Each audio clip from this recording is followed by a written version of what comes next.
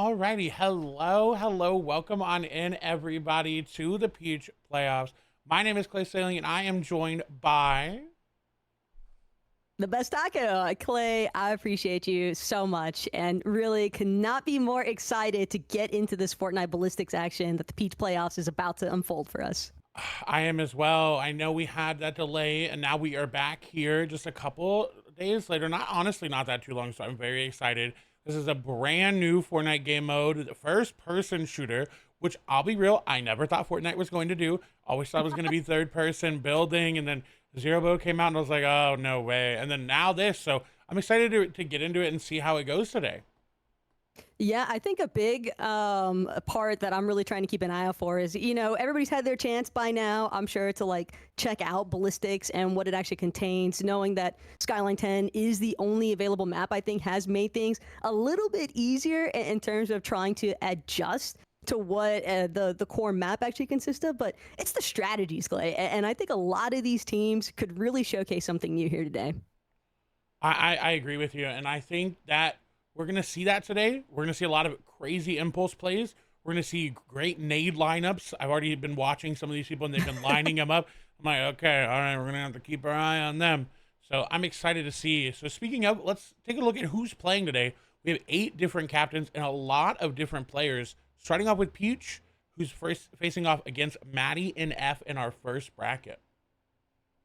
Yeah, the bracket is, I think, going to be one of the craziest aspects to consider, too, because some of these teams, they might have originally been anticipating to play somebody else. So maybe they had some ideas or how they wanted to actually approach those other teams. But now that things have gotten a little bit shaken up last minute, I think adjusting on the fly is really going to be the key here. But I've definitely got my eyes on Team Reddish personally. Always got to show the homegirl some love, but a lot of awesome players, I think, competing here today under these captains. I'm excited to see how Chica does because they're facing off against Classic, RVA Classic there, and Chica has some pretty good players on her team. I'm trying to pull up exactly who they are right there. Looks like Yeah, it's Zero Zero, and Casper, Tippy Tap, Haru. That's gonna be pretty good. That's gonna be pretty good. And we all know Chica is just dominant at Fortnite and really any FPS, and any third person shooter as well. So I'm excited to see how they do. They're playing off against, like I said, RVA Classic, and then like you said, Reddish is playing off against Reverse 2K, an old name in Fortnite. He's been around since the very beginning. So excited to see that match. And then the final one will be Girly Bella's team versus Zimmy. So excited to see that. And they're playing for some money today, Taco. They're playing for a lot of money. yeah, I mean, first is going to get that bulk of the prize pool with the $6,000. But keep in mind, this is a $20,000 prize pool. But the best part, in my opinion, Clay, is that everyone participating is at least going to walk away with something. But you can see that there are some pretty substantial gaps, mostly between that top four. Yeah, I mean, listen, just after the holiday season, if I'm getting any of this money, I'm happy, right? You just got some, maybe you just got some for the holidays. Maybe put it towards something that you're looking forward to. So I listen, I would be happy either way. I'm excited. I am also most excited because I played this mode, and I'm not a good FPS player. I'm on that lower end of the rank. Unlike some people who are really really good at FPSs. But I just it feels so different because it's Fortnite, and the movement of Fortnite is so different from any other game. You've got the mantling, which I think is really unique and really interesting to see how players get the different angles. So that's what I'm looking forward to as we get into these games of how players are going to use these mechanics different than other mechanics that we've seen before. Yeah, I think it's really hard not to keep kind of a closer eye on some of our players that are competing in these rosters that might have that heavy proficiency with zero builds experience in general. I think one of the first ones to come to mind for me is going to be Milks. He's actually participating with Zemi's roster, and Zemi also having Quanti, Crackly, Chloe, Ames, and Milks. I mean, again, that is a pretty terrifying roster to go up against, especially when you factor in that players like Quanti and Milks, they've also got additional experience and I would say some form of familiarity with these varying types of like playlist modes. And so I think Fortnite Ballistics might be right up their alleyway. I, I think so as well. But it's also I think one of the first tournaments that we've seen with Fortnite Ballistics. So there's a lot of unknown. There's a lot still to figure out and still to see how these players adapt. Like we said, impulse plays are going to be crazy to watch. I've seen so many different videos and TikToks and shorts and tweets about them, about so many. Oh, go here, get this angle, get this angle, get that angle. Um, so many different plays with the impulse there, and just so many angles that people are finding out right now. So I'm excited to see if these players know them. We talked about the lineups before, but it'll be interesting to see. I think the biggest one that we haven't talked about is those recon grenades. They're so powerful, Taco. Yeah, the flex gadgets in general and just the individual responsibility. What I'm really curious about is who is going to be assigned which flex gadget, because I would imagine that every roster is going to have their preferences and potentially even their practice methods, right? Because again, a lot of this, some of it could be some teams that are coming together last minute on the fly, but for some of these teams, they might have had a chance to maybe practice more often as a roster, maybe try and tackle some Fortnite Ballistics rank themselves, work their way up to Unreal. And again, Clay, while we might not necessarily be all-stars, I'm right there with you. I do think that the Recon Grenade Flex Gadget might be one of the most impactful ones, but you also have to keep in mind the flashbangs and those impulse grenades that I think could really come in heavy, especially for players that are in a pinch, but also just for players that like to have that like ultra aggressive play style. Yeah, I think the there's a combo you could like I could see happening with someone smoking to point, you shockwaving over with that impulse, and then someone throwing a flash right before you go, so you don't get flash but they get flash. So like you can come up with some of these crazy plays. So I'm excited to see how they do it, and I think we're ready to hop into Girly Bella versus Zemi. They're gonna be our first match of the day, so we'll hop on Girly Bella's perspective and see what exactly they're planning, who's getting what, how this game is gonna go down, and I'm excited. Okay, let's fucking go, chat. We're gonna get shit on. It's fine. Yeah, I mean, they're gonna get shit on. What the fuck am I saying? Bella, it's supposed to be the other way around. That's right. Gas yourself up. What are we talking about? Nah, she's got that. See, look, first impression, she's trying to give them the false sense of security here, Clay. She wants them to think that she isn't just going to be dropping elims every angle that she peeks. Yeah. But I think as well, we talked a little bit about those recon grenades, but I'm also curious about who players actually choose to assign the rip point device, because I feel like there's that like slight little bit of tension that's applied whenever you're the player that's actually responsible for going for the rip point device plant. It is. There's so much responsibility because you have to realize at what point do you disengage and go for the other site. So if you push A and you realize, hey, that's not it, are you going to make the call? Who's going to be your IGL in that moment? Is it going to be the person with the rip point, or is it going to be somebody else making the plays and you're just there to follow there? So I am excited to see where things happen and how they go. And again, with Skyline being the only map, everybody kind of has figured out how to push each site. So I'm excited to see if anybody comes up with any new strategies. If they have, how they play it out. There's so many different ways that you can play in an FPS mode like this, a turn-based mode. So it's unknown to us. It'll be interesting to see. It's ballistic. Right?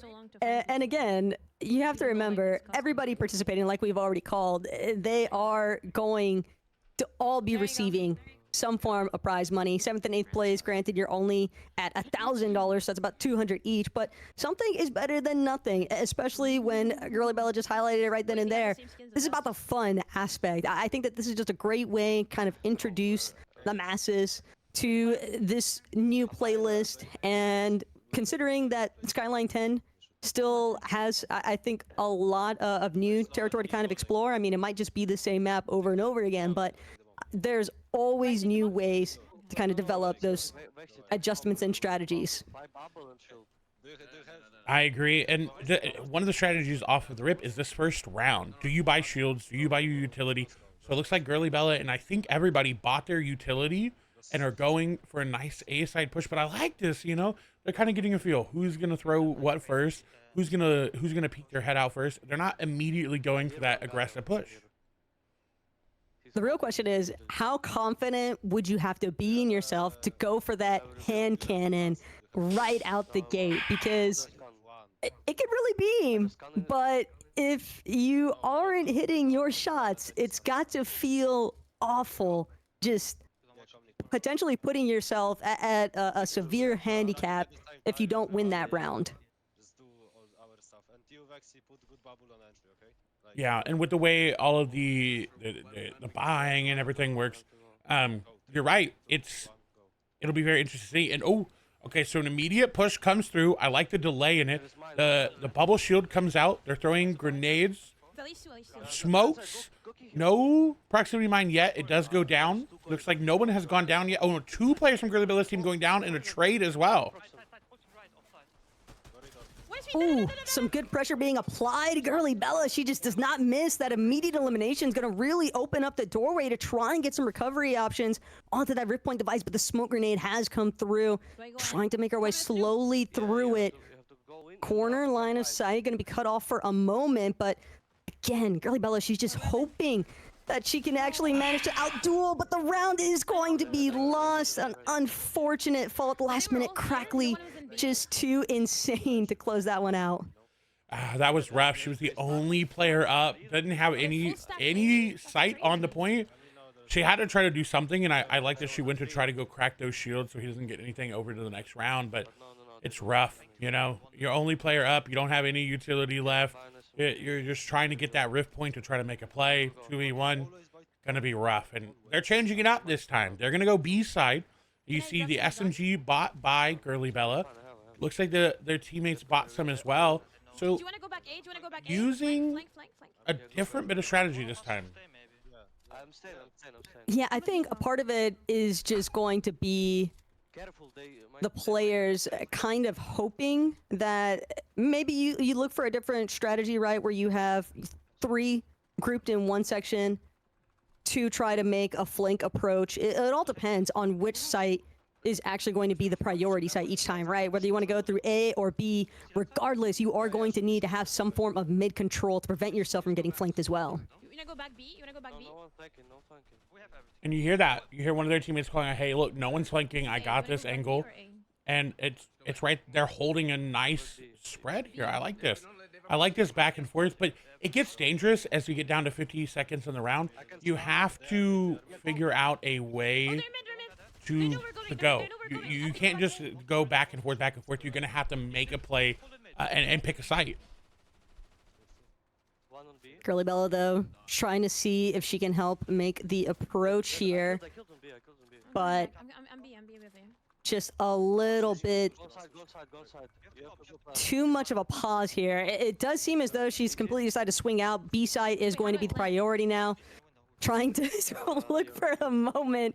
She's got it figured out that the Rift Point device is currently active. If she can confirm, that could be massive, but even with the smoke grenade, she's still taking damage to her shield, and sure enough, gonna find herself eliminated yet again. Quanti going to ensure that there is no way that this Rift Point goes down. And only losing 1 player, that's gotta feel really good for them going in to this next set of rounds. Again, it's a best of 3. So if Team Zimmy does win out, and let's actually hop over there and get a listen in on their POV, to see what they're doing a little bit differently, as they are on the defender side of it all.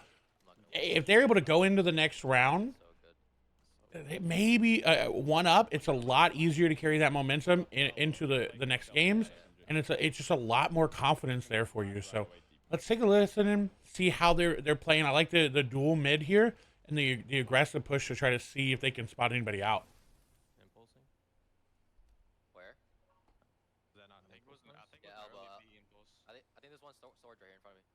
They're running to the connector.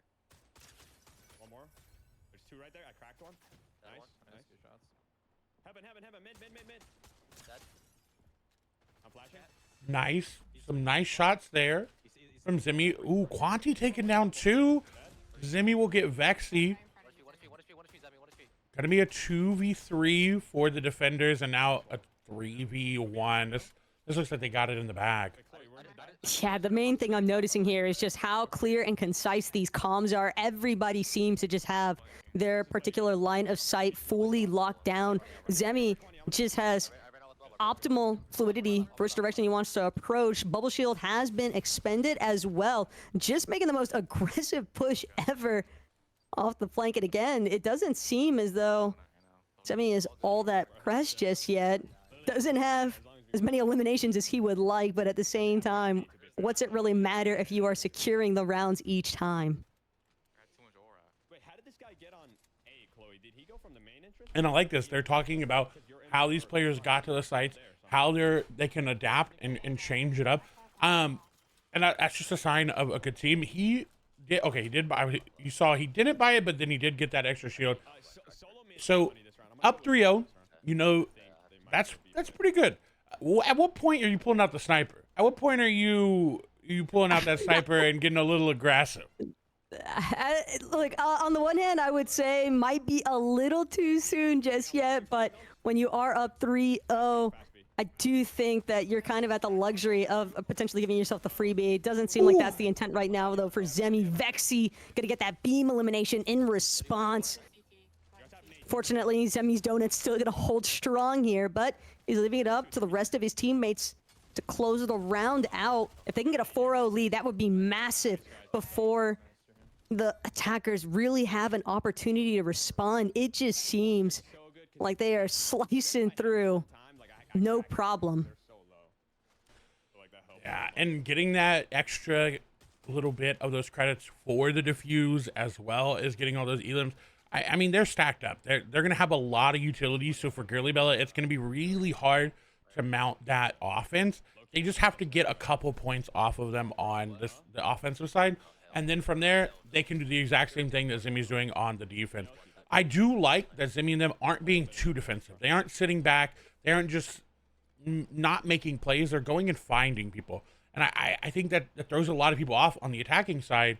So I think you gotta match the aggression. Oh, there's one kid. I'm dead, bro.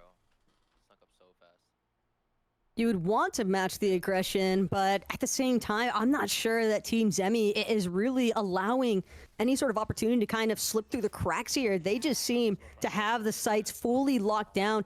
And the main thing that seems to be determining these rounds so heavily, Clay, is just the way that they've been controlling mid. There has been zero opportunity for Girly Bella's team to really wiggle their way through. They might need to try and implement a different sort of rotational strategy, maybe even utilizing some of those impulse grenades to try and get that faster access to actually cut through the defenses that Zemi's whole team has been able to provide so far. And then a little bit slower of a play, right? They got the pick. They also lost the player, and now they're sitting and waiting. Now they're trying to find out where Girly Bella are. Because again, Girly Bella and them have to make the play. They don't have to make a play right away. They still have 40 seconds, but this is good. They have a good line of sight on to B. They have A locked down. Zimi making some calls to try to rotate through, because they're more than likely, I was going to say going to push B, but with that call out 1A, maybe they make the push for A, and they do. Chloe aims, going to go down. Crackley will get a trade. Zemi going to go down as well. Crackley gets another for the trade, but this doesn't look good for Zemi. No, you would think that things would have started to get better here, but instead, it's going to be up to Milks. But again, Milks just does not miss in these circumstances, Clay. He is known for being an absolute god at zero builds in general. And it seems like Fortnite Ballistics, of course, he's got it in the back pocket here. We are potentially looking at one of our first steamroll matches, unfortunately, in this bracket. But keep in mind, this is a double elimination format, so even if one of your favorite streamers or teams happens to fall in the first round, it's nothing to be worried about. They still have another opportunity to run things back through that lower bracket. Exactly. It is double elim, lower. Oh, as I said, that Quanti getting one right off of the rip, that's going to cause a lot of issues for Girly Bella, as another one going down there. Milk's going to be the one to do it. I like that. Even though you're out of the winner's bracket, that lower bracket, you can still come through, still get a chance to go to the finals and get that final. my gosh, that final chance. But they had no chance there. These are first to 7, technically speaking. We are going to see a side swap taking place. So maybe the solution for Team Girly Bella might be, you know, staking their odds on putting up some good defensive measures as opposed to trying to break through with the attack methods. But at the moment, it definitely seems like Team Zemi has a very substantial leg up on the competition currently. Play slow here, play picks. Yeah, and all they have to do is plant and wait. Looks like that's what they're going for. They did get all spotted out, though. A nice recon grenade there from Girly Bella and company. So they're going to take the slow play back, rotate towards B, or rotate to protect that rotation from A, rather. You guys want to go A? Or you guys want to go B? But they don't have quite a plan yet.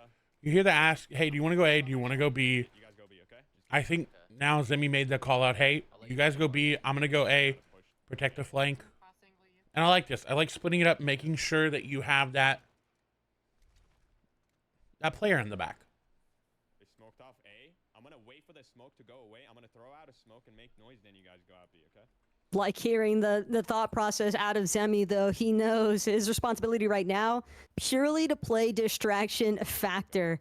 And it might just be the trick because they only need one more round and they will have successfully confirmed map 1 out of this best of 3 to start things off with.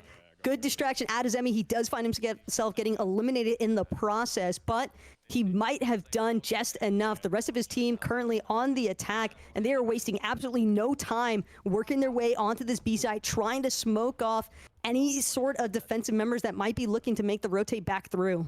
Oh, and Quanti going down. They're spotted in that little cubby. Nice shots back and forth. They do crack the shield. They're swinging well, but no. Girly Bella gonna take a round away and make it 6-1. They shot out your proximity. Oh, at the same time, though, this could be, you know, exactly the kind of breakthrough that we are hoping for Girly Bella, right? It's the first round that we've actually seen Zemi's team drop, but when you still have a 5-round difference, it's still going to be a very long defender half. Wanna go A? Bunch of flashes. I'm down for that. I'm down. I was muted, but I don't have any util because I bought full shield, so you guys throw like flashes and stuff. It is an uphill climb. People can make it, you know. It's not over yet, but when you go into a team that has that momentum, has the ability and had the aim that they've shown, this is, like you said, this is going to be rough. I think Zemi and them will have this on lock. I like that they're kind of showing what Girly Bella did on that first point. When they had the attack, they're slow playing, right? They're showing A, they're going to go A, but they're not going to rush in right away. They're trying to find any information they can. The recon grenade will scout out 1. Nice destruction of the proximity mine. It looks like they're going to go for the push. Zemi immediately breaking through, utilizing that bubble shield to its full advantages. Rift point device starting to be planted. It's already gone off, and just like that, it seems as if Zemi's team just has full control of the site.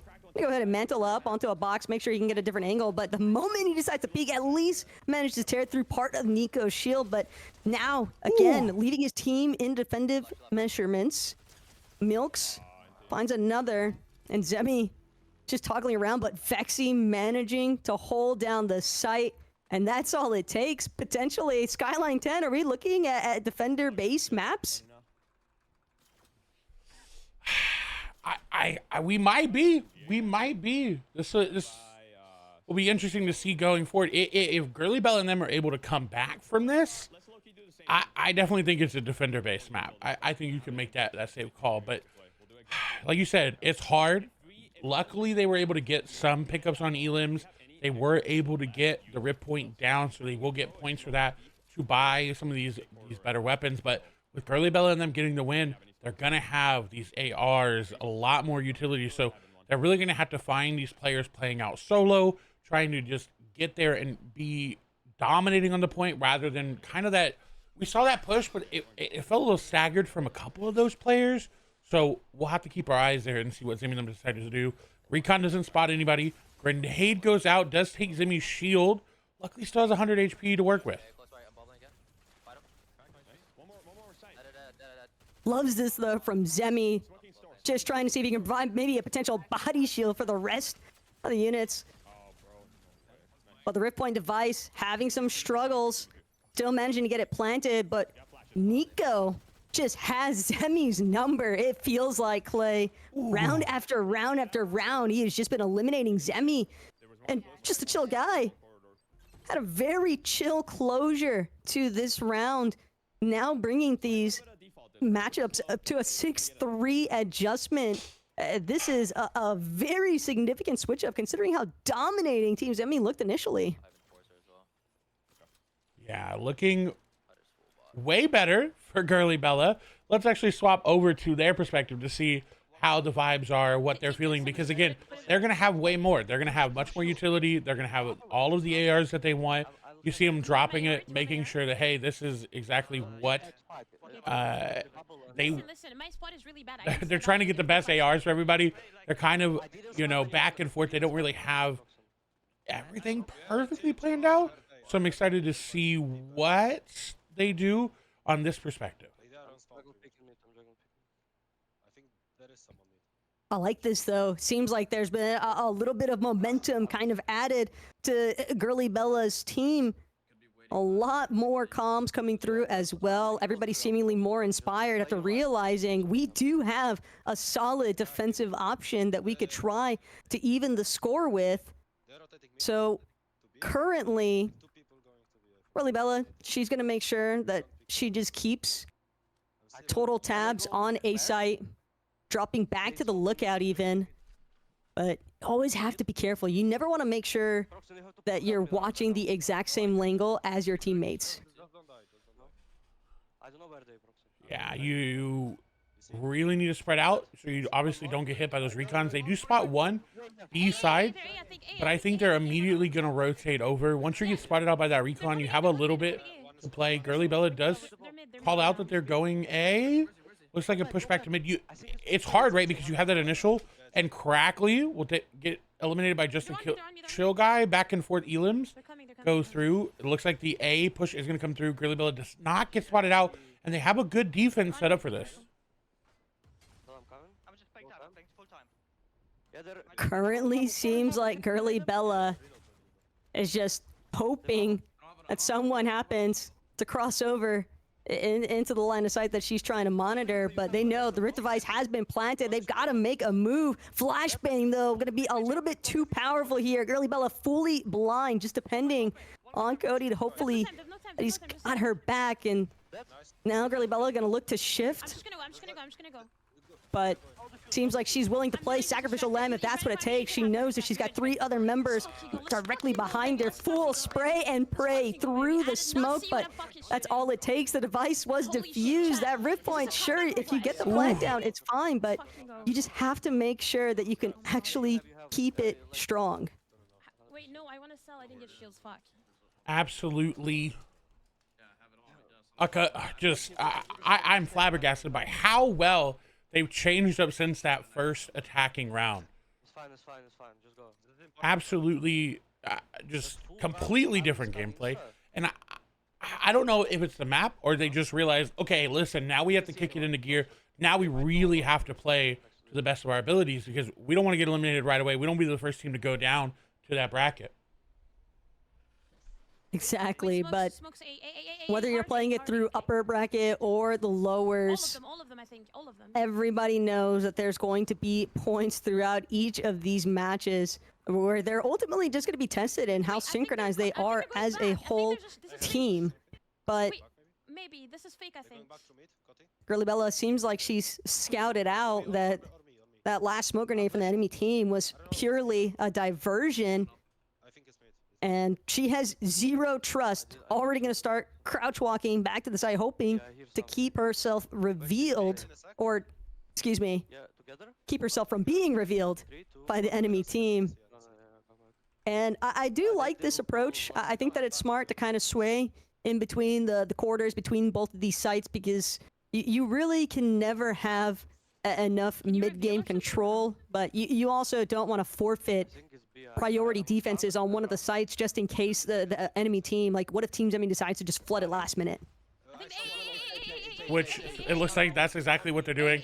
Grenades being thrown out, smokes to smoke off that top piece where the Girly Belly of them normally are.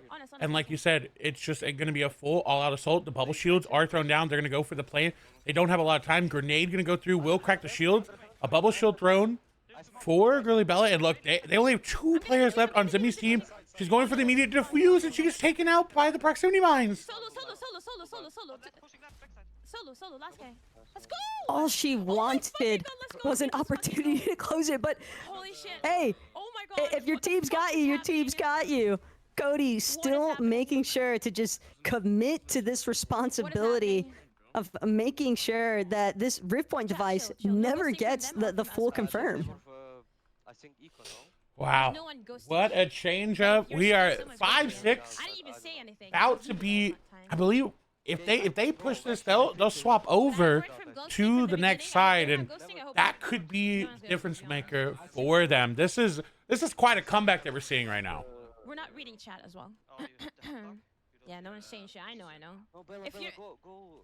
I like to hear that from Girly Bella. She's just full on admitting, sorry, chat, but my team takes priority here, and utmost respect for it, right? I mean, you're looking at Team Zemi having gone from such a controlling first half on the defender side to now staring down the barrel of what could potentially be an even 6 versus 6 should they falter in this final round here, Clay. And the last thing that I think Team Zemi wants to attest to is just having to admit we went from a 6-0 lead to a 6-6 circumstance. Yeah, that is not good for them. Crackly did get one back. It's a 4v3 right now. They do have bomb down. That is such a big thing in these games. If you can spot bomb after you get elimination, all you have to do is sit there and wait. And they have to come to you, and they only have 45 seconds to do so. I am. Rexy, and you look. Very pressured as far as timing is concerned here. Don't even shoot. Just left, right. I will say though, Girly Bella, she seems very committed to just trying to hold down the initial line of sight here inside a corridor. She's just checking down mid.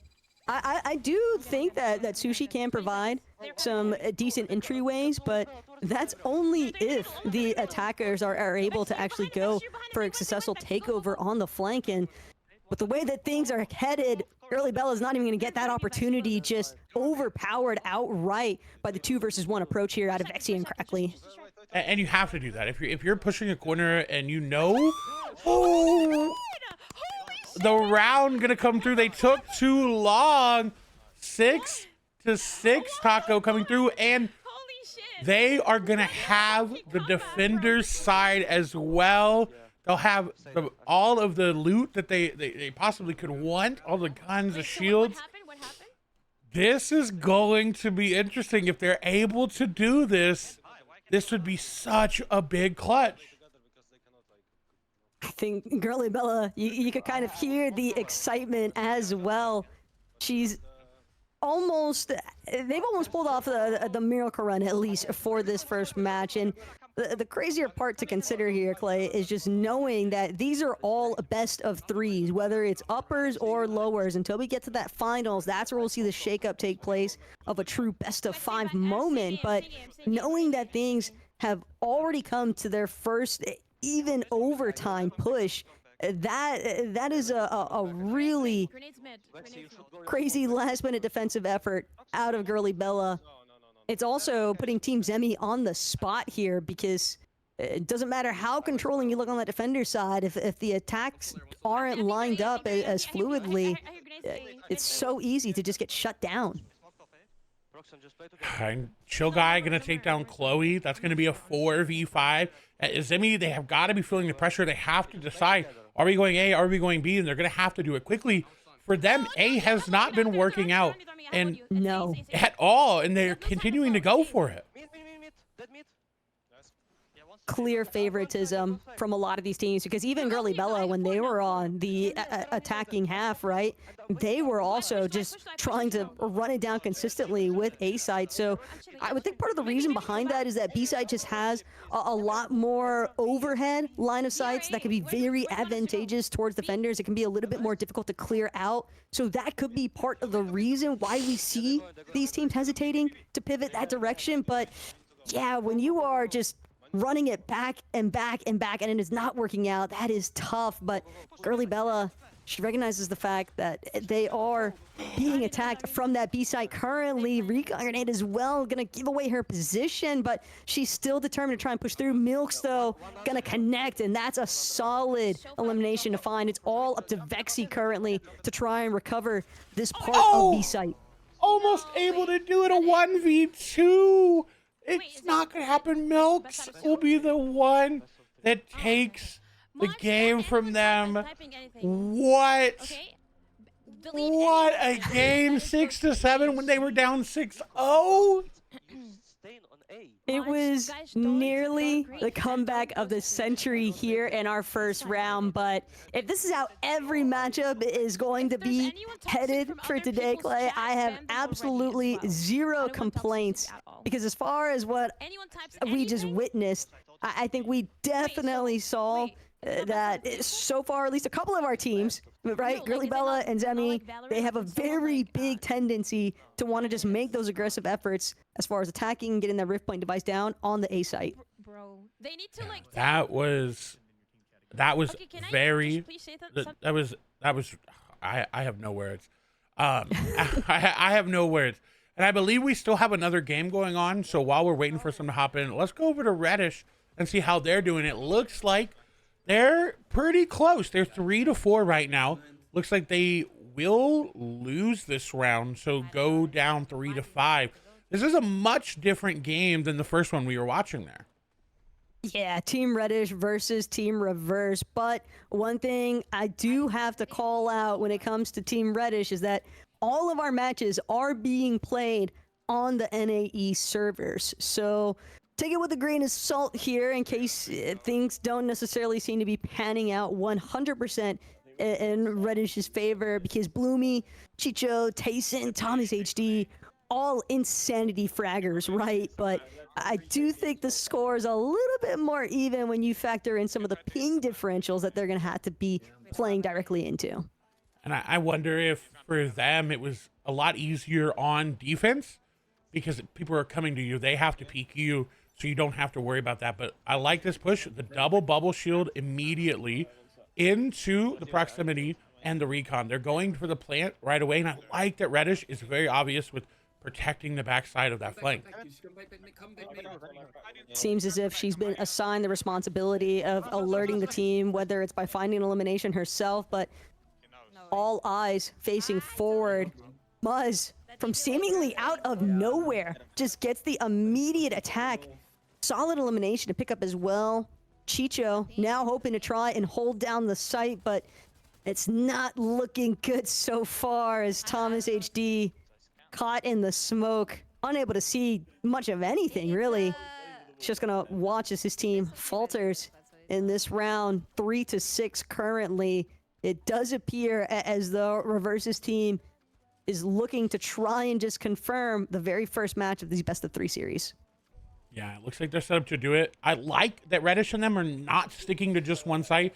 A did not work for them, and so they're going to try to get the push on to B. But it's hard because Muzz came out of nowhere. I don't know if he impulsed over or what happened, but it doesn't seem like for defense they're being that defensive. I like this aggression that we're seeing on both sides. As grenades were being thrown, we did lose Bloom there. Muzz was hitting him again. Now a 4v5. They're going to have to slow play this just a little bit. They can't be as aggressive. Reddish, though, I like the idea here. Also, making sure to toss out the proximity mine just as a additional defensive measure. But these flashbangs have just been so disorienting to try and deal with.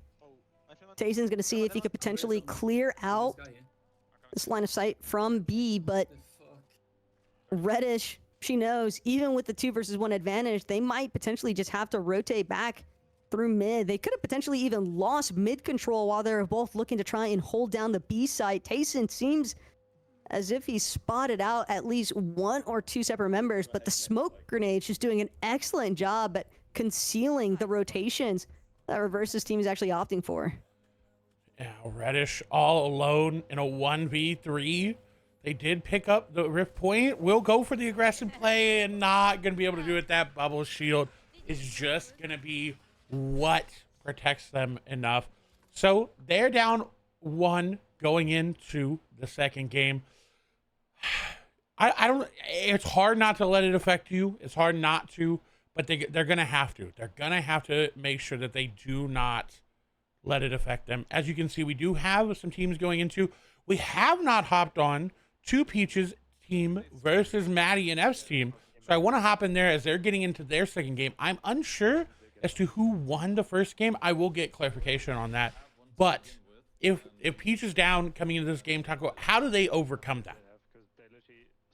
If they're down, I think it's easiest to kind of just clean slate, wipe it. You have to treat best of 3s as if you aren't down.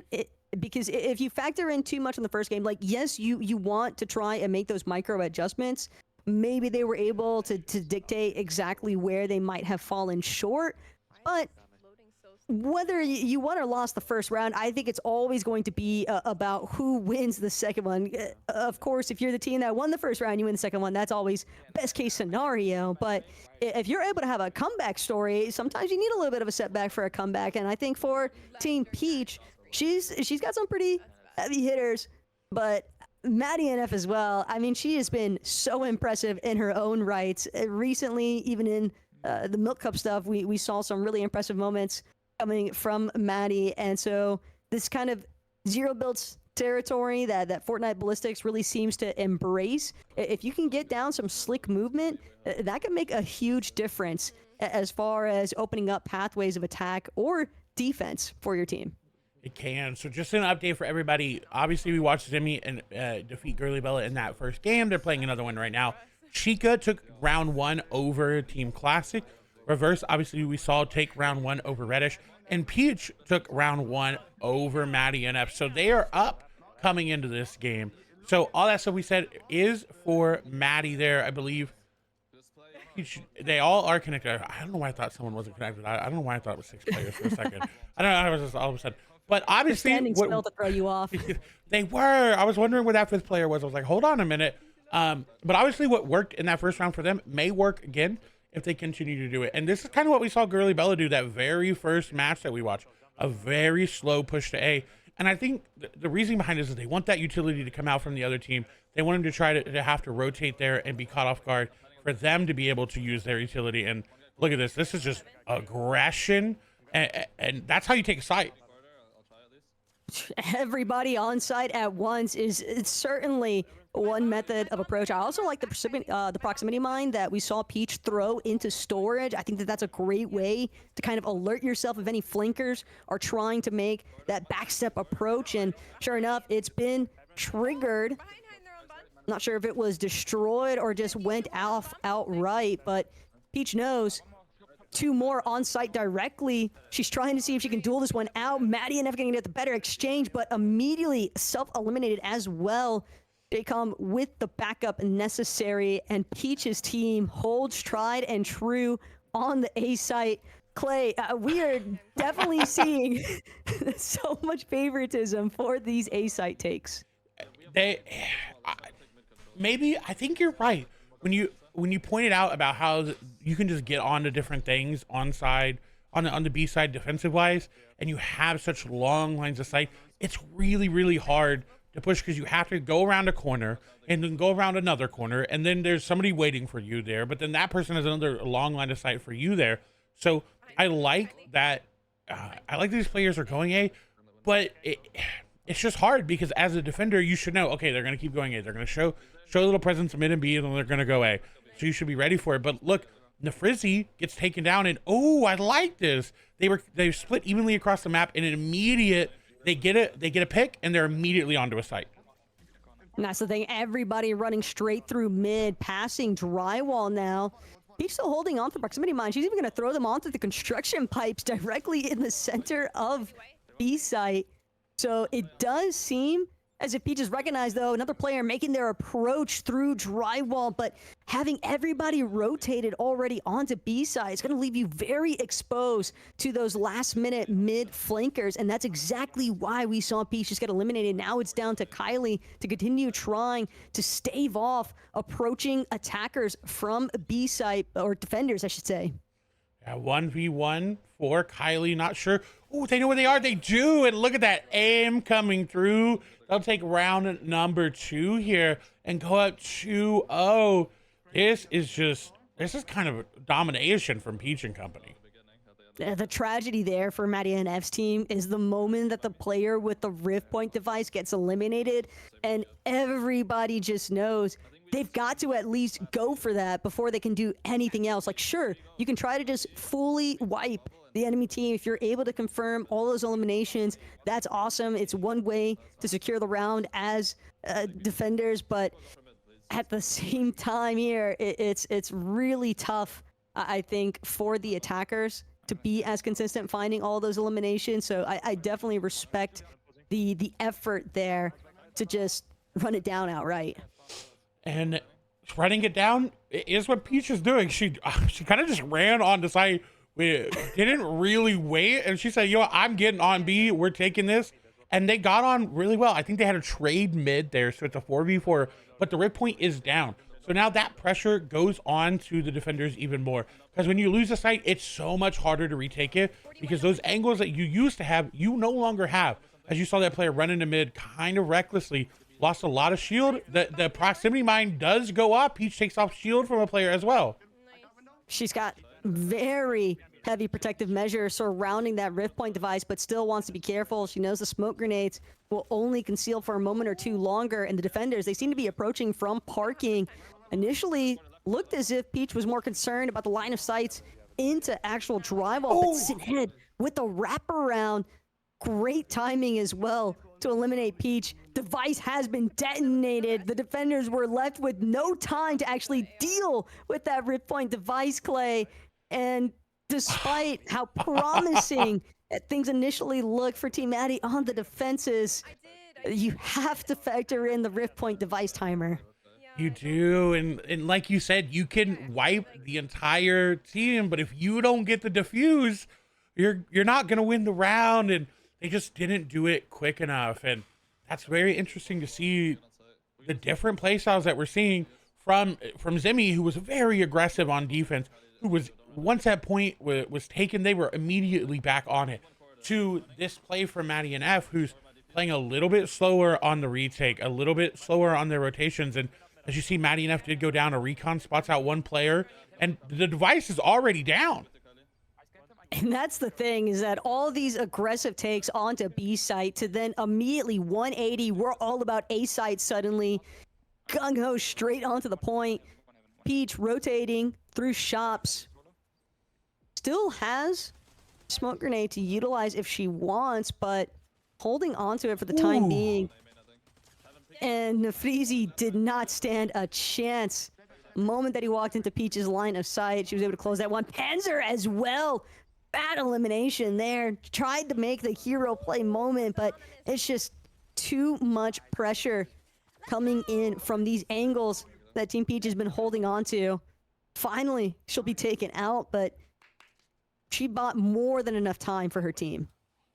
And this is very interesting because I'll keep going back to it. We haven't seen many teams play this way. It seems like they have a really good setup of, okay, this is what we're doing. If we don't like it, we're immediately rotating away. Not oh, we'll go back and forth, we'll go here. Like, they know at the start right here where they're going and their backup plan to do so otherwise. And that's kind of why they're doing so well. And I like this. No team have we seen run 5 through mid. It's a definite method of approach here from Team Peach. It doesn't matter which direction they want to go. The one thing that stays consistent here is that they all make the approach together. Peach as well, just constantly throwing out these proximity mines to try and watch the flanks, but Panzer gets the better end of this exchange. Slight revenge tour after how that last round went down. B site currently getting attacked, though. Rift Point device won't get a chance to be planted, though. The strike back at last from Team Maddie. This could be a little bit of momentum underneath them. It really could be. That, you know, it was interesting. Like I said, it was the first time we saw anybody run 5 through mid. It did not work out. So I wonder if they'll do it again, or if they're gonna. I feel like they're not gonna do it again. I don't think we'll see many people run 5 through mid and go down that quickly right away. But up 4-1, they can go up 5-1 going into the next game. Swap rather would be really, really good for them. They'd only have to win 2, and they're going on to the defense. So if you're able to make that happen, it's really good for them. They do lose 1 right away. Panzer gets taken down by Frey, and they're already on the site. And the device, I thought it was planted, but no, they get eliminated. This is just such a difficult attacker method to deal with. Everyone flooding the site at once does not leave a whole lot of room to really deal with the odds here. As now the defenders, they're trying to make their rotations back through parking. Peach doing what she can to hold down the line of sight. Will be forced to fall back for a moment here, though. Have to remember some of those mental techniques that could potentially come in clutch as well, but Peach won't get the chance. Having already been eliminated, it's now down to JCOM to see if he can keep this strike force going strong. Yeah, 1v1 situation. I believe it's versus Sined. Rip Point is down. He doesn't have a lot of health. He's going to have to go. The enemy is defusing, more than likely just going to pop it and then go for it. Low time does come through. I don't know if he's continuing to stick the defuse there. I don't think he is. He's trying to go for the elimination, but JCOM able to pick it up. So they go up 5-1 into the side swap. That was really smart plays there from JCOM. JCOM just playing that one like the gnats that like to fly around your eyes. You think that you strike them out of the way, but they come right back when you least expect it. Just a really well-placed smoke grenade as well. Right on top of the stairs there, inside of B site, heading towards B long. It's really difficult because if you're on the other side of that wall, Clay, you can't make it too obvious, and you're also going to have the disadvantage of just that slight elevation that JCOM was working with as well. Yeah, and they did it perfectly. They didn't get too aggressive one way. They kept going back and forth. And I like this as we move through the defense from Peach and the rest of their team. They're running through the A side all the way to B because they know Maddie's committing to B. They have to be careful though. They haven't wrapped all the way around. Device is playing it, so now how do they retake? Or do they have any elims? No, they're gonna have to try to find picks on this retake. And I like that they've slowed it down now. It's crazy to see, though, 2 of our defenders running all the way through Hiroki, now approaching from B long. Everyone else trying to make that side flank maneuver. Peach caught in a slight duel here. Keep in mind, once the side swaps go down, we're back to pistols, and Peach not going to be able to hold on to this exchange. 2 members lost at once. This was a very heavy sweep, it feels like, from Team Maddie. Yeah, the swap to the attacker side has done them well. Let's see if they keep going for it. You know, I like that Peach is not going for the buy right away this time because they can afford to lose around here. And then they'll get up to the point where they can get those SMGs, the AR, and get those full shields that they want to have. They want to be aggressive with. And then from there, if they win this round, it's even better, right? Because they just saved. They don't have to worry about being down on the eco. And it's really good for them. Yeah, Peach still sitting on 2,500 credits. I don't think that eco has been a very significant issue. That is a problem, though, for Peach. Immediately shut down by Nefrizi as JCOM doing what he can to try and make some form of a cover method. He's a little bit trapped here in corridor, though. With the first pick advantage, actually make that 2 right off the bat. It's going to be very complicated for corridor to remain unscathed because all of those attackers could just opt to try and flood A side like what we've been seeing Team Peach do time and time again. Looks like they have the rip point down. They don't have a lot of time. They're going to have to try to retake. A smoke is down for Frey. They're looking for these other 3 people. Shots go through. Frey will take down 2. Maddie going to take down 1. 1 player remaining. They're low HP. But an SMG, actually an AR, maybe had for Frey. They're going to find him. They get the Elim. And that is a huge win for Team Peach, putting them up 6-2. The econ will come through. They'll have everything they need. All they got to do is win 1 more. And we've been waiting to see if anybody's going to actually rock that Reaper sniper rifle this early on. Personally, Clay, I feel like the map is a little bit too tight-knit for me to feel confident in my Reaper sniper rifle capabilities. Same can't be said for everybody else, but one reoccurring theme for all of these teams is everybody seems to have a pretty strong preference towards either the Nemesis assault rifle or the Striker assault rifle that Peach has currently opted for. And hey, it's really whatever you feel works out best for your playstyle.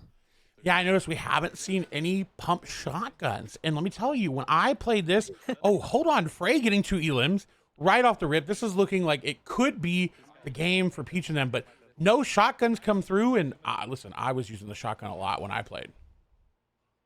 Yeah, the hammer poke can definitely be a fun tool. Or were you a Frenzy Auto fiend? Oh, That's the real question. It has to have been the pump, right? yeah, it was the Ooh. pump. It was the pump. Nice flank from Peach. Gonna catch Maddie off guard. Seems like she was distracted by somebody else north of Hiroki, but at least now the rest of Maddie's team has been alerted to the fact that this is a bit of a late rotation coming back through. B-site could potentially be threatened, and Team Peach, they're willing to play this a little bit slower, not necessarily trying to throw away that advantage they've been given, but another player having been picked off. 1 versus 2 scenario here. JCOM and Peach, both adamant though, because they have that Rift Point device in their sights. They know full well if they just hold down these contested angles, it's going to be really difficult for the attackers to recover this. Yeah, once you have the Rift Point, sit on Rift Point, shoot them, get the Elim, and make your way on through to the next round. I want to catch up and just see where Girly Bella and them are right now. Looks like they did just lose this round, and now they're down 2-6 right now. But they're on defenders, and they've made worse comebacks. So it's not over yet. They just swapped to the defense side. So this... Oh, rather, they haven't swapped to the defense side. My apologies. She had the pistol out, and I was like, where's your weapon? But this could definitely still go their way. They still could make it happen. Because that first round, we saw just absolutely phenomenal gameplay from them. Yeah, we at least know that Girly Bella's team has more than enough mental fortitude, because if you can make a comeback from an 0-6 situation where it just... I don't want to say I was losing hope in them, right? Because I don't really have a stake in this game necessarily, but it was definitely a very rough first match, first half for Team Girly Bella, but they seem like they've been able to get a little bit of their feet on the ground here. But this bubble shield blocking everybody off, and that's even going to force back the attackers. Girly Bella trying to make her way through the smoke. It's just so difficult trying to really get your bearings at times. Realizes that she was facing the corner and gonna opt to fall back here. But 4 members on this A site. This is some very strong control, and they've definitely recognized the fact a high likelihood that the attackers just decided to shift directions. Sure enough, B site caught off guard from behind. Semi just having the angle that Girly Bella could have never expected. Yeah, and what a beautiful play. They sent a couple people to A to try to make it look. They said, use all your utility. You're gonna look like you're playing A. We're gonna run B. We're gonna plant, and then we're gonna hold it from there. It ended up working out. They ended up getting the elims there and winning the round. They will advance, and that's some high level play I like to see right there. That's the kind of small, shifts and strategies that you would kind of anticipate, though, especially as teams. I think everybody's going to kind of have their own flavor, right? No one's going to really commit to the same bowl of cereal. So with that in mind, I think that a lot of these teams, they could just be looking to try and mix things up to whatever that feels suits them best. Unfortunate solo elimination there, though, from Chica. Have to remember, the frag grenades, they do also deal damage to you, but they won't deal damage to your teammates. Yeah, it is. You got to be really careful with that. I definitely did not eliminate myself one time by that. Definitely did not. No. But as you mentioned, we're hopping on here with Chica because we have not gotten to see Chica versus RVA Classic. Now, Chica does not have the HUD up, but Chica is up 6-4 right now, and they did win round number 1. So if they can just close this out right here with this quick push to B, get the rip point down, hold it out, they're going to move on to the second round. Chica, though, she just looks so vicious, so locked in. I love this. B site completely overtaken. And it really feels like every angle that could be covered by the attackers has been in this situation. Don't know if the defenders are going to look to try and make their approach from drywall or parking, but even if they try to come from B long, there are just so many different ways that they could get eliminated in the process. And Chica sees the bubble shield, has an idea, but the defenders, they're just not going to get the opportunity to work their way back in. No, and I think just it's so hard. Like we've been saying, it's so hard to push P site, especially if you don't have it there. And the defenders there did not have it. They lost the site right away. So exactly what we anticipated to happen. So we will now see Chica move through. So it looks like Chica, Zimmy, and Peach have made their way on through to the semifinals of the upper bracket. And now on to Reverse 2K and Reddish. So Reverse 2K won the first set of games at round 1. Now, moving on to round 2, they're down 4-2. They have already side swapped as well. So losing 4-2, not too bad, because as we know, we have seen that it is a very big defender-heavy map. Look, if there's one thing I'll say, though, is that Reverse 2K got Muzz on the team, okay? And Muzz by himself feels like a whole, like a one-man unit, okay? So I think that Reverse 2K, they're playing it smart. They know that they've got to make a little bit of a bounce back here. But the allied defusal onto the Rift Point device, that is a tough loss here, though. Chicho at the final moments, massive saving grace there. When you talk about hero plays, that's definitely one that's going to come to mind immediately. Chicho just did not care about the attempt to salvage that round from Reverse. Wow. And that is, they were so dominant. They were on the point right after, essentially, the rip point went down.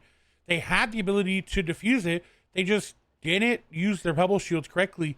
And because of that, Chico and Reddish were able just to get Elims and get the win. That's got to hurt them, because that's a round they should have won. It should be 3-4 right now, which would make it a lot easier for the comeback for them. But that's rough, Taco. It's a perfect example, though, of just how impactful the flex gadgets can ultimately be, right? Because if that bubble shield had just been held onto for not even 2-3 seconds longer before having been utilized, that was a complete round win there for Reverse 2K. Instead, Chicho strikes at the perfect opportunity, and it can definitely punch the wind out of the sails. At the same time, though, Reverse 2K, they're coming through strong onto B site. Reddish having already been eliminated. Thomas HD immediately with the backup, though. And another round loss. We might be looking at a tied up series here soon, Clay. We might, and they might force game number 3, round number 3, which we haven't seen. We haven't seen any team play it, and this is very good for Reddish and them. Up 6-2, they have the momentum.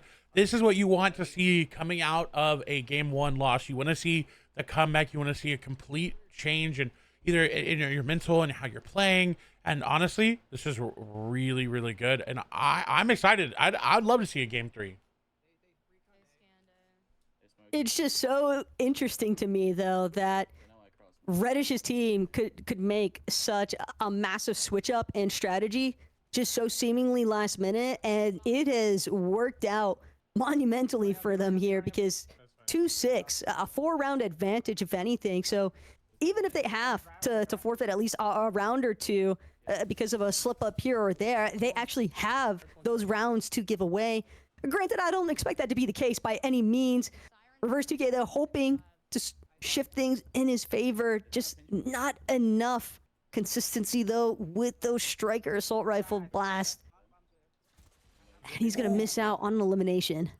Yeah, ends up getting eliminated himself. And Reddish and Thomas will swap. Elam's Muzz still up, so it's a 2v2, but not a lot of HP. Goes down a 2v1. It's going to be K-Moors, the only one left. And this was really good from Reddish's team. They delayed the push. They crouch walked all the way to B after it had been like maybe 10 to 20 seconds of them waiting. And K-Moors is going to go down. That'll be the win for Team Reddish. That'll be game number 3 coming here soon. And wow, what a complete swap up from round 1. And the real surprise, too, is just the fact that that was on the defender side at half. So you would think, just based off all the other matches that we've been seeing so far today, defender side has got to be the clear favorite, right? No, that is not the case. And Team Reddish has just proven it's an even playing field as long as teams are willing to come up with these last-minute circumstances to pull things into their favor. Indeed, indeed. While we wait for the semifinals to start of the upper bracket, let's just remind everybody what people are playing for today. If you get first, your entire team gets $6,000. You split it $1,200 each. That's a lot of money around this time. So I'm excited to see who ends up taking that home. Obviously, everybody playing here today is going to walk away with money. So it is great to see that as we're getting in towards, honestly, some of the final points of the games, because let me tell you, these have been going very, very quickly. Yeah, it's really impressive to me to think of just how quickly we actually blasted through those first 4 matchups. A friendly reminder, Team Zemi took the 2-0 over Team Girly Bella. That put Team Girly Bella into the lower bracket.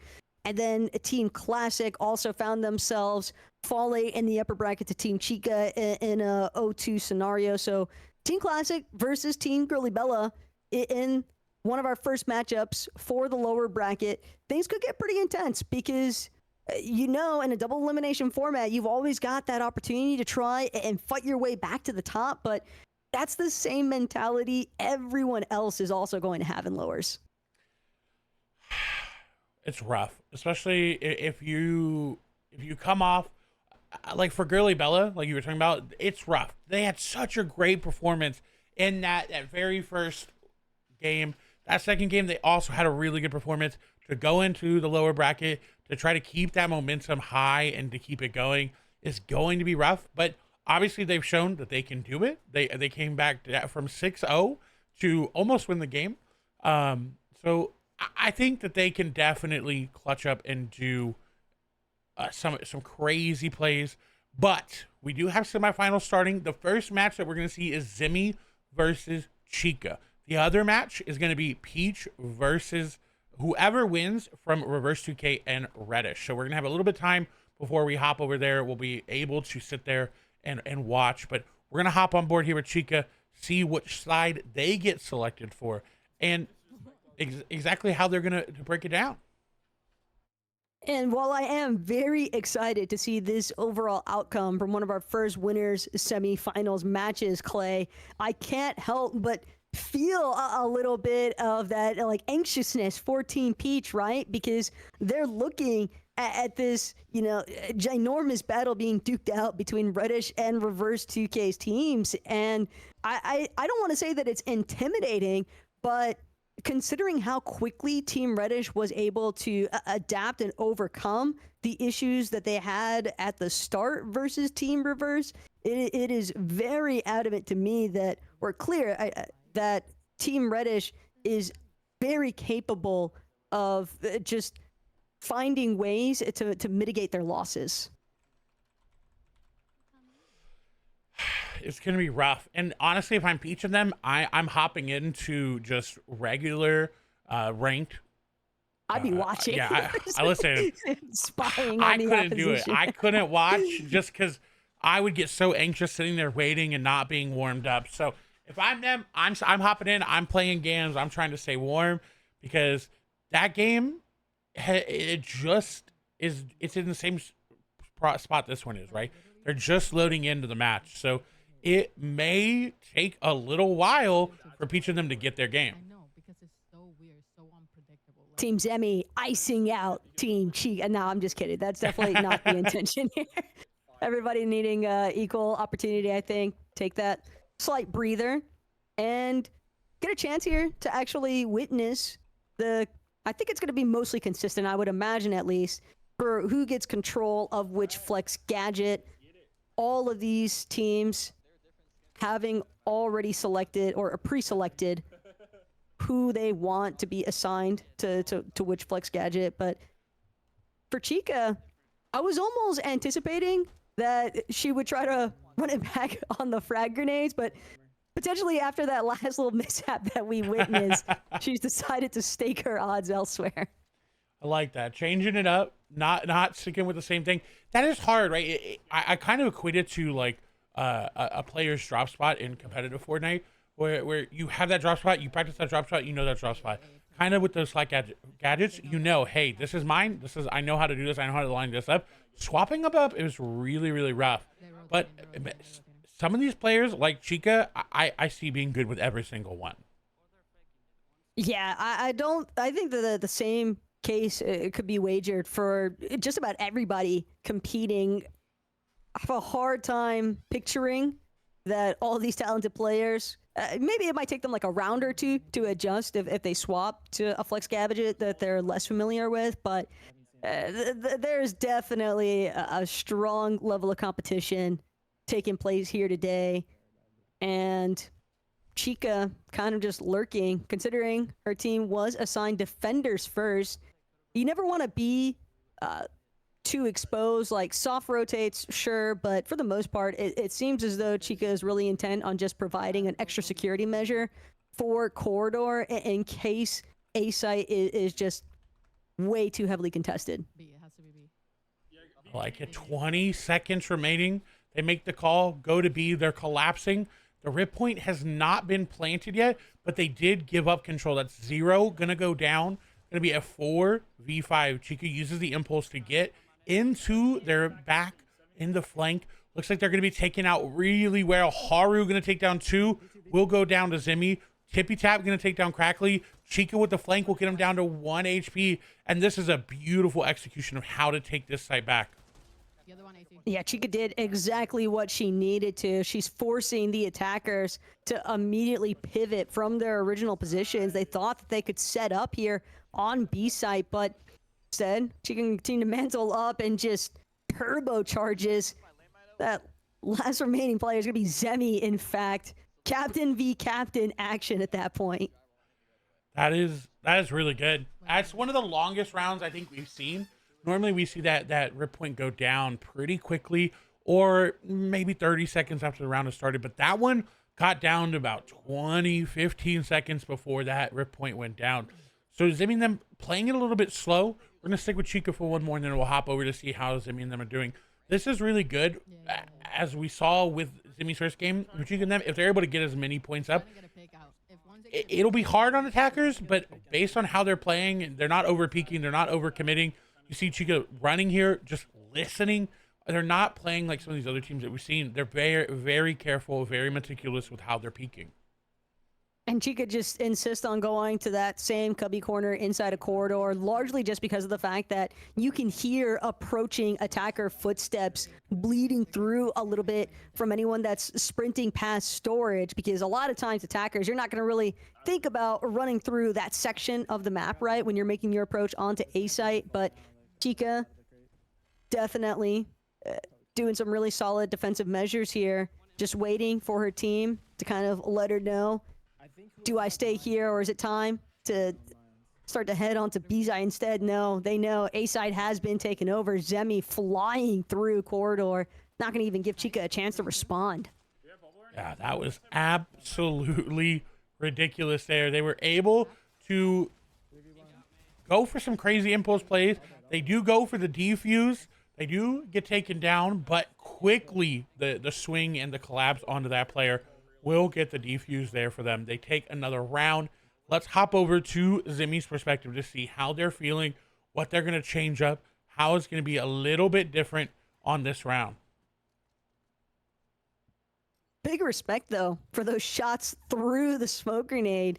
If you have an idea of where exactly your teammate actually put down that rift point device, even with that full visual obscurity, it still makes it, possible for an elimination like that to go through.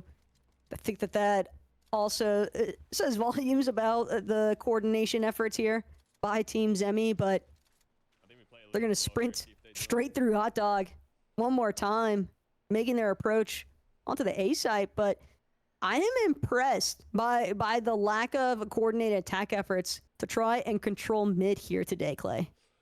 Yeah, I mean, we really only saw it from Team Peach. They all went in the middle against Maddie and F, and they all ended up getting eliminated very quickly. So I'm not sure if other teams have tried it in practice rounds or have thought about it and just not done it. But if you can control mid, you have a lot of options there from the attacking side. So I'll be interested to see if anybody does go for it. It's hard. Like you said, it's very long sight lines. You don't have the ability to hide around these corners as well when you want to go for the push. So I'll be excited to see. We'll keep our eyes peeled for that. But Device going down, immediate take of A, smokes are out, and now they're going to have to try to find any sort of angles to shoot anybody, but they can't see anybody from Zenny's POV. Zemi even needs to be careful. While he's got some elevation standing on top of these boxes from mantling up on lookout, still needs to be wary of any last-minute rotations out of the defenders. And since he has negative visuals currently sitting inside of this smoke grenade, is going to spot out the last-minute approach. Chica trying to make that crouch maneuver through lookout, but that tuck away by Zemi, he got the elim he was hoping for. And finally, Team Zemi on the board here. Third time's the charm so far. It's also going to leave the rest of Team Zemi in a really nice position because it didn't really cost them much of anything in that last round. Yeah, I think only losing 2 players there, so not a big loss, like you said. But this is great for them because we saw that Team Zemi excelled on defending, and they have a really good strategy for that. So anytime they're attacking, they're just trying to get any rounds away from the defenders that they can. So if they can make this even at the end or down by 1, this is really good for them going into the defensive side. Right now, it just seems like a pretty flawless strategy. Throw down the bubble shield. You're guaranteed the rift plant device being successfully planted. It's all about coordinating and making sure that you can protect the device once it's actually down. And that's the main issue that I think that Team Chica struggled with in that last round. They knew how to make the flank, but have to check corners slightly better. Chica, though, I'm sure she's not going to get caught off guard by that lookout swap anytime soon, as these last-minute switches from Team Zemi. First, we're going to go A site. Now we're going to throw everybody back towards B, and making their approach out of concourse. 4 members strong. Zemi holding on, trying to find the perfect angle to throw out this flashbang, while simultaneously making sure that he doesn't own his own team in the process. And unfortunately, that secondary flash cut off by one of his teammates pushing forward. But it's all right. Impulse grenade gets him directly onto site. Great job positioning up behind these boxes, and the little bit of elevation that B has to offer, Team Zemi is in control of right now. They are a 2v3. Chica does find one. Zemi trying to go a little bit more aggressive, get towards the rip point, which is down. It's going to be Chica coming just on the other side. Shots are going to go through. Chica will go down. Zemi going to find another. That's a beautiful gameplay there for them. The movement was perfect. Zemi takes the round. Now they're tied 2-2. This is really looking good for them. Haven't really seen a whole lot of play around those construction pipes either. It could be very difficult dealing with someone just kind of zipping in and out like that. But I do Love the fact that Zemi, cool, calm, collected the whole way through. Didn't even really seem pressed in that exact moment, Clay. It's just, you know, standard, you know, just another day at the office type of biz for Zemi. Yeah, that's what it seemed like. They had it planned out. It seems like they followed exactly what they wanted to do, and Zimmy just kind of felt like he was vibing. And I think that is the difference that we're seeing for some of these teams. And oh my God, Zimmy with another lineup. It seems like he's figured out where to throw these grenades, and honestly, a perfect smoke by him. They're gonna go take A, but oh, they got to be careful. Grenades coming through. Zemi, though, his shields have been fully compromised. Now down to just that base 100 HP. Impulse grenade flying forward, though. Gonna take that raw 1v1 trade here with Casper and comes out on top. A tragic loss there for Team Chica. As now Zemi with full control of Lookout. He's got the full angles advantage, completely disorienting the defenders as they try to make their spillage onto the A site. They know that they're working against the clock, though. Another impulse grenade flying forward, and Zimi just immediately zopping his way back to safety to regroup with the rest of his team. Yeah, and Bomb, Rip Point rather, actually going to be down on B site. So another good distraction. They went for the push onto A. They planted B. Enemy going for the defuse. So they may be able to get it, but that was really smart play overall. And yeah, it looks like they're going to lose the round. Unfortunate there. That was really smart gameplay from him, but overall, great retake there from Team Chica. I want to hop in real quick as we get to the end of that game number 3. We haven't really seen too much of it. It is going to be currently 6-0 against Reddish in a 1v4 situation. Chico trying to make something happen, but just won't be able to. Bubble Shield only going to buy him so much time, and Chicho finds himself falling. NYC believe that is death. Could be wrong. Could be separate. I know Death loves to make his mantra about that as well, but definitely a tough break there for Team Reddish, especially after such a hard-fought round 2. But now Team Peach, they've got confirmation at least for who they're going to be going up against for their upper bracket or the winner semifinals match, and it will be Team Reverse 2K. Chica here, though, knows that the device has been planted, gets a massive beam, and it's just going to even the score for a moment, but they still need to get towards that Rift Point device. They still need to find a way to defuse. Looks like they're making that push now. They have someone going for the defuse. They don't end up getting it. They have to go for the stick and get the elims. There, it's going to be Chica blinded by the flashbang. Defuse has to come through or they're going to lose the round. But no, Chica's teammate going to go down. Chica chasing him down. Will get the elim, but will not have time for the defuse. And that's the real tragedy. It doesn't matter if you manage to successfully counter wipe. Chica is still going to find herself getting eliminated. Wasn't able to clear the proximity of that Rift Point device blast, so still loses her weapon in the process. Will have to revive, but again, it is a round swap. And I've always got to factor in, you know, that was a 3-3 defender-sided hold, but that could be rough. Considering that defender side, I would still leverage, or I would still wager has a little bit of leverage in Skyline 10. But considering how these teams have been adjusting, that might not continue to maintain. I don't know if we've gotten to see too much from Chica on the attacking side, so I'll be interested to see how they do. Like you said, I'm with you there. I think the defender side does have a little bit of leverage over the attacking side in a way that makes it harder to push some of these sites like B. But Team Chica is going to find that B seems to be unoccupied. The immediate plant going down for them. They make it onto the site without losing anybody, and they take down one. They are going to find an elim again, but they get traded out. That's going to be Crackly taking down 0. So nice comms from Chica. She says, play your life, play the site. Like, all you got to do, you have this point down. You don't have to be aggressive here. And that's the main thing here is that the damage has already been done. Even if the defenders are able to find these picks, they still have to make sure that they can defuse that Rift Point device. And if Team Chica is able to stave them off for long enough, Chica gonna start chipping away at some of these defenders' shields. Watches her teammate get blasted right in front of her, though. Good impulse grenade forward, and that's gonna be Chica making the backside approach. Clean elimination onto Zemi as well. Chica going right back to her initial holding place, and B-side fully contained by the attackers.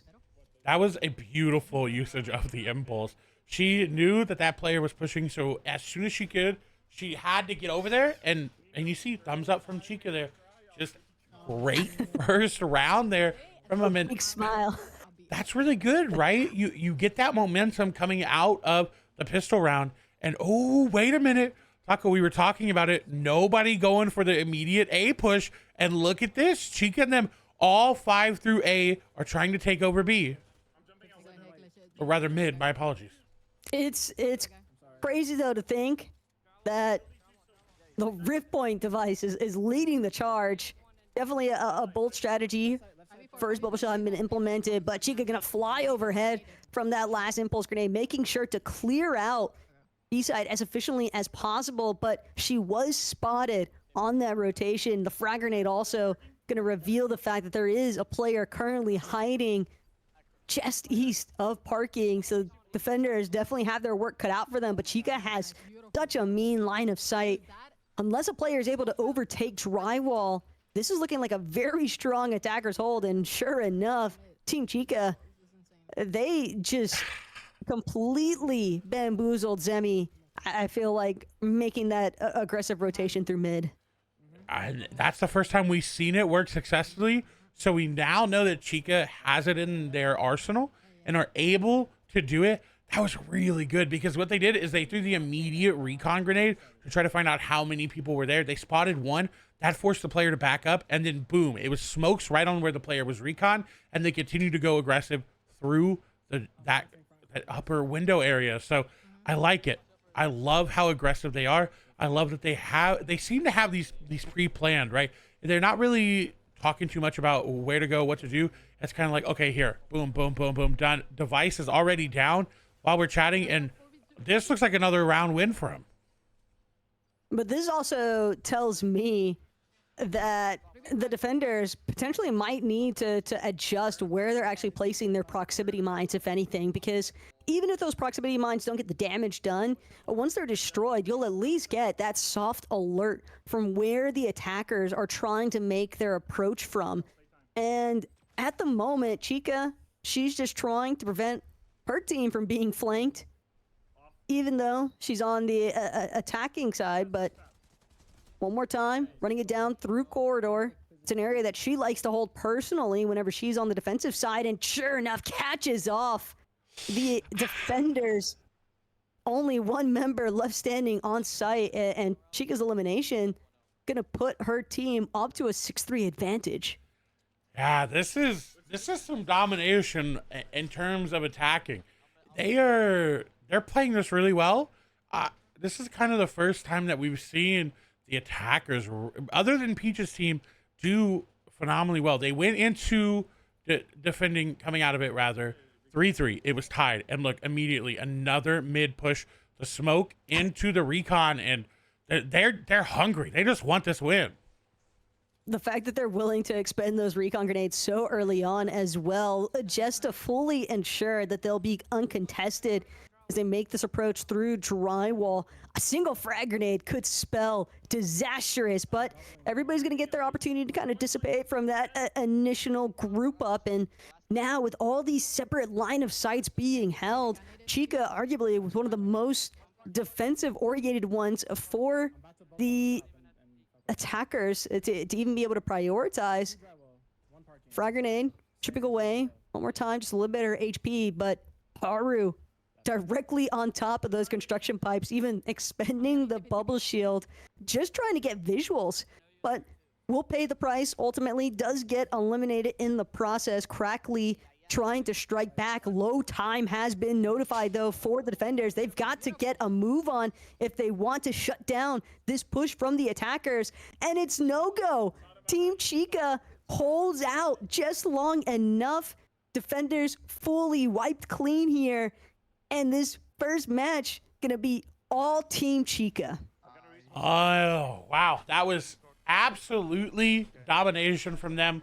We move over from that to hop into our other semifinals map, which has started. It's going to be Team Peach versus Reverse 2K, who we saw had to fight their way here. It was a 3-game series, and now we're hopping on board here with Peach, who's up 2-0. They have the rip point down. They have 4 players up with only 2 from the enemy team. That's both of them going down. Kudo gets both of them. And that's 3-0 on attackers, which we know Team Peach is really, really good at doing. Everybody seems to have found their bearings at this point, at least inside of the winter semifinal matches. But Team Peach has got to be feeling very good about the fact that they have this 3-0 advantage, especially just because of the fact that it is coming from the attacker-sided pushes. And we are seeing a lot more incorporation towards these B-site pushes as well. You say that in another mid push coming out from Peach. They are getting aggressive. Now they do lose 1. Muzz was sitting in a really good spot. The impulse over is not going to connect. Muzz will take down 2, and this is really rough for Peach. They're going to have to decide, where do we go? They do have the rip point device still. The bubble does go down. J-Com going to take down 1. Is going to get taken down. Muzz, ooh, we'll put some damage down. Reverse 2K going to take down Peach. They do lose the round, and they're still trying out that mid push, even though it's not working for them. And I like that, though. They have the rounds to do it. The problem there is if Muzz is going to find 2 clean eliminations back to back like that, it's very tough, I would imagine, for the attacker push to still maintain any of its strength. Everybody having been like told essentially at that point by Peach, hey guys, we know, like they know, so we know what's probably going to happen next here. But doesn't seem like it's prevented Team Peach from wanting to back down from that strategy of at least swinging a little bit more towards this B-side shift. I got flash. again. Bubbling outside, I'm planning. Throw your smokes, throw your util. I think clear backside, I'm a clear now. Clear it then, yeah. No one here. Smoke window, I'm playing under heaven. Window. I got smoking side. out. Okay. You don't need to peek Smoking this. up window. I got naded, I'm 1 HP. I'm 5 HP. Where are you? Oh my goodness. Peach, one more time. She's actually Two left. 5 HP. managing to hold off just long enough. Window clear? I love the fact that Peach actually knows Window that as long as that rip point device is down, Yeah, window. it is going to force 32 on him. everyone else to have to play around this B-side push. But In cubby. the defenders, they're just not able to get onto the site itself. Just too many eliminations lost in the process. The numbers advantage entirely too steep, and the defenders finding themselves fully wiped out. This would be great for them, for Peach, if they're able to go in 5-1 into the defensive side. What? This would be amazing. And like you said, that was just real aggressive pushing. And it's not just aggression, it's aggression with knowing where you want to end up, right? They have the impulses, they have their movement, but it's knowing, hey, I want to end up being here and looking at this sight line. So really good practice and gameplay here from Peach. And oh, we're seeing an A-side slow push, which we have not seen from Peach on this semifinals round. Yeah, he saw us. He jumped peeked there. Yeah, and I really liked just the calmness as well that was working through Peach's team's comms in that situation. It's always interesting to me whenever the attackers are able to make such a fast, clean, aggressive sweep there, and then just to take note of where they believe the bulk of their focus actually needs to be headed. But Team Peach, they seem to have found their rhythm when it comes to attacking this B site and running it back one more time to see if they can close out their attacker-sided half with a successful plant. And Rift device is down. Ball is in the defender's court. Will they actually manage to backtrack on this B site. Looks like they might be able to. A trade goes down to Elam's. It's a 4v4. Utility being used. Peach is going to find one. Muzz was actually flashbang there. Reverse is going to trade with her, though. Into the cubby player goes. Reverse is going to get another one. Kudo goes down. Reverse, though, weak. Low HP player inside the cubby. Going to try to find. Reverse will do it. The enemy is back to defusing. JCOM just trying to put some pressure down. Has to be careful, though. There's somebody watching him. The defuse does go through. They get all the Elams, but no. Oh, no. Not the Elam they needed the most, though. What looked like it was going to be a 5-1 overtake on that attacking half for Team Peach, unfortunately ended a little bit disastrously, but you are still up 4-2. You are headed into your defender-sided half. And knowing that everybody is back to either the Ranger Pistol or the hand cannon, if I think that there's a couple of players I could picture willing to rock the hand cannon. Buzz definitely being one of them, but Team Reverse in general, I'm curious to see if they look to try and take that method from Team Peach of making those very aggressive mid-map pushes. Behind the bomb in heaven. We'll see. The defense coming to A site. They're giving it up, but allowing a retake from behind, and boom, the immediate push. They're going for the bubble. They're going for the quick defuse. They're sticking it. They're trying to just go through and get the defuse, but no, they're going to get eliminated. NYC going to be the one to do it. It's going 1v2 situation. I believe Kudo on the backside will get the shots onto the player. No, barely missing. And honestly, what a play. They went for the immediate bubble shield to try to go for the defuse. They stuck it, but it was just too much pressure there from Reverse. That up down with the impulse grenade as well. It can really throw you for a loop at times. It's difficult, I think, to adjust that tracking at the last second, especially when you have pressure coming in from every which way, it feels like in those types of circumstances. So far, though, Peach, she's had really strong placements, I want to say, on these proximity mines. I do feel like Team Peach is getting some really solid value, but it does seem as though a lot of the proximity mine value seems to be a little bit more influential in terms of the attacker-sided rounds as opposed to the defenders. But everyone getting flagged out by that last recon grenade. Team Peach knows exactly where every single member from Reverse was at, and that was definitely headed towards the direction of A ramp.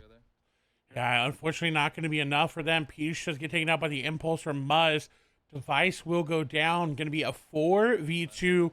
Frey and JCOM have to try to take this site back. They don't know where anybody is. Device playing it out in the open again. Ooh, JCOM going to get one. Frey will get another. Can they get the trade? JCOM down very low HP. A 1v2 situation. Trying to spray him out. And I like that. He sprayed out. Got the... No, he picked up the weapon because it was reloaded. And then he peeked before reloading and Reverse 2K got him. He had that in his hand. That was so close, though. A very strong attempt by JCOM and Frey, but happens to the best of us at times. I still think that there is opportunity for a bounce back, but when you find yourself getting swept 3 clean rounds in a row, it can definitely start to play a little bit of a mental game on your team. But as a captain, I could easily see Peach and the rest of her teammates just being able to work through that. You've got to be careful for that immediate push. We saw last time one player is spotted out on the recon. Like that they have a slow push going. I don't like that they're getting so aggressive on the defense and Peach is going to go down because of it. Reverse 2K and them know they want to get aggressive, and now Yano going to go down, and now a 3v5. They got to slow it down. They're getting super aggressive like they are when they attack, and they really don't have the ability to afford to do that. And now a 2v4, they did take down one, but JCOM going to get spotted out. Has to be careful, has to wait for their teammate on the backside of A ramp. Frey trying to put something together, but no, NYC going to take him down. I think a big part of that, though, what really worked against Peach is just she saw the recon grenade mark 3 members from Team Reverse. She thought that she knew where everyone was at, but Muzz just so far back in the attacker side spawn, it seemed like at that point. He just had the advantage. Completely unknown. Hyper SMG, though, not going to be able to close this one out as Muzz gets the confirmation needed. And now it's going to be Team Reverse finding themselves just 2 points away from confirming victory on this first match here in the winner's semifinal secondary match. Review. Yeah, they're gonna have to change something up here, and I think just playing a lot slower on that side of the map will help them. You mentioned that everybody got reconned. As soon as you're recon, your immediate thought should, I need to hide. I'm gonna hide behind cover. I should be retreating, and that's exactly what Reverse and them did. Peach went for the aggressive push off of the recon, and they had a lot of information, but you can't shoot somebody that's running away from you behind cover. Exactly. Just really utilizing the map's natural geography, but it seems as though the attackers have already made the biggest switch up here before Team Peach even gets the chance to adjust. They're going to find themselves getting partially wiped on the point. Peach trying to make this rotate, but it's still going to be a bit before she's able to sync up with the remaining member. In fact, she's going to watch Frey fall victim to Muzz one more time as well. Peach can't make this approach either from mid into drywall. Just every single angle onto B side completely covered. And that type of micro adjustment as well from Team Reverse. I mean, they have been super successful with these A-site flanks and maneuvers in general to plant the device there. It's like that pseudo conditioning to Team Peach. It is. Luckily for them, this is the best of 3. So if they do end up losing this round, they will still have another chance and possibly 2 more games to be able to do it. Frey does go down to Muzz. That's the biggest problem here. If they're able to take down Muzz, then a lot of these elims would not have come through. So if they're able to find him early, it prevents a lot of damage being done to Peach's team. Peach will go and get a little aggressive with throwing the proximity mines out, but they just went way too far. Reverse is going to take them down. Muzz will take down one. And now it's all up to Kudo in a 1v4. And this is tough right now, too, because this is match point that we are staring at. And Muzz just so crafty with finding that initial immediate elimination onto Frey. It seems like it completely thwarted Team Peach's ability to set up any sort of defensive measures to protect either of these sites. And sure enough, Team Reverse, they will strike first here in our secondary matchup of the winner's semifinals. But like you just said here, Clay, they still have an opportunity to try and bring this to the full 3-game series. It's not going to be an easy measure by any consideration. I do have to agree with you, though. They really need to find a shutdown factor currently for Muzz, because it seems like he's getting the better end of every person he finds first in every single one of these rounds so far. Yeah, he's just a demon. He's so good at Fortnite. He has been for a while. And it's showing whether it's builds, 0 builds, ballistic. It doesn't matter. Muzz is doing an amazing job at it. Chica getting double grenaded down to 20 HP as we hop back over to our other semi-final match. They're up 2-0. The Rift Point device is down. Those double grenades are going to be rough, and she gets sprayed out of the air by Milks. This is that felt like pure hatred towards Chica. You get double frag grenaded, double flashbanged. There is nothing that she can do. It seems as though they have fully caught on from Team Zemi that Chica loves sitting behind that air conditioner inside a B site. She might have to pivot where she likes to actually anchor at when her team is making the attack. But hey, at the end of the day, they're still able to hold strong on the round. All it really takes is making sure that Rift Point device goes off. And that's such a good play. That's gotta hurt on the defender side, because you get a lot of those elims. You're ready to go push that site, and then you realize, oh, it's low time. I'm not going to be able to do so. And you saw Milks go for the save, which was the smart play there. Try to save as much of those credits as they can.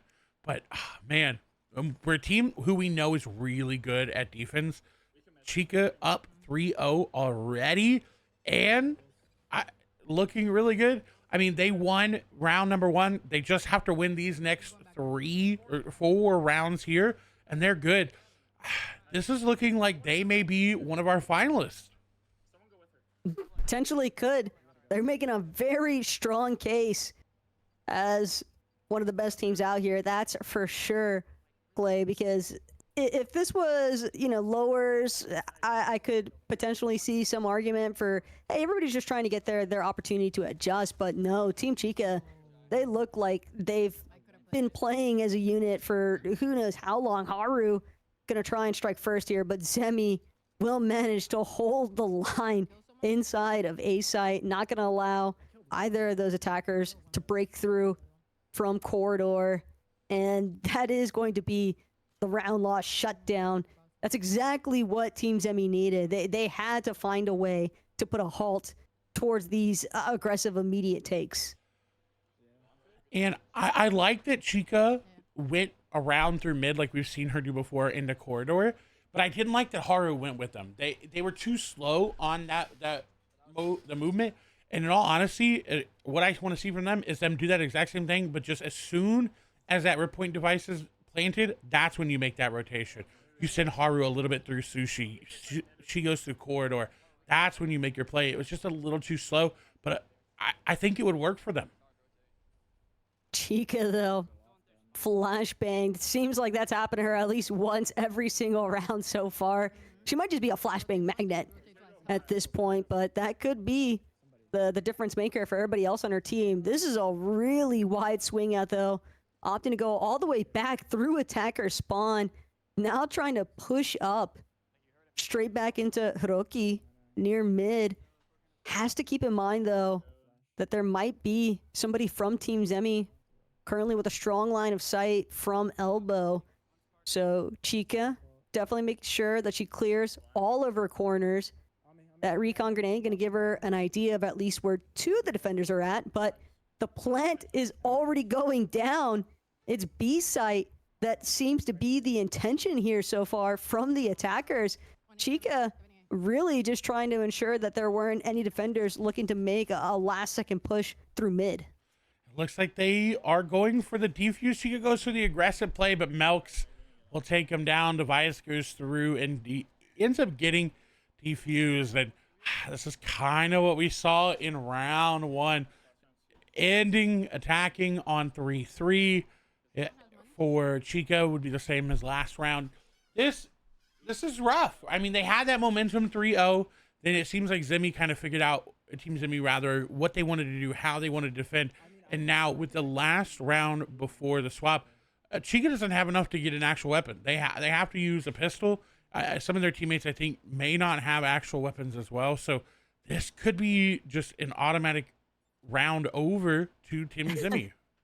Yeah, pretty substantial difference in firepower. And what's crazy about that last round, too, is it really, I almost take it with a grain of salt that Team Chica lost there, because I love the idea from Chica to try and prevent any defenders switching things through mid, but how can you predict that all the defenders are going to opt to just flood B site by rotating through parking instead? It's hard to try and count those little adjustments in for. The bubble shield, though, will guarantee that the Rift device has been planted, and now it's all up to Team Chica. Just try and watch your flanks. Yeah, sitting in elbow. We'll find one. Is going to find a player on the other side. We'll get the Elim, but Zemi trades him out. She wasn't able to pick up that AR right away. Tippy Tap is going to take down Zemi as the flank came through. Nice shots there from Casper. They planted this in such a good spot. Elims will be traded. Eliminations for Casper will be had, and they will get the round win going into the swap. That's got to feel good because they were on a losing trend there. Getting that win going into the swap has got to give them a lot of momentum. Yeah, the advantage there for Casper was just got to utilize that hyper SMG from that close range action. If there's ever a time for it to have a pop-off circumstance, that's definitely the case to do it. Now, only 3 rounds away from confirming themselves as our first team in the finals. Clay, these are some really big rounds coming up, and I think the biggest thing to keep in the back of their minds here is not to autopilot. It's really easy to start envisioning yourself as already being the finalist team. It is, and I don't know if Chica will fall victim to that. I think she's got the good enough head there on her shoulders that she will be able to play it slow. Nice. Elam's coming back and forth. Quanti will go and get one. Crackly going to get another. Chica, good shots there. Not able to connect on too much, but they have the site taken back. It seems like Chica will find more. Nice shots there. Bubble shield going to go down. Chica looking for a player hiding where she normally does. Is going to get sprayed out. Crackly hiding opposite that. Haru goes for the jump shot. We'll find a couple. They're going to be able to push them. Swinging together is perfect. And like I said, I don't think Team Chica is going to fall victim to that. Casper and Haru for sure feeling very good about the way that they were kind of able to pincer maneuver all of those attackers. But another interesting aspect to consider, Clay, that was some very early credit investment from Team Zemi.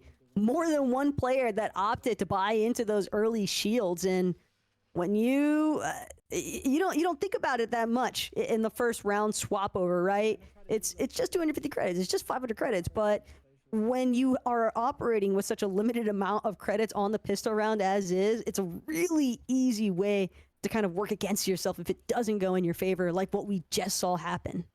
Yeah, you have to be careful, especially because, like you said, you autopilot, so you're like, oh, okay, I'll just buy it. Oh, wait, I can't buy everything. And now I have no credits, and I just lost a round. Oh, okay. All right. What do we do?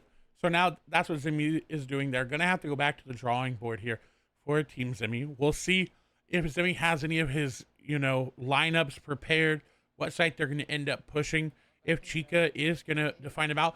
Now Chica not standing in her normal corner that she normally stands at. Runs away from the smoke, but it looks like an A site push gonna come through. I think a big part of the reason for that is Chica is just recognized, especially after that round where she got double frag grenaded, double flashbanged.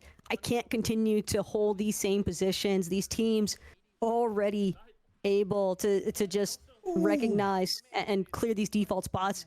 A very clean elimination pick off to kind of open the round up though, but the Rift device having already been planted, it's got to be an immediate defusal here. And it really was just that simple. Everybody just scattered. Yeah, Tippy Tap just got 4 Elims on the flank. Got every single one of them. And you see Chica hand over the mouth, surprised at how that went down. Because that was amazing. That was exactly what they needed. Now up 6-2. They have all the credits they could need. They have every utility item they want. And this is looking really good for them. This is looking really bad, though, if you're Team Zemi. Granted, they still have their opportunity to try and bounce back from the lower bracket if they don't find success here. But everybody would, of course, love to just try and confirm their position outright in that winner's finals. And Chica, her team knows they don't need to do anything overly risky. They're just going to let the attackers push to them. I like this. I think, okay, they do have someone on A. I was worried they had fully given A up. But I like that they haven't fully committed. Chica, though, going to get flash. Like you said, she seems to attract all of the grenades being thrown their way, whether it's a frag grenade, a flash grenade, a smoke grenade. They'll get a couple tags. Looks like they're all rotating through corridor. Every one of them going A. Chica will get a couple shots, but is going to go down. Definitely a tough break here. Milks trying to see if he can be the hero currently for Team Zemi. But Tippy Tap has definitely been making a name for themselves inside of these rounds, especially after what took place in that last one. Not looking for a repeat circumstance. Proximity mine unfortunately gets caught. But this is big for Tippy Tap.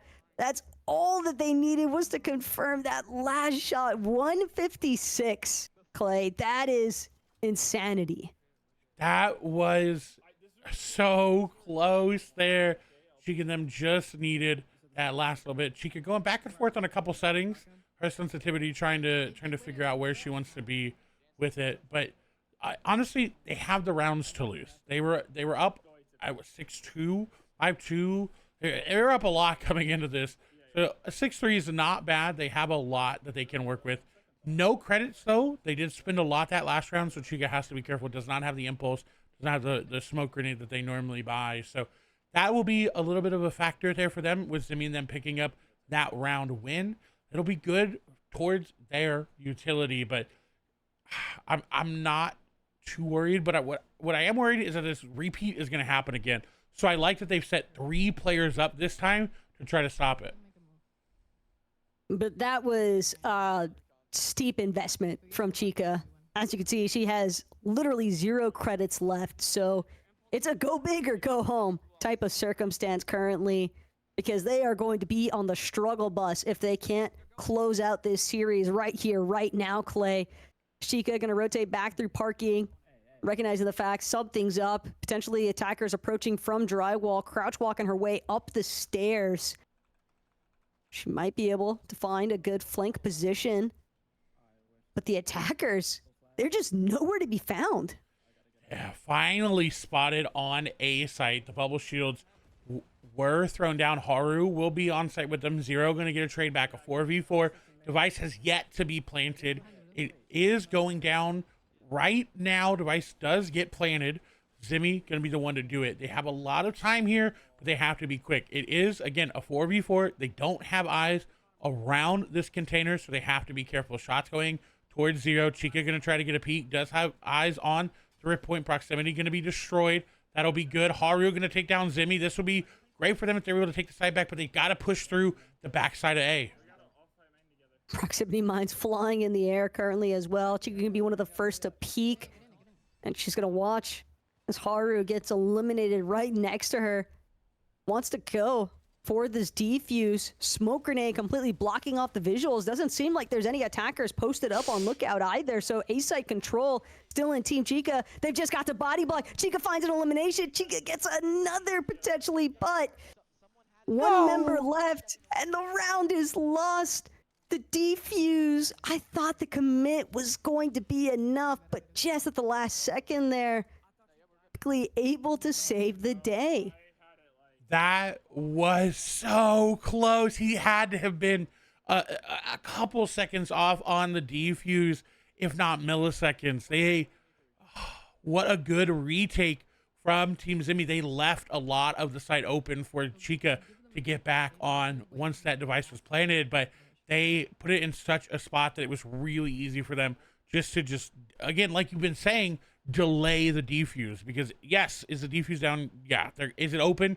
Are they on it? Yes. But all you have to do is wait for them to go for it, and then everyone starts pushing. So really great play there for them. And now 6-4, they're worrying a little bit.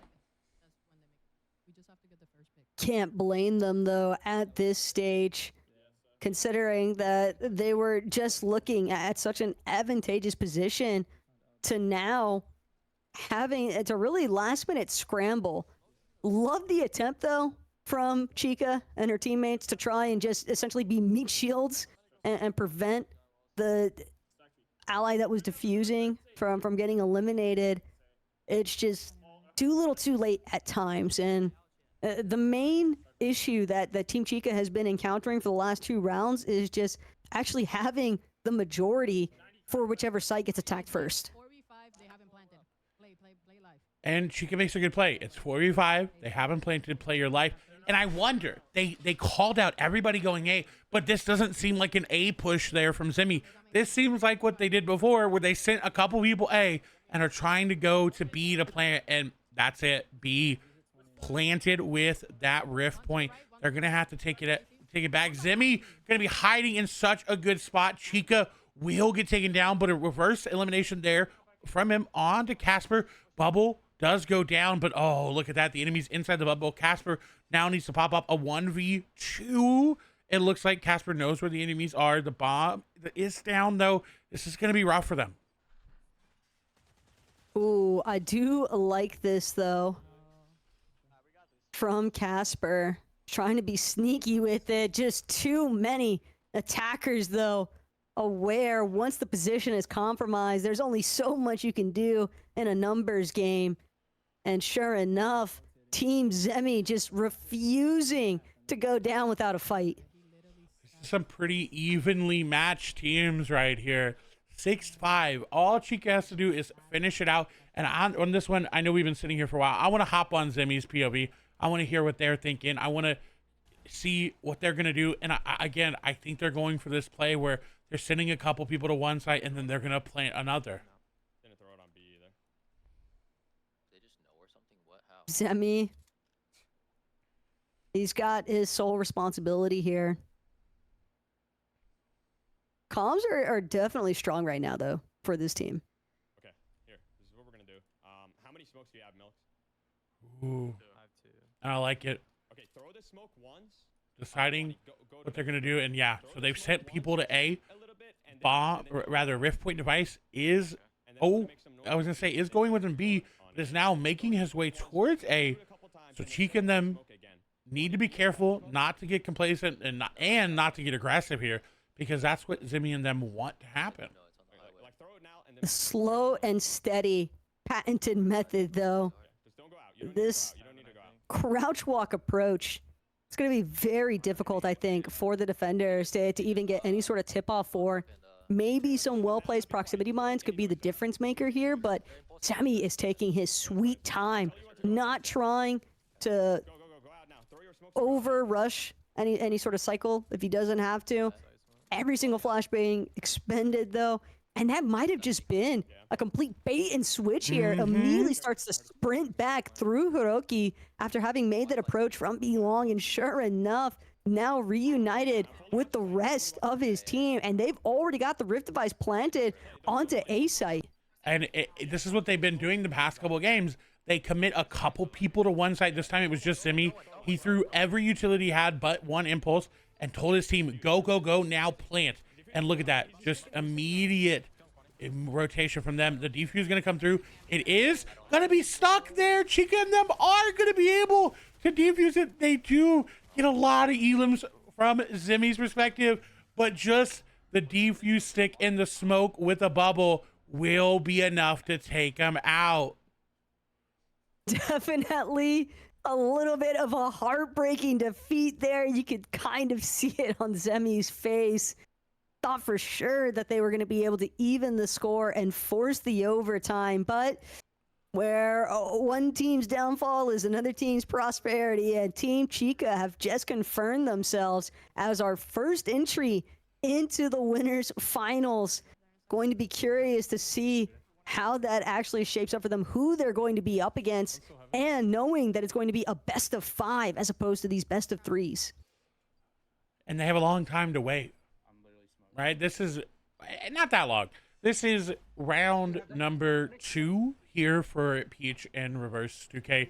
Reverse did have that hand cannon there. Actually, this may be round number 1. I may be standing correctly. Still round here. 1, actually. Yeah, still round 1. My apologies. But they've got a long time to wait. They could possibly have 3 games. That was good for Peach and them. Now, we know Peach is very strong on the attack, but they have to be careful on the defense. Actually, I think this is round 2 because we did see them face off against Muzz. Yes, we did. So this is, round 2. Muzz was their downfall in round 1. Reverse 2K and them are up. So this Peach and them is a critical win if they want to make it to the finals without having to go through the lower bracket. Yeah, and I think that's ultimately what these teams are all trying to keep their hopes up for, though, right? They're trying to make their current runs through these lower brackets, and it's not going to be easy by any means, but Reverse's team, they've gotten a chance to experience quite a lot so far here today. 1-2 is the current score standing. And it seems as though Team Reverse is willing to invest they're a little bit more scattered than what we've been seeing a lot of defenders actually opt for. I think teams are starting to catch on to that sort of distraction method that we saw Team Zemi trying to make a play for in our last matchup. And So now we're seeing a little bit more of that 1-2-1 split or 1-2-2-1 split, you know? It doesn't look as though everybody's willing to invest all in onto one side or the other. So you were right. Bracket was not wrong. This is going to be a replay of round one due to some things. We won't go too much into it, but yes, round one going to be replayed. So this could be big for Peach and them if they're able to clutch it up, but unfortunately not on that round. Going to be tied 2-2, which is not bad. Again, I want to see how Peach and them change up their gameplay from that first round that we did get to watch. It is not going to count because we saw them be aggressive. We saw them just try to on defender side. They're not playing it yet, but we're preparing for it. They just kept going. It was like they didn't change sides. They didn't change from attackers to defenders. They were just keeping the same sort of strategy. So I'd like to see them change that up, play a little bit more slow. But Reverse 2K does have kind of a, I don't want to say a secret weapon because they've been doing very well, but he's got Muzz in his back pocket. Sounds like B. I think that's a pretty valid way to look at things. Muzz is he's just a phenomenal player, okay? And I know everybody's gonna say, oh yeah, that's gonna be Muzz favoritism, but like, how can you not have favoritism towards Muzz as an individual? I gotta hold my thoughts on that though. Is Reverse actually gonna strike first for his team, having already lost 2 members, but doesn't seem like it's prevented Team Reverse from trying to make this rotate back onto B site. NYC making the approach as well from parking, but the center point of B site is the issue. Recon grenade gonna flag one out, but even with NYC holding down parking, that smoke grenade gonna obscure too much of his vision. So Reverse left exposed. The flank maneuver into drywall gonna catch him fully off guard, and that is a round 1 for Team Peach. This is a lot closer than I think the first round we watched that didn't count ended up being. I think on the attack side they ended up going through and getting I think it was 4 or 5 rounds in favor of Team Peach. So this is a lot closer, which will be better for Reverse because what we saw is that they're really good at attacking because they kind of just sat back. They let everybody come to them. So I'll be excited to see after this round what happens because again it's swap after this. So things have got to change. NYC going to be the only one on site A. While the device goes down, there's nothing they're going to be able to do about it. Reverse 2K will get over there, but immediately flash as they get into shops. Already threw out the proximity mines that he had to offer as well. But yeah, these flashbangs are just vicious.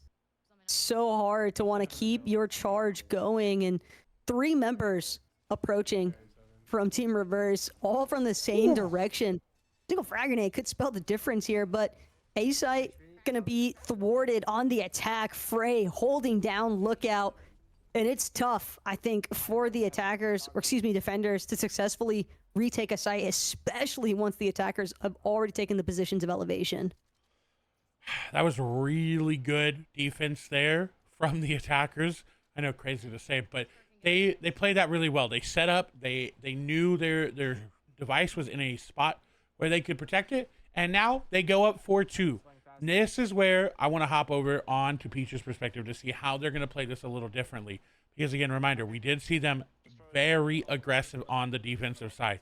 They have to slow it down. They have to wait. And a team that they could take a lot of pointers from is Team Chica.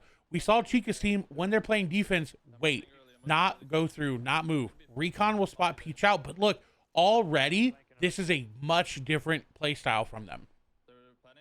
I like that, though, immediately repositioning from Peach once she's recognized the fact that she's been fully compromised. You can't afford to just try and hold down that same angle. Sure, you could try to wager everything onto a game of reflexes, but Peach would rather take her odds elsewhere and not going to be able to out-frag up against the likes of Muzz, though. A good attempt, but pistol round still being held down. Even exchange now. JCOM ties up the score, but another picked off here for Team Peach. Again, a 3 versus 3, now getting limited down to the 1 versus 2. Just an immediate collapse. Frey, the lone defender at this point. He knows the Rift device has been planted. He needs to find this final elimination before he can go for the defuse opportunity, and he clutches it up. Just enough time. Actually, he might have ran out of time. He's not going to have the seconds he needs. Oh my gosh. I really thought that he was out of time. I think that was a couple milliseconds. That had to have been the closest defuse that we've seen today. I go Avery. It's just crazy to think if the defender had lived, or excuse me, if the attacker had lived for 1 single millisecond more, probably. We see a completely different exchange, but Team Peach, they're not going to have any complaints whatsoever. It's tough to go for a site retake like that, and winning on the pistol round as well is definitely a huge boon of confidence.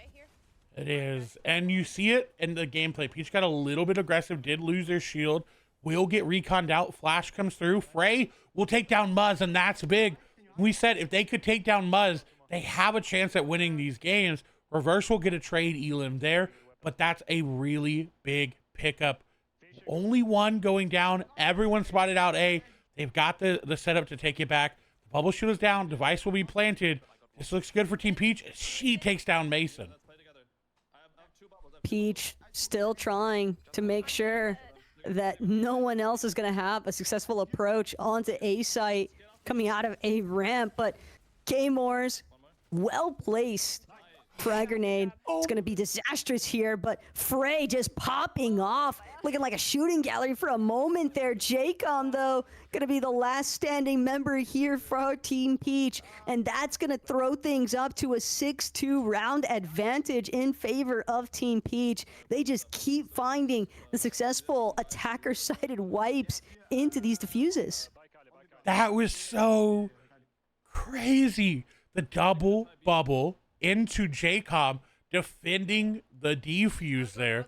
Ended up getting the oh my gosh. This is much better gameplay from Team Peach than what we saw earlier defensive-wise. They're so much slower on their gameplay. They're not getting over-aggressive and peeking too much. They're not trying to be attackers on defense. And I like this. Peach going for little peeks, trying to see, hey, do I put my proximity mine here or am I good? They do spot somebody out. Don't want to overcommit just yet. They didn't see everybody, but look, already, this is just so much better. At this point, have to give kudos where they're due. Frey has really just been an unsung hero time and time again, clutching up big for Team Peach. He's really feeling like the catalyst of this team in terms of securing eliminations, because the moment that Frey is able to break through, you immediately just see that elim feed lighting up. You've got Jacom striking back as well. So a very frag-heavy effort here from Peach as the striker assault rifle line of sight, very good for these long-range holds. And Peach, she is committed to just holding down A site, but knows finally it's time for a rotate. Nice shots there. Muzz will get taken down. Peach gonna find another player out. They threw the bubble shield. Peach going aggressive to try to get that player to make a mistake, and they do. The only player remaining is Reverse 2K and NYC, and they go down, and Peach and company will win that round. Gonna go up 7-2, so 1-0 overall in this semifinals game. Love seeing the little celebratory, double fist bump at the end there from Peach. And despite having the round restart, it really did not seem to be much of a deterrent here in terms of the overall performance. Frey, though, again, have to give him a huge shout out. What a massive performance there. 14-2 is just, that man was practically indestructible. It might be what they needed. They figured it out. They set up where they needed to be. And they said, you know what, Frey, go do your thing. We got this. You just kind of go find people and get the elims. And it ended up working out. We're moving over here real quick to what could be the last round of this match. Looks like it is going to be that. That's going to be Reddyish and company picking up the round win there overall.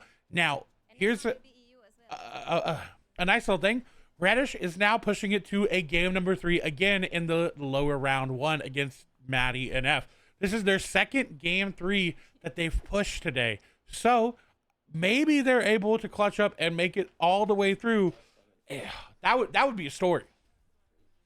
It would definitely be I don't want to call it an underdog story by any means, but Team Reddish, the fact that they were even able to fight back against Team Maddie and F, because it's really easy to kind of let the intrusive thoughts win, in my opinion, Clay, especially when you find yourself down 0-1 in a lower bracket series. It can be very difficult to actually overcome those kind of mental obstacles. But Team Reddish, so many, I think, tried and true veterans of the Fortnite scene. It's going to take a little bit more than that to prevent them from making sure that they at least bring it to a full best of 3. We'll see exactly how it ends up. I love that Reddish is just kind of vibing there. I want to take a look again, just to remind everybody what people are playing for today. This is the prize pool. First place will take home $6,000. Second place, $4,000. Third place, $3,000. Fourth place, $2,000. Fifth place and sixth place will take $1,500 each. At seventh place and eighth will each get $1,000 each. So everybody is going to be making money today for playing, but everybody's obviously going for that first place prize. $1,200 per person is really, really nice. That's a lot. That's a lot of money. That is definitely some good additional funds heading into the new year with as well. But still love the fact that it doesn't matter if you're first or if you're last. Everybody's walking away with a little bit of something just for participating, putting on. Also, quick shout outs. All of these team captains, all of their teammates as well. Everybody is directly streaming their perspective. So if you wanted to catch an opportunity to see into the minds of every single one of those players, make sure to be on the lookout for their individual streaming channels. And also, if you want to continue to listen to myself and Clay continue yapping it up, twitch.tv/Clay Sterling. You know, that's the tried and true method here. And Clay, I absolutely love the fact that everybody is being a seemingly good sport about things so far.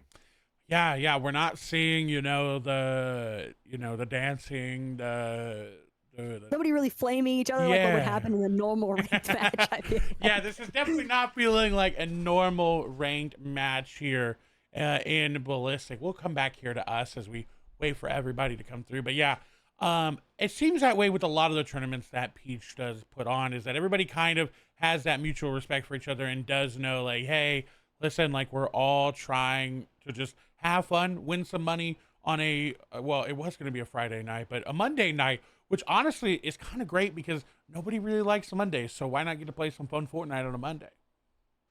I just also am really taken aback, though, because I feel like at the very start of this tournament, everybody was just absolutely ripping it. I mean, teams were flying through those first couple of rounds, Clay. And then the moment that we actually made our approach towards those winter semis, I think especially teams that found themselves dropping to the lower bracket right away, things just, I don't want to say that like time stood still, but double elimination, when you're on your final lifeline, you don't necessarily want to just keep trying to run it down. You really want to try and put in a solid effort to re-coordinate, reorganize, and ultimately just revamp your strategies to see if you can find some form of success to continue your final life inside the lower bracket. Yeah, and I'm looking at Reddish, I'm looking at Maddie. I don't know from that team who's going to win, who's going to make it through that lower bracket game, because they seemed like they were both pretty evenly matched in the games that we watched. So that's going to be one of, do you stick to what you've been doing, like you said, or do you change it up and go for something crazy, some crazy impulse play, some grenade play or something? But I don't know. It'll be interesting. And it'll be also interesting to see in our finals match, Team Chica, if they're able to change up some of their strategies. We saw, like you mentioned, they kept getting grenaded every single time they went to that one spot. So are they going to change up their rotation? I don't know. At this point, Chica is probably content to just be the hoarder for her team, because if she's eating all the utility, all those flex gadgets from the enemy team, that just means that everyone else on her side is going to have a lot more clarity, a lot more opportunity as well to kind of make up for whatever kind of pressure that Chica is being impacted by. But looking at our lower bracket, Our first lower bracket round conclusion was Team Girly Bella up against Team Classic. Team Girly Bella won that series 2-1. So they're currently waiting to see who they'll face off against, whether it's Team Reverse or Team Peach. But they are essentially going to be looking at, or I guess it's one of those things where you kind of understand you may have had an opportunity to see what some of these other teams are doing, but not having played against it, it just introduces a whole new storm of, I think, unknowns that can be really difficult to deal with initially. It does. And for those people that are sitting there waiting, you got to get antsy. You've got to, like you said, get anxious of just wanting to get there and play and be ready. So it's that balance of watching versus playing versus staying warmed up. So speaking of a team that is warmed up, Maddie and F going into their round against Reddish, and they are starting on the attacker's side.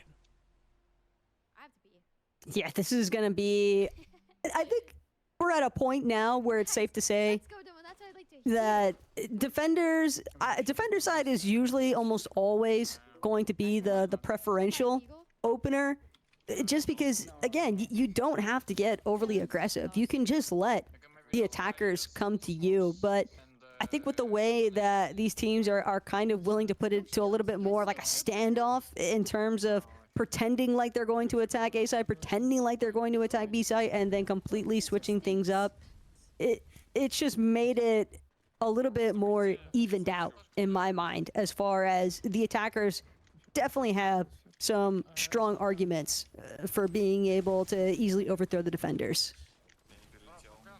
And a quick push will come through. The bubbles go down, and it was a little bit of a mistimed bubble there, right? You saw them go down while they were still planting that rift device. They did lose one to Chico there. They are going to get reconned out. Chico going to get another one. Recon back and forth. But look, Maddie's facing two players there. It's going to have to be really careful. Everybody going down behind them. That means they will get taken down. A quick plant, but an equally quick retake.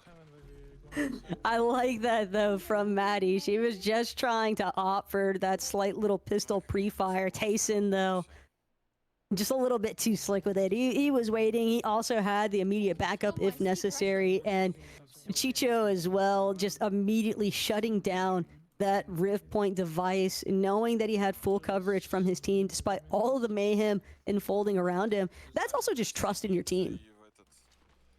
It is. It is. Knowing that they're going to have your back, which honestly, it's pretty, I feel like it's pretty hard to get that level of trust with 5 people, right? You see it in duos and trios all the time. Like, you can build that level of trust over a couple of seasons, but having it that quickly is really, really good to see, and it's really strong. Ooh. Maddie, though, still rocking the Ranger pistol. Just one of those unfortunate circumstances where if you lose the first rounds, typically going to see whichever side lost holding on to as many credits as possible to try and make a strong pushback. But if Team Maddie is able to find a win here on a round that they've opted to like eco Clay, this could definitely be super problematic for the defenders.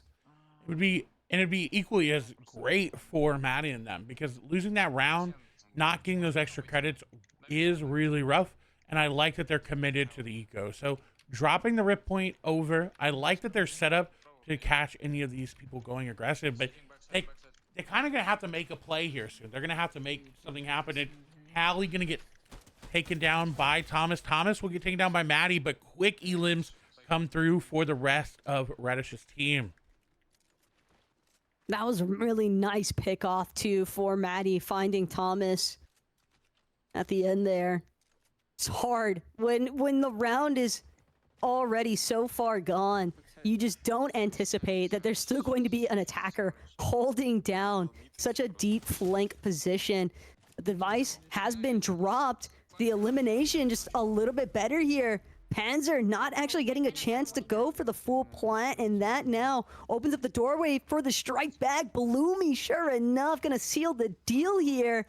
0-2 currently for Team Maddie, but at least in this next round, they'll have the opportunity to buy some real firepower. They do. I was gonna swap over, but kind of want to see with these weapons and utilities upgrade, what they do, right? Yes, you can go down 0-2. We've seen comebacks from 0-6. So now they have the firepower. They have the utility. You can see Maddie has 5 different grenades there in their inventory. So I'm excited to see what they do. Do they go for this push through mid, which we haven't seen one from this direction? Looks like a smoke grenade going to be thrown. They'll take down Thomas HD. Grenade will be thrown, but I don't think it does any damage. Nice shots there. Maddie needs to swap out with them as that teammate is pretty low. A grenade will be thrown in reverse, and this is a pretty good push from them. Gotta be careful though. Don't want to get too heavily grouped on top of each other. One frag grenade could deal entirely too much damage to everybody's shields. Maddie still has hers fully intact though, invested for the full 50 on that charge up, but one more time. Another frag grenade headed straight towards that air conditioning position that Chica likes to hold on B site. Defenders just getting picked off one by one here. And Maddie now just watching on, making sure that there aren't any more defenders trying to make the approach from B long. It's really drywall and parking though, where you've seen the most heavy tendency of defenders try to actually swarm through. And it looks like Nefrezi did hold both of those pretty well. It got both of those elims. So a much better round there for them. It seems like actually able to get shields and utility was able to help out a lot. Maddie maxing out on utility does have a lot of credits. This will be good for them. I want to hop over to Reddish and see what they're doing and how they're feeling. It looks like semifinals round number 2 is underway. So we'll stick here for just a little bit, and then we'll hop over to Team Peach versus Reverse 2K. I like it though. Team Reddish definitely seeming pretty amped currently. Reddish also on this proximity mine duty. And I think it's easy for a lot of people to assume that the proximity mines, it's kind of one of the more like throwaway flex gadgets, but been seeing a lot of players opt to try and place them in positions where you're going to see teams opting for that like kind of default plant position for the Rift device. A lot slower this time around as we move over. Recon will be used by Thomas Tayson, rather. But honestly, kind of a waste. Looks like the B call was made. But honestly, if I wonder if Maddie and them are slow playing both sites. Tayson is going to take down one. That'll be huge for them. They can now just kind of wait on both sides the way that they were. They don't have to get aggressive. They don't have to push anything.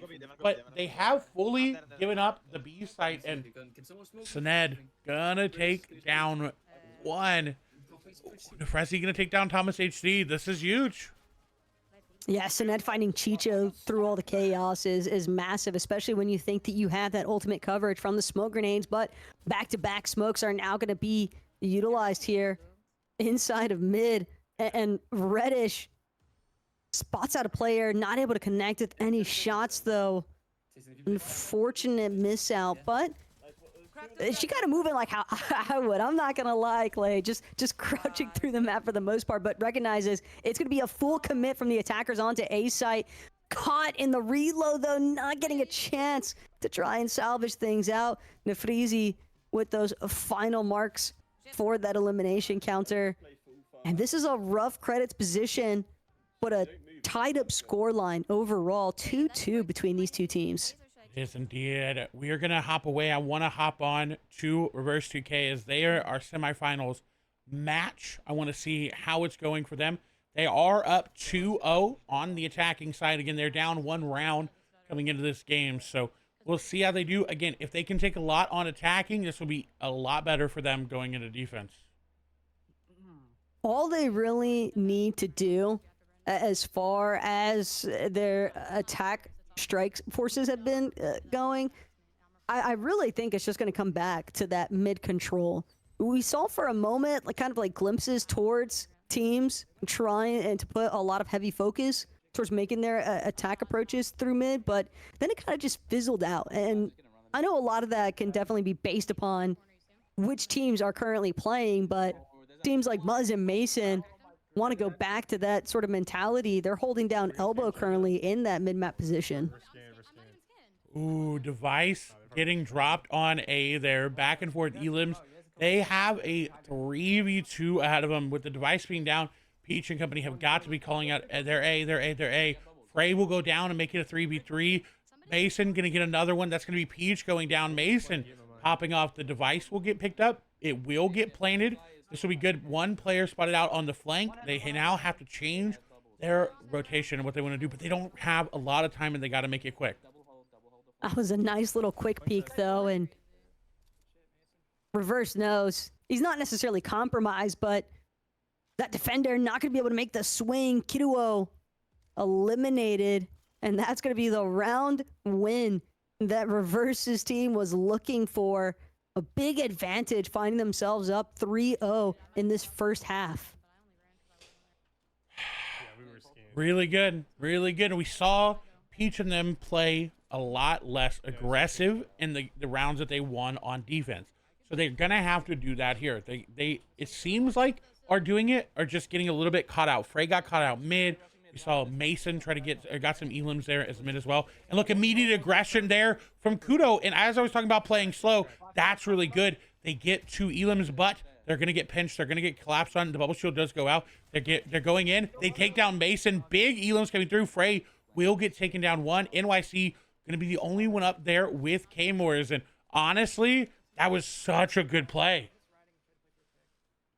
It was definitely the right mentality, that's for sure. But the last thing that they were expecting was that immediate recovery from the defenders. The way that they were able to essentially full thwart this attempt by Team Reverse, push themselves to a 4-0 advantage. Granted, it could still happen. I'm not going to count out Game Wars and NYC just yet. But if I had to base it off the numbers, Clay, 4 versus 2, you've got double the opportunity to find that refrag or that re-elim opportunity. And I have to try something. Honestly, low-key, if I'm them, I was going to say, I wait on site. I try to just hide as much as I can. And then when it gets time, I leave. I try to save, right? K-Wars does have a lot of credits, so they don't have to worry about that. But the defuse needs to come through for Team Peach. They're going to get low on time. This is going to be rough. The defuse is more than likely going to get stuck here. I think K-Moors will try to go find any elims that they can. Goes for the immediate push onto the defuse. Will take down 1, takes down 2. Almost going to get all 3, but doesn't do it, but may have bought enough time. And that's all that K-Moors was looking for. Just that little bit of delay. The Rift device just barely gonna make it through. Hold strong here for Team Reverse.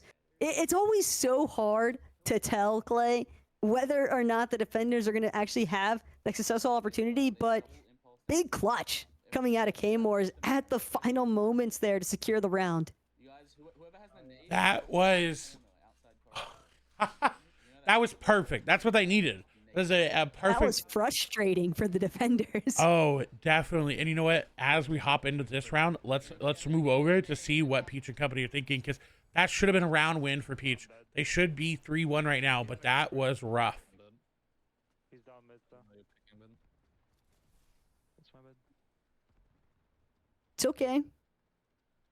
Don't scatter the mentals just yet. And sure enough, for Peach, though, watching those back-to-back eliminations happen, especially onto one of their big hitters, Frey falling, JCOM next, Muzz just on a rampage, finally going to get shut down by Peach herself. But the damage may have already been done. The Rift device has been planted yet again. Peach potentially looking at an 0-5 disadvantage on the defender side at Spawn. And it will happen. 0-5. This, if they go 6-0, we'd have to see a girly Bella level comeback. They'd have to try to go through. Again, they are up 1-0, so they can, if they do lose this overall game, it is okay. They don't want to, obviously. Nobody wants to lose a game. They want to go all the way through 2-0. But it is not the end of their run. Again, even if they do get eliminated, they still have the lower bracket to go through for that double elimination where they can make their way on up and fight the winners of Chica and whoever ends up winning. So I want to see how different they're playing, knowing that they're down 5-0. They may get really aggressive and just try to change up their play style. They may continue to do what they're doing. I'm not sure. I think a lot of it is just going to fall onto either JCOM or Frey's shoulders. They've really been the difference makers, and just like that, Frey gonna find that first pickoff onto Muzz instead of the other way around. This could be the type of momentum halter that Team Peach needs against the likes of Team Reverse, but Peach scouted out on that deep rotate, tried to make her way through Hiroki. It's not going to pay off in her favor, though. And despite Frey's best efforts, it's now all down to JCOM and Frey to try and hold. Drywall, once going to be eliminated. The second will get the refrag, though. And NYC, the moment that he was able to clear out JCOM, just allowed too much offender aggression, essentially, onto Frey. And I mean, I do love the attempt, though, but one round currently separating Team Reverse from bringing this to a tied up series in winter semifinals. This would be rough for Peach and their team to go into that last game not getting a round off of Team Reverse. They're going for the immediate push on to A. Recon will spot them out. How well set up are Team Reverse? Only one recon. Looks like Peach is smoked off, is trying to get their way on in. Device does go down. Frey will fall, but NYC goes down as well.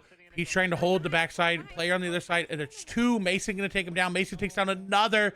Only one player remaining, going to be JCOM, and that's a 7-0. And considering how close that first map actually was, did not anticipate in the slightest, Clay, that this was going to result in just a clean sweep. I mean, we're talking about a flawless victory here from Team Reverse. It's one thing to win. It's another to just crush your opponent. And that's what it really felt like Team Reverse did to Team Peach just now, hoping that Team Peach's a whole side can remember, hey, let's just go back to the drawing board. Let's try to re-implement some of those efforts that were clearly successful for us in that first map. They're going to have a little bit of time in between that game while everybody readies up to do so. We're moving back over to Reddish versus Maddie and F. Again, this is the lower bracket, game number 3 of that first round of the lower bracket. So 5-4 right now is pretty... Oh, this is Zimmy's perspective, but we are watching Maddie. Got me confused there. Maddie, hop over, will get one elim. Already looking good for them on this take. I like that from Zemi, though. He's trying to keep tabs on what everybody else is doing. I can't blame him when you think about some of the prize pull on the line. Bloomy, though, the moment that he opts to rotate off because of that recon grenade, and that's a back-to-back two-piece elimination there for Maddie, immediately going for the rip point defusal. And a bit tragic, though, because Chicho at the final moments finds the elimination, but unfortunately the defenders were still able to get the backup. That was close. I didn't think that they were going to get the immediate defuse. I think if you're quick enough after the person that's defusing goes down, it doesn't count as like a full like refresh. Reset. So it was really smart of them to be right next to Maddie. Obviously not standing right behind because they didn't want to get Elin, but Maddie one round away from going to the next section of the bracket, and they will be facing Team Girly Bella, who we know has done a lot of clutch performances. So let's see if Reddish can make a clutch here. As the aggressive play, Maddie getting impulse, getting grenaded, will go down, but Reddish falls as well. 1-for-1 exchanges can typically be worthwhile, but look at the way Panzer and Nefrizi are trying to wrap around from corridor. Not sure if Tayson had an opportunity to actually spot out these defenders in mid. Maddie just cheering her team on. A couple of bubble shields expended as well. It's all about preventing Lookout from covering this angle on the defusal. And it seems as if Panzer is going to be completely uncontested here. A very, strong holdout, and Team Maddie find themselves victorious in this series. And they move on to face off against Girly Bella. We move forward to the last game of the semifinals versus Peach and Reverse 2K. That was really good from Maddie. They were very aggressive on their retakes. And I think that's something that a lot of players are ready for, I feel like, is that people expect, okay, the bomb's down, they're going to slow push in. No, when the device went down, rather, they were in. They got onto that site. They said, let's take it back. Let's get these elims. And it was really good plays from them.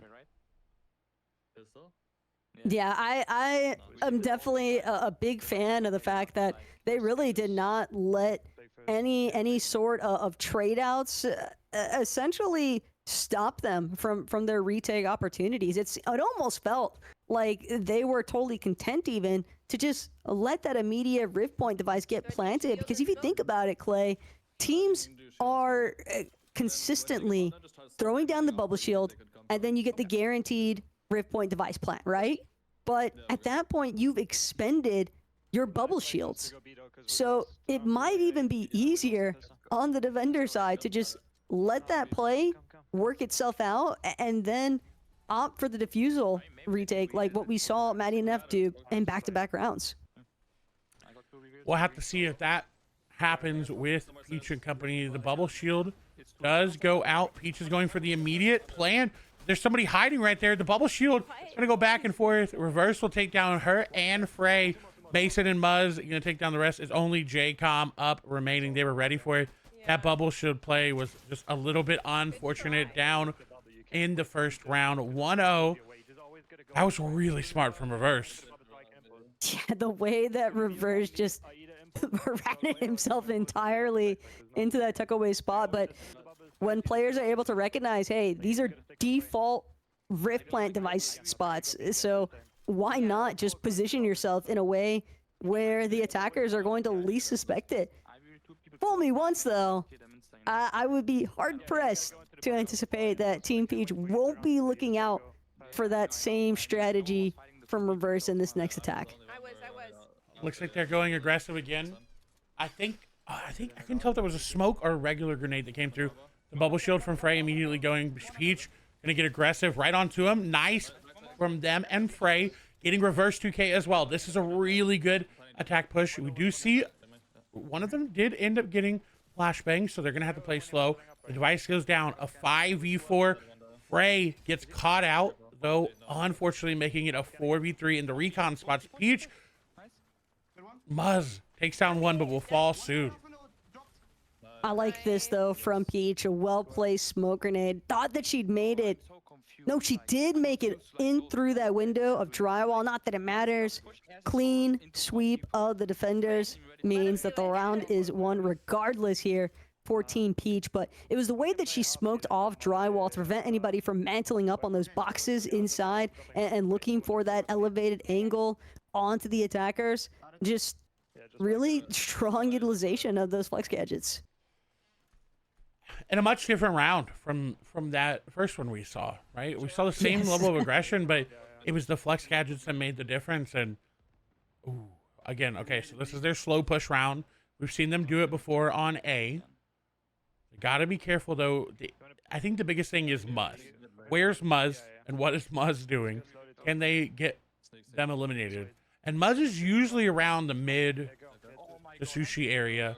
Is Recon gonna spot out one? They're all going for the aggressive push. Nice use of the proximity from Peach. They lose one.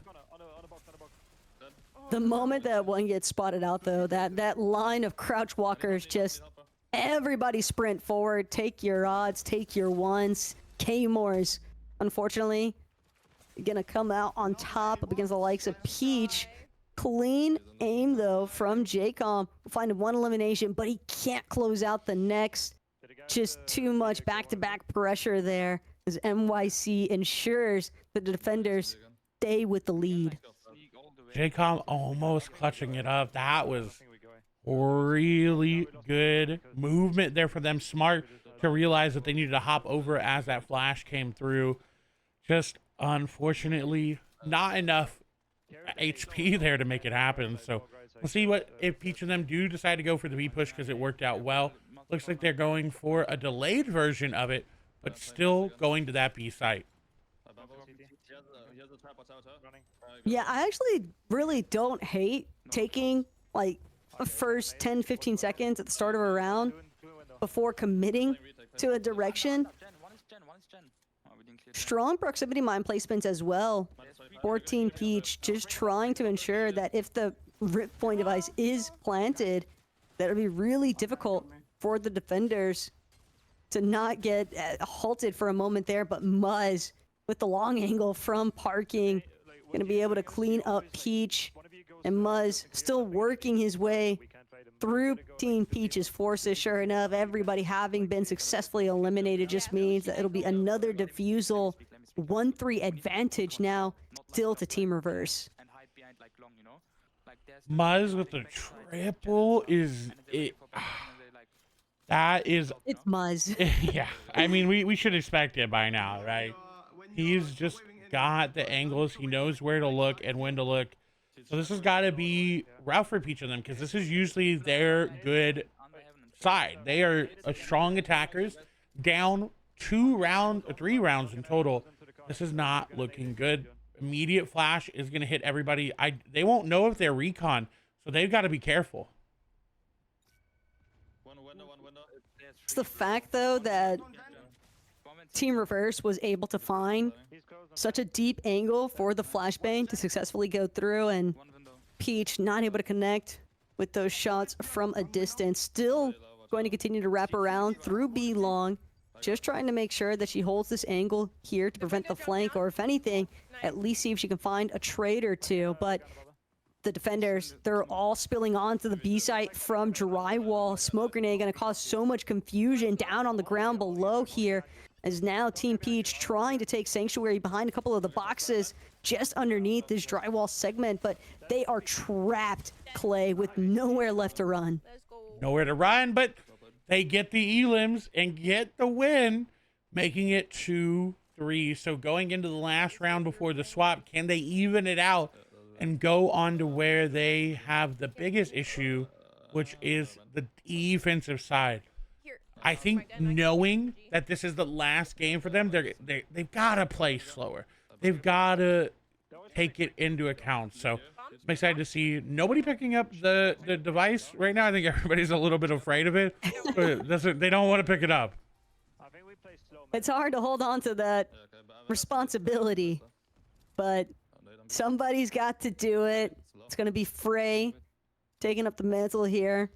Everybody one behind the other. It's almost like a Kyle line at this point, just crouch walking their way up these stairs towards Hiroki, but proximity mines from Peach just to try and alert them for any flankers that might be coming out of B long.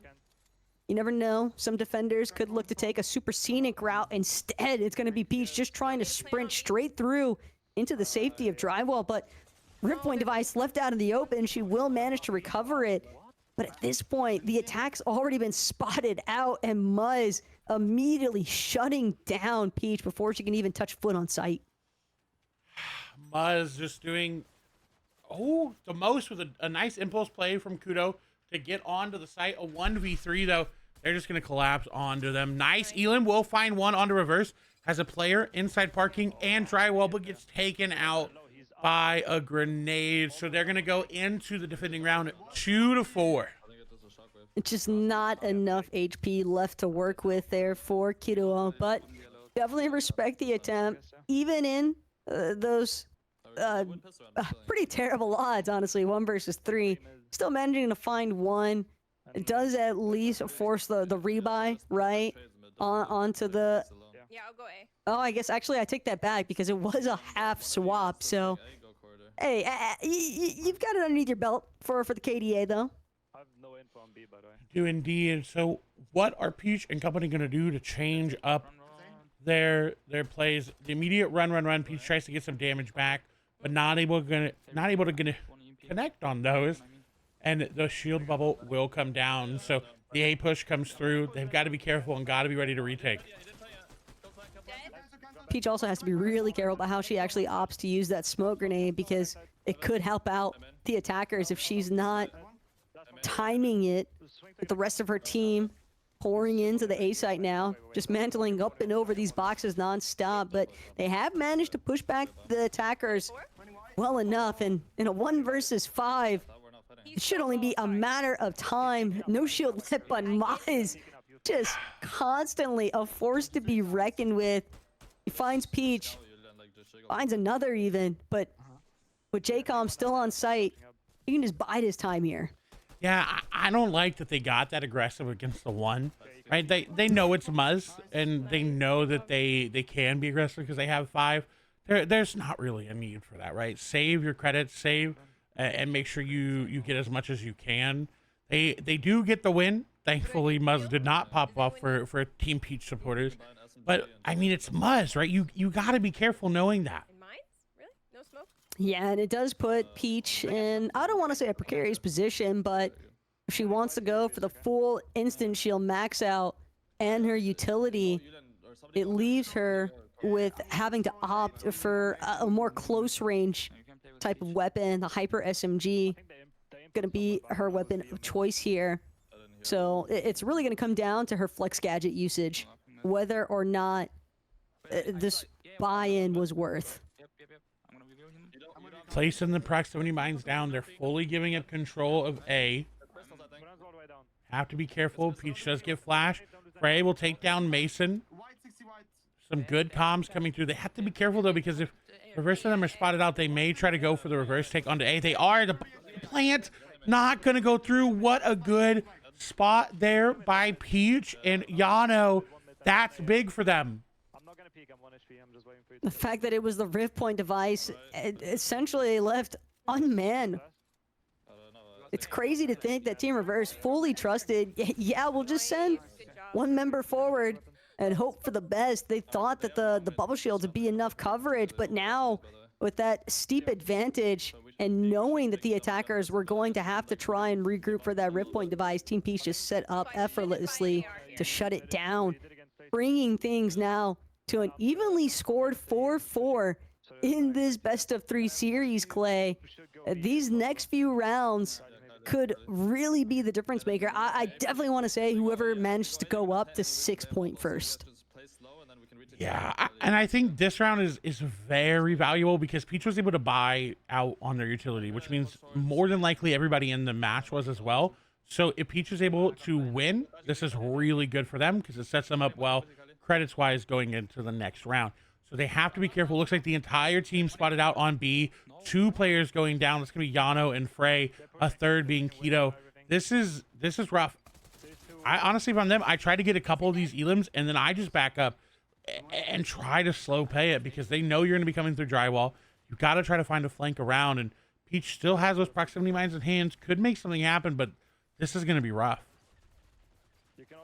Peach definitely try to do a little bit of what you said, right? Finds that elimination onto Mason, then opts to fall back. But when you are on that defender side at half, how much room are you willing to give up? But the proximity mine catches mines outright.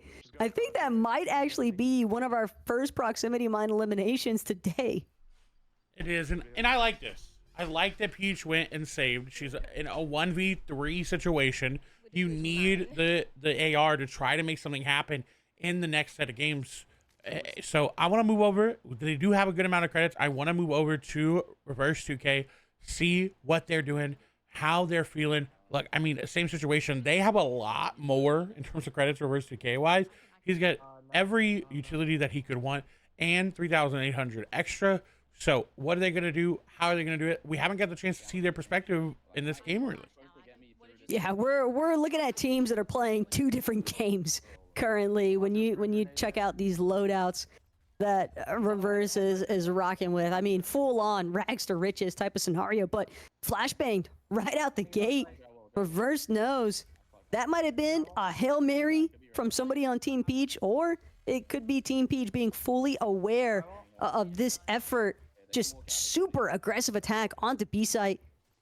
The Rift device has been successfully planted, and now Reverse just trying to monitor these long angles here on B site. Does go down, was not able to do just that. A 3v2 NYC does see the bubble come out. The plant going to come through. He's trying to make it on. Will be a 2v2. The device is down. The bubble drops now. A 2v1. They're going to both go down. Elims come through. Muzz and NYC slick together, and they got the Elims. They traded it out. This could be the last round for Team Peach if Reverse 2K and them are able to clutch it up.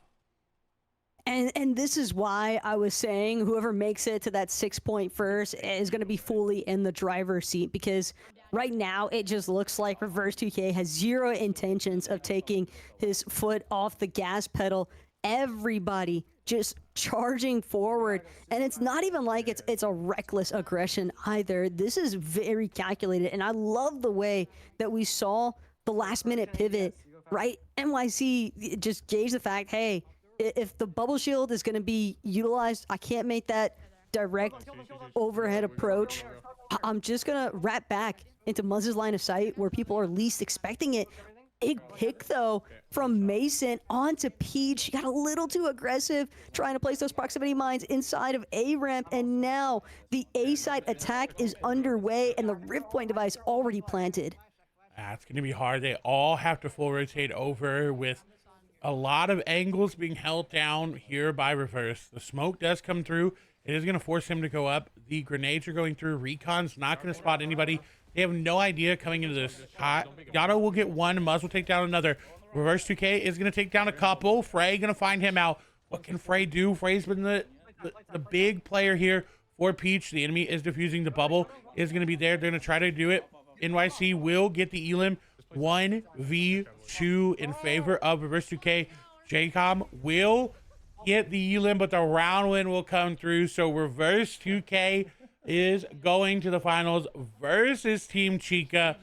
That's going to be a really good match.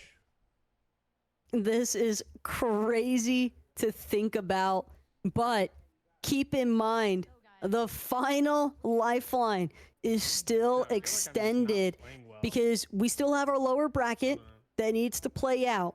We know that Team Chica versus Team Reverse is going to be a banger of a series, but to make it into the grand finals, you can't just you can't just envision yourself as we made it to winners finals. That's good enough. There is still opportunity here from the winners bracket side, where whoever loses between Chica and Reverse 2K, you know, they're not necessarily down and out for the count, right? Because of the double elimination bracket, but it can definitely be a huge momentum swing for whoever wins this winners finals matchup. Indeed it will. Indeed it will. But that is the rough part about a double elim, because you could beat somebody, but if they come back through that lower bracket and they beat you, and then it goes to that final game, your nerves have got to be at an all-time high. You've got to worry about that. So let's move over to Zimmy versus Maddie and F. Their nerves are at an all-time high because this will be their elimination. They are in the lower bracket, so whoever wins this set of games will move on to whoever loses from Chica and Reverse eventually. Yeah, and the other thing too to factor in is that these teams that are playing the secondary round of the lower bracket, they're technically a little bit warmer in my mind, Clay, right? Because they went from that first round of the lower bracket straight in to that next round matchup. So as far as Team Maddie and F is concerned, this has just been a nonstop continuation. They've had, I think, more than enough opportunity to have that like warm-up cost, but Team Zemi, they had a slight halt, right? Because they find themselves falling to Team Chica inside of that winner semifinals. So they had to wait it out for a little bit. And while it's nice because it gives Team Zemi an opportunity to kind of discuss and really reorganize how they want to approach things, again, sometimes there is an argument to be had for whether it's better to just keep playing all the way through. And the counter that is sometimes you just get exhausted, right? I mean, that's a lot of ballistic. So for Maddie and F, that's 3 games from the first one. And they played against Peach, which was 5 games, and now this is game number 6. That's a lot. So you have that counter argument of, are these players getting tired? We'll see as we hop into this pistol round. 5-1 for Zimmy is really looking good, but that rip point device is down. He's gonna have to make some plays. That sucks. And sure enough, impulse grenade sends him flying forward, but the flashbang at the last second looked like Zemi was gonna have all the come-ups in the world. Howley immediately shutting that dream down. Milks and Crackley still on site, but not getting the chance to defuse that they were hoping for. Chloe thought that she might have it, but instead the round has been lost. 5-2, so a little bit of strike back here now from Team Maddie. It always is when we swap over to the attacker's side. I feel like I feel like that swap. It's weird because for some people it didn't matter. They kept playing the same way and they ended up getting. I mean, what we saw the 7-0, right? For some, it's a really big momentum shifter. It completely changes it. And we get to see our first hand cannon of the series. I like this, though, from Zemi, because he's technically still ecoing for the most part. It's only 800 credits that he's investing, and 50s back to back. Zemi definitely feeling good about clips of the body shots. He's just taking out players' shield. And that's a big difference maker for anybody that might be closer on site, maybe rocking a Hyper SMG investment. Quanti, Crackley, Chloe, every single one of them, like sharks in the water, kind of just waiting for the perfect opening. Chloe might even have a deep flank here onto Howley. Nice shots from Elks, but that wasn't enough. I mean, the hand cannon was good, but when you're going up against a Nemesis AR, there's not much you can do there. I still respect the effort though from Zemi. He at least did some work in terms of trying to deal with some of those maxed out instant shields, but now he will have enough credits to max buy. Opting for the Enforcer assault rifle though, so probably just the results of wanting to prioritize making sure that he had all of his flex gadgets online. The immediate recon onto Maddie. Smoke will delay the push for now, but this is risky. I don't like going for the Enforce AR when you're going up close. It seems like such a further AR for me. Wow, now this is an angle though from Zemi. Depending on how the attackers actually make their approach, if they commit to this approach through B site, Zemi does have pretty high odds of getting more than one. It could be very difficult to react to someone in this position, but it all depends on whether or not the attackers are even going to bother with B side in the first place. I like that. The immediate... Ooh, my apologies. I like that the immediate disengage as soon as they got recon. And look, 2 elims come over for Team Maddie. Ooh, headshot there from Zimmy. Will even up that score just a little bit, but the device is down. They're going to have to make a play quickly and carefully. It's going to be Zemi just trying to make his charge through corridor, but this is a tough angle to try and wrap. That bubble shield going to prevent him from having a chance to actually take out another one of the attackers. Flashbang, unfortunately, working against him, but the 1 versus 2, Maddie going to be the next elimination that Zemi picks up.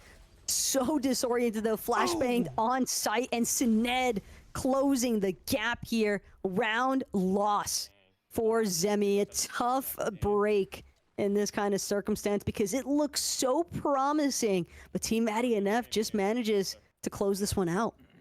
That's gotta hurt because that was their round to lose. They had the site. It was a 2v1, but that flashbang from Sined was so perfect. It just disoriented him just enough that he was able to get the shots onto both of them. And that is some really good gameplay and awareness there from Sinet. Just throw a flash for me. Yeah, they're coming. Zemi, you can almost kind of read it in his face in that moment as well. I'm flashing. But he's going back for the same impulse grenade play. So he seems very committed towards this initial angle. Recon grenade, he knows he's got at least several attackers underneath him. Slide through, Maddie unsuspecting entirely. This might be more than just a triple here. Quadra now for Zemi on the eliminations, but finally Howley gonna recognize where this man was sat at. Everyone from Team Maddie having already been eliminated though, Clay. That was just a nasty angle from Zemi finally coming to fruition.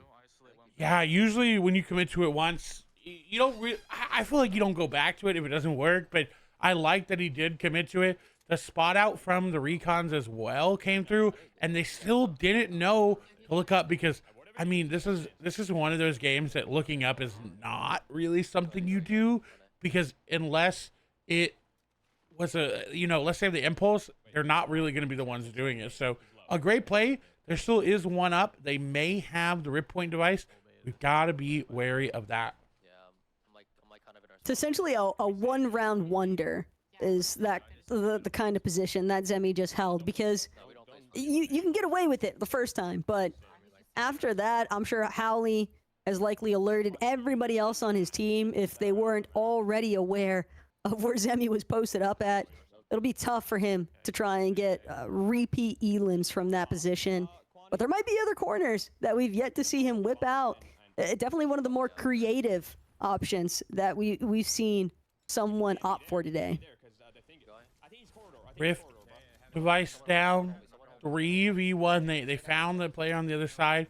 He's got to get aggressive. Got to go for it. Will stop the defuse for a little bit, but that's all it's going to be, just a little bit. They win the round now 6-4. And we are going to stay here for just a little bit as our finals did start. Currently, it is 1-0 Chica. So we'll be hopping on there for a moment. But that's just their first game starting up. I like this, though, just to see whether or not Team Zemi is actually able to finalize this first map in their favor. They're already up on match point. They just need to confirm this final defender side, and they'll be done with the first round here in our secondary matchup of the lower bracket. But Zemi, talk about a beam. Panzer, it just gets the better end of things. That was he was positioned there ready for it, but Panzer was just better aim in that moment. So now they have to play down a player and really have to play a lot more of a reactive game than they normally do, right? I mean, you're on defensive, you're already playing reactively, but losing now another player just makes it even harder. Milks knows, though, trying to make a more tactical approach here, opting for the crouch walk through corridor. Gonna also be able to pick up a little bit of flex gadgets along the way. 2 flashbangs added to the arsenal, but it's gonna be a full-on retreat instead. Milks and Chloe understanding they're not gonna be able to break through onto A site anytime soon, trying to make that approach from corridor. They're gonna have to wrap around. And this is the scenic route that I've kind of been waiting on, but low time alert has gone off. Even if they make it back to site, Clay, there's no hope that they get the defusal off, and sure enough, they'd rather save instead. Yeah, the call, I think, to save is the right one.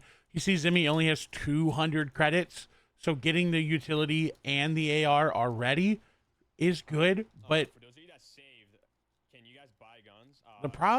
sorry, yeah, a different person. My apologies there. It confused me there for a little bit. But the save coming through will get Zemi the gun. He didn't have enough to buy that and the shields. So really smart play there from the team. 6-5. Maddie making a comeback, doing it pretty well. This is match point still. We'll see if it changes anything there for Zemi as he's going back to a similar spot. And Zemi knows if he's gonna kind of lead the defensive charge, as far as trying to hold down this mid-ground territory. Chloe seems like she spotted out the fact, yeah, it's a full-on push effort onto A site. Good re-elimination here. Sined immediately after the other, but Panzer stood no chance. Zemi, he's just fully online. He is, and they win that round. So it'll go and put them, I believe, up 1-0 against Maddie and F. We're going to move over to our finals here with Chica. Let me just remove Radish there as they were eliminated. Let's hop on board here with Chica, see what is happening. They're up 4-0 right now on the attacking side.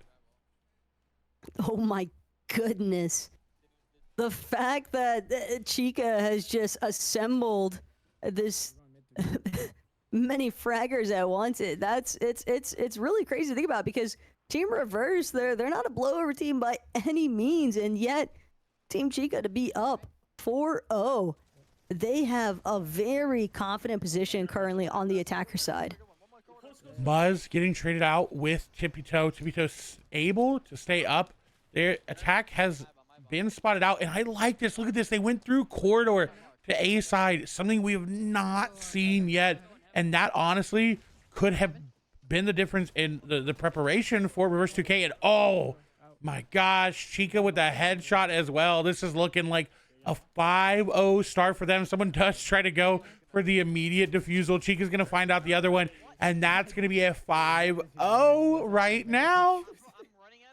Yeah, this is just such a rapid shutdown. The way that Chica is also just so aggressively expending these impulse grenades, overtaking that lookout position. I don't think Reverse even had a chance to stop sprinting, because the defenders, they're all just last minute scrambling to try and work their way back onto A site. And Team Chica, they just look so well coordinated. We're pushing mid. They do, and you heard, what are we doing? We're pushing mid. And no questions were asked after that. They are pushing mid. Chica with the aim. Reverse 2K going down immediately. The aim coming through, and like I said, Chica, one of the best Fortnite players, you know, out there, just dominating Reverse, who again was also one of the best Fortnite players back in the day. And look at this. I like this, Taco. They're not afraid to retreat if a site has been taken. And they get away with forcing the defenders to burn some of their flex gadgets as well. Those frag grenades being back-to-back utilized, that could be a big opening point here for Team Chica. And it's not like they fully committed towards A side either. Running it up through corridor, though, could change the pace here pretty heavily, as Chica making sure that she's got all angles covered. Rift point device having already been planted, though, just means that the defenders are really going to have a tough time bringing this one back into their favor. And sure enough, those early picks were just too overwhelming. A full side swap, but it's only 1 point away from Chica's team confirming this first map. This may be a 7-0 again. It could be our second one of the day, which this is dominance. I mean, they haven't, it hasn't seemed like they were struggling or worried at any point in this game. Being up 6-0 is, we saw it before go against the team. Girly Bella was that team, but Chica playing a lot differently and just a lot more calculated. I think part of it as well is the fact that Team Reverse, they just had such a close series against the likes of Team Peach, right? Oh, hold that thought, though. Chica, unfortunately, gonna watch Haru get eliminated right in front of her eyes. Muzz has had enough. He's gonna look for back-to-back eliminations here now. And so, Chica forced to spectate, tippy tap, see what he's getting up to. Trying to make that approach from a ramp, but a little bit too savvy to some of these defender locations. Oh my gosh. I love this. He's just clearing sight by himself. Tippy tap popping off, got the player down low. He knows that player's going to swing on him. Has to try to go for the defuse. Here's the player going up. Doesn't have the ammo reloaded. Does get it. Tippy tap just clutched up and won them the round. It's the fact that he curves back. Nah, that was This insane. tragedy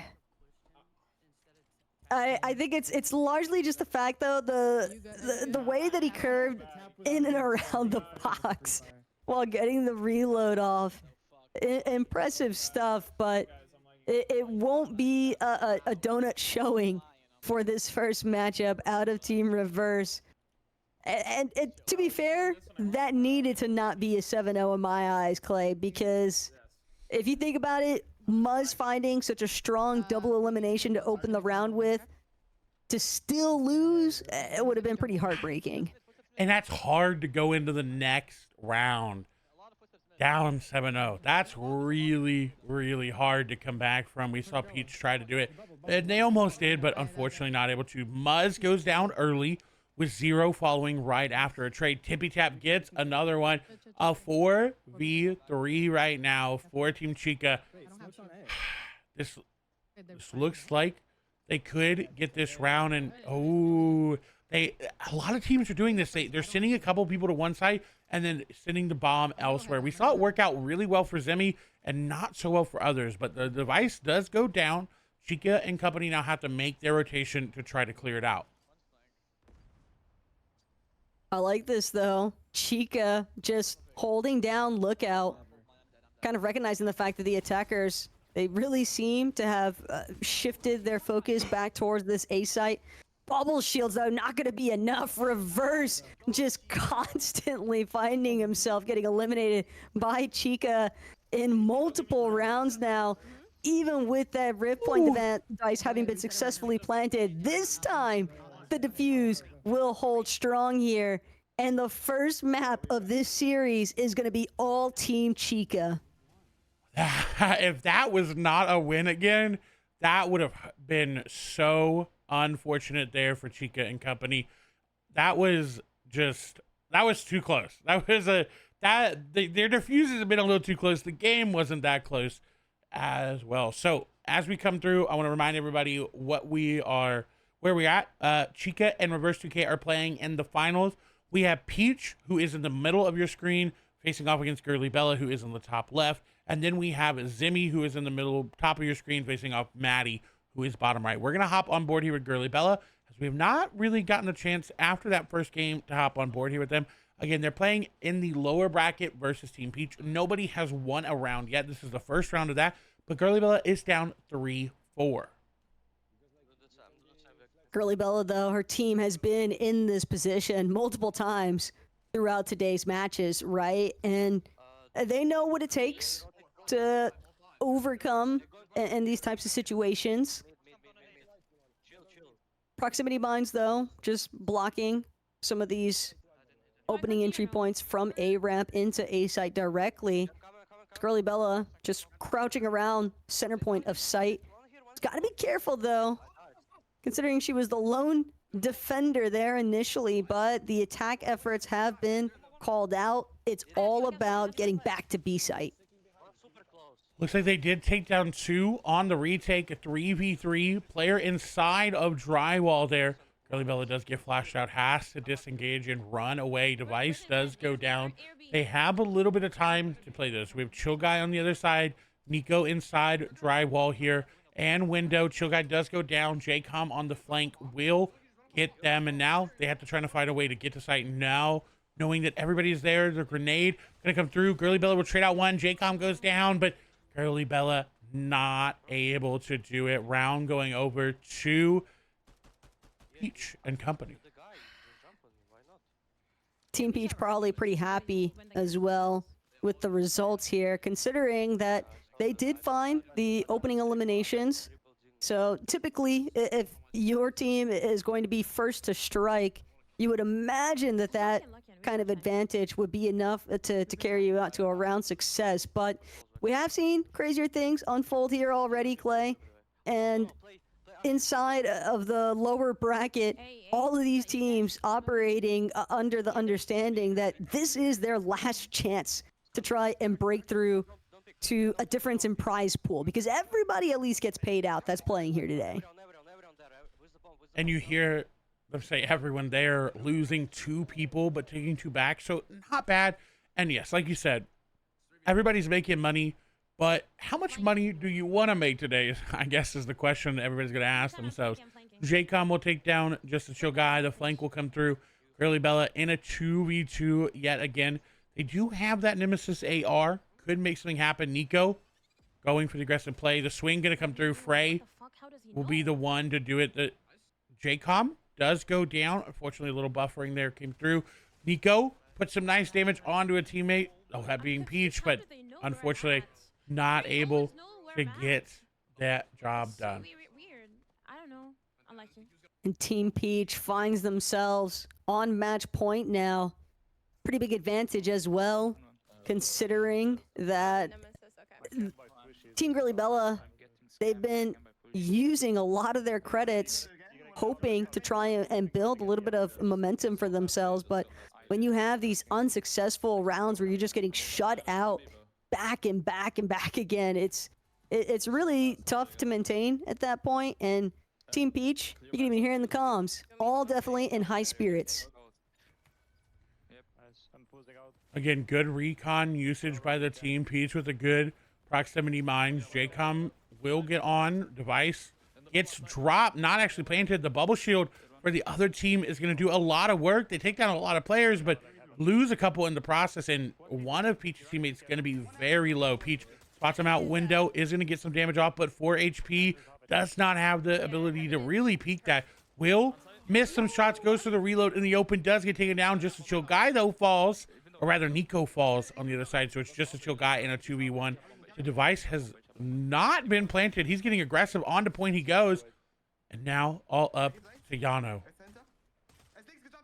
Ooh, this is tough, though, because Kiana knows there's one defender left to deal with, but just not a whole lot of ammo on his end either.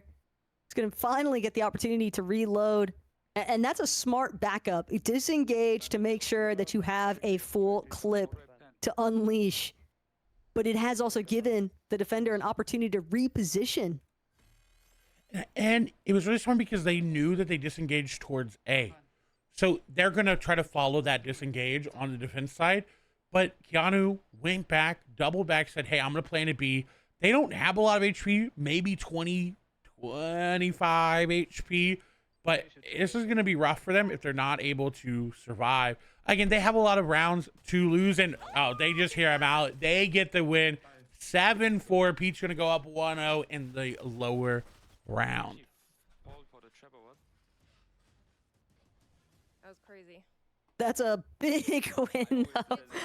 A little bit of a celebration there out of Keanu, but a well-earned victory. And I really thought that it would be an advantage for the defender there to reposition, but it's like you just called. I think that retreat back into parking made the defender believe that it was going to be a pivot towards an A-site plant.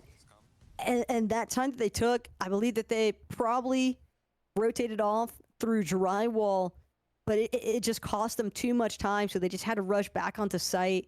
Put a big advantage there for Keanu, and now Team Peach finds themselves up in the series, and I think working with a pretty big boost of confidence. And speaking of confidence, we know Chica has it as we move over here with a 7-1 game number 1. They're going into game number 2. I'm not sure if they're attacking or defending. We'll see here in a moment as everybody loads in. I believe looks like they're going to be defending first, which I feel like is really good for Chica because we just saw on their attack they went 6-0. So I think this is perfect for them. It might be even better, though, for reverse if you think about it, because it at least gives them a chance. When you get shut out like that in a round, or in a whole series of rounds, I should say, at least you know that it can't get much worse than that, honestly. I think that's the biggest thing I'm trying to get at. Yeah. So you're still in winner's bracket side. You still have a little bit of a chance, I think, to adjust, but it is definitely difficult still to eat a loss like that outright. It is. It is sorry there, and if I'm reverse, that last game didn't happen. You know, I'm going in this the fresh mindset of we just got to win. We got to play our game. That last game didn't happen. Let's not think about it. Let's learn from it. But we're not gonna sit on it. We're not gonna worry about it. So we'll get to see how they change it up. Again, they're getting the attacker side this time around. So I'm excited to see how that changes the score, if it changes it at all. I'd expect if you're Team Chica, though, you're pretty confident in your position. If it ain't broken, you know, why fix it? Clearly, they've got some patented methods here that are working out for them pretty seamlessly. All they've really got to do is just continue to run it back. And if the only hiccup we're going to see out of Team Chica in that first match is them losing a singular defender-sided round, Clay, I still have pretty good odds heading on to Team Chica here for match 2. What can Reverse do differently this time around? We'll have to see. Looks like a hard push coming out from them onto the A site. Chica set up in a really good spot. Does still have that impulse to try to make a play. The bubble shields will go down. Flashes come out. Chica can't see anything. Team on the site not really moving too much, and I like that they're waiting. Tippy Tap is going to get one. Is not that low of HP as well. That's a really good trade. Shield crack for Chica, and this is already looking dominant. The biggest difference that I'm noticing here for Team Chica, she continues to wrap, finds her first elimination on the opening pistol round, and now everybody just running down the last standing offenders. And again, the attackers, they had the right idea, just go for the immediate rip point device plant, but it is very difficult to deal with Team Chica, Clay, because they just have so much mid-map control. That's the one separating factor so far today from Team Chica and everybody else. It feels like nobody seems to be taking such massive advantage of the center points of map quite like Team Chica. And even when we see efforts being made by other teams, they're still just getting shut down in ways, because it's almost like Team Chica has already practiced for that kind of bite back. And they're not only on defense doing it as well, they're doing it on offense. We saw multiple times them just push through A in multiple different ways and get a lot of just ground aggression and elims. 2, though, going against them. Chica going to go down, was not ready for that. Looks like this is going to be a round that, unless Casper can clutch a 1v4, 1v4, yeah, one did go down. Casper, though, does get a lot of damage. Not going to get the one on the Mason, though. So they will lose the second round, but that is not too worrisome there for them. Yeah, again, they gave up one round of the last match on the defender side. However, if it continues to be a repeating pattern, that's where we could see Team Chica potentially in a difficult position, because sure, you've already got that first match cycle in your favor, but you never want to allow for the series to get tied up for free. No, but for them, I feel like it's not as bad, because again, it's defense. Chica and their team are really good on the aggressive play. They've got to be careful. Chica does get a little bit flash. 0 will go down to Muzz. A trade does come through. Muzz does go down, but not before trading on another player. So a 3v3 in favor of no one. That's how math works. But Chica and them do have mid control and A control, which means B is probably going to be where they're playing, and the plant does go down. The less attackers, though, the easier it is for the defenders to hold these long lines of sight. So definitely say that finding those initial half eliminations would be defender oriented, but Mason decides to turn the tides back into the attacker's favor. Casper now crouch walking, making the approach, saw Chica go down, knows that the aggression came from out of drywall, and sure enough, shield bubble not going to be able to protect him this time. Mason finds himself being eliminated, so the immediate re-elim goes a long way here, and the defenders able to clean up house. Haru making sure that this Rift Point device gets diffused. And you hear just the high spirits. Everybody, they got those elims. Every one of them said, "Nice, let's go." And honestly, just that's the difference. I feel like as well is just the level of hype, the level of just teamwork from this team as well is just looking good. And they must have played together for a little while. You know, this isn't something that you just kind of throw together. They have had to have some sort of some practice in or something, because this is really, really good from them. We'll hop on reverse here in a moment, but Chica taking a little bit different of a position. Smoke grenade's going to come out A. We'll see if they're able to get any sort of tags. They find one player, but nothing going to connect. Again, this leverage, though, of the elevated position from Chica on lookout, and the opportunity to just impulse grenade, retracing her steps back through parking even. Seems as though the Rift Point device, it's going to be a B-site attack this time for Team Reverse, and Chica doesn't seem at all disoriented by that last flashbang, still just powering through drywall, resyncing with the rest of her team. And it's the way that she gives coverage as well. Her teammate rotates back into drywall, and Chica is immediately looking out, immediately able to pick up the angle when players least suspect it. The way she just shredded through the shields, now finding that elimination onto NYC. She does get taken out by K-Moors.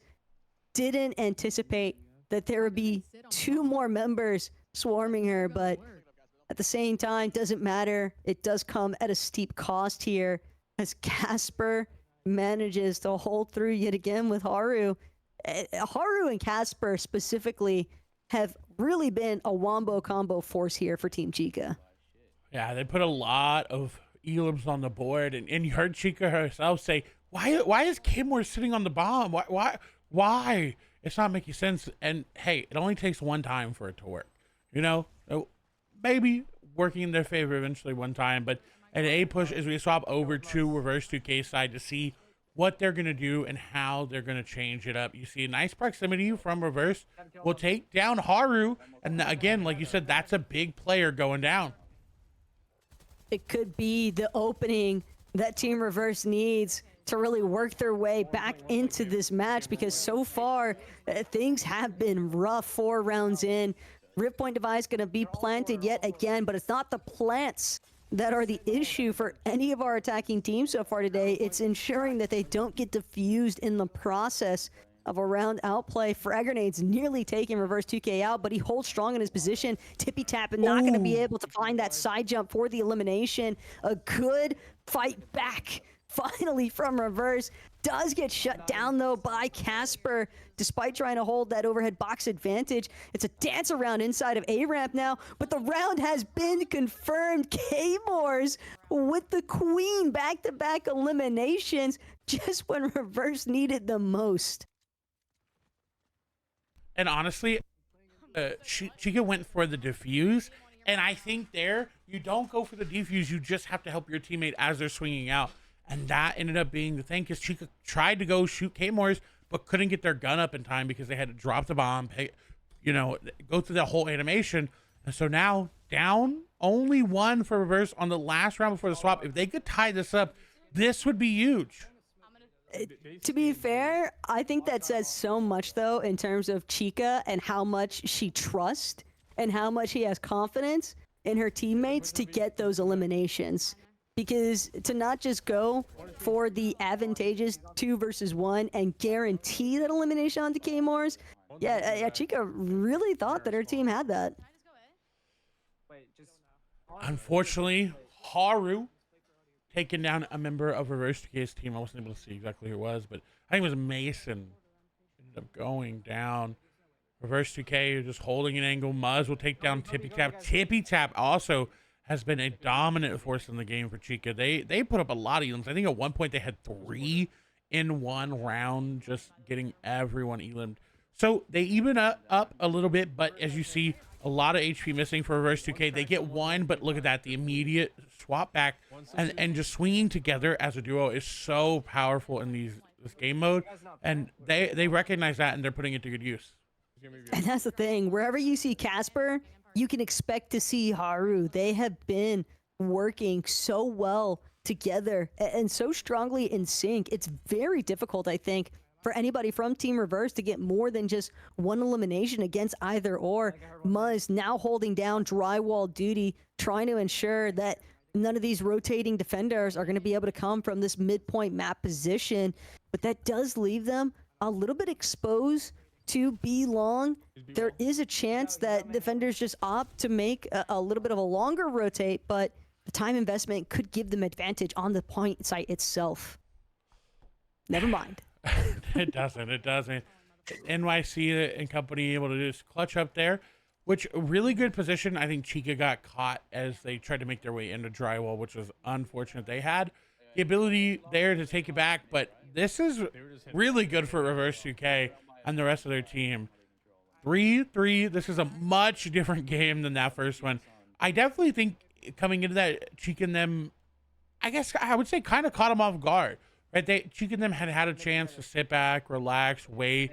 They weren't playing back to back like Reverse 2K was, and so now coming into this game, this may be, a double nade, a triple elim for NYC or for Casper rather. That is tough. And Reverse stuck in the smoke, can't even directly witness his team getting decimated right in front of his very eyes. Doesn't even have a chance to spot out this attacker. Zero. Haven't had a chance to see him necessarily highlighting the elimination feed, but finds his one when he needs to. And, you were just talking about at the very start of this, Clay, that Team Chica, maybe them starting on defender side would be the difference maker. And so far, based off that first round of attack, it definitely seems like Team Chica might just have a preference for attack versus defense. They definitely do, and we'll see how it plays out. But gosh, that was much more of what we saw in the first game from Team Chica that round. Is NYC does go down 0, going to be the one to do it. Looks like a quick A push coming through from Team Chica, and this is hard when you have a great round on defense there. And to immediately go into the first attacking round for the opposite side. And Chica, while flashbang is going to get it, it's tough for Reverse 2K and them because they were doing really well. They were putting up a tie game. And now, going down 2 in a row after the swap, it's going to be hard to come back from. I like this, though, from K-Morse, just trying to save as many credits as possible, also wanting to hold onto those flex gadgets. And one thing that we've definitely not seen much of here today is defenders or attackers, whenever they actually opt to play these defensive rounds. Well, unfortunate there for K-Morse, though. She is going to be forced to use both of her frag grenades, and it looks like she wasn't outside of that Rift Point device range like she might have initially believed. But I was going to say, they're not really trying to flush each other out whenever a player opts to just, tuck away and hide. And from the attacker standpoint, I don't hate it. You do get to save a lot, especially if you did have some of your teammates go down and they don't get as many credits, and you're not as built up, especially after the round swap. But if you're getting to that point where you all have the weapons you want and you all have the utility and you have a bunch of credits, I'm chasing. I'm going in. I'm finding that last player. I'm getting that elim. But obviously that's why I'm here and not playing, because if I played, oh goodness. I mean, me elimed every time. Yeah, understandable. I think when we're looking at some of the competitors in this match, it makes total sense. Tippy tap, Reverse. Didn't even shoot the proximity mine because he was so certain that he was going to be able to catch an unsuspecting elimination there. Tippy tap's reflexes are absurd. K-Morse ate alive on that slide dash. And this is a very tough break, I think, for Reverse. Though Muzz is still up, Muzz able to get one Elam there on to Casper. Got to be careful. Because they bomb. Ooh, it was picked up. Muzz can take down Chica, and Tippy Tap gonna go down. This was a good round for them. They found the bomb down and were able to get the Elams that they needed. Muzz being a really key factor there for Team Reverse. Considering how that round started off, Clay, the fact that Muzz was able to help 180 it, that was a clutch moment. That was a clutch mental save, if you ask me, by Muzz in that last round. Because I don't want to put too much stock, right, into player reactions, but I do think Reverse's webcam kind of revealed how he was feeling in that moment after he lost that exchange with Tippy Tap, and then watch what happened to K-Moores immediately after. And it's tough. It'd be very difficult not to have that same sort of emotional span after that kind of experience. And look at Muzz. 2 Elams again, taking down Chica and another. That's big Elams. Team Chica did not get any back. They only have one play. I think it's Muzz, down very, very low. Muzz just telling everybody indirectly with these eliminations that he's been picking up in these back-to-back rounds, guys, lock in. This is not over with just yet. We are not going to roll over and let ourselves get eliminated and put down in the dirt. They're going to get it out the mud if they have to. Nearly tying things up. All they need is for this round to go in their favor and Reverse. I think the biggest thing I need to see from him is just an elimination. We need to see Reverse build back some of that player confidence, and just in time, the revenge one onto Tippy Tap as well. Gotta be a massive swing here. I have it now. They could have timed me though. It does. Does not get eliminated by Casper right away. Casper will take down one. Haru takes down another. Low time, no bomb going down. Actually, no, it did went down. Device does end up getting planted in time. And now everyone's going to have to make the rotation on over. A 1v3 for Team Chica. Not sure exactly who is up for them, but they're going to get taken down. It's Haru standing in the cubby, tying it 5-5. This is, I'm just so shocked how different of a game this was from game number 1. I think part of that, again, is just attributed towards Team Chica when they opened up on the attacker side.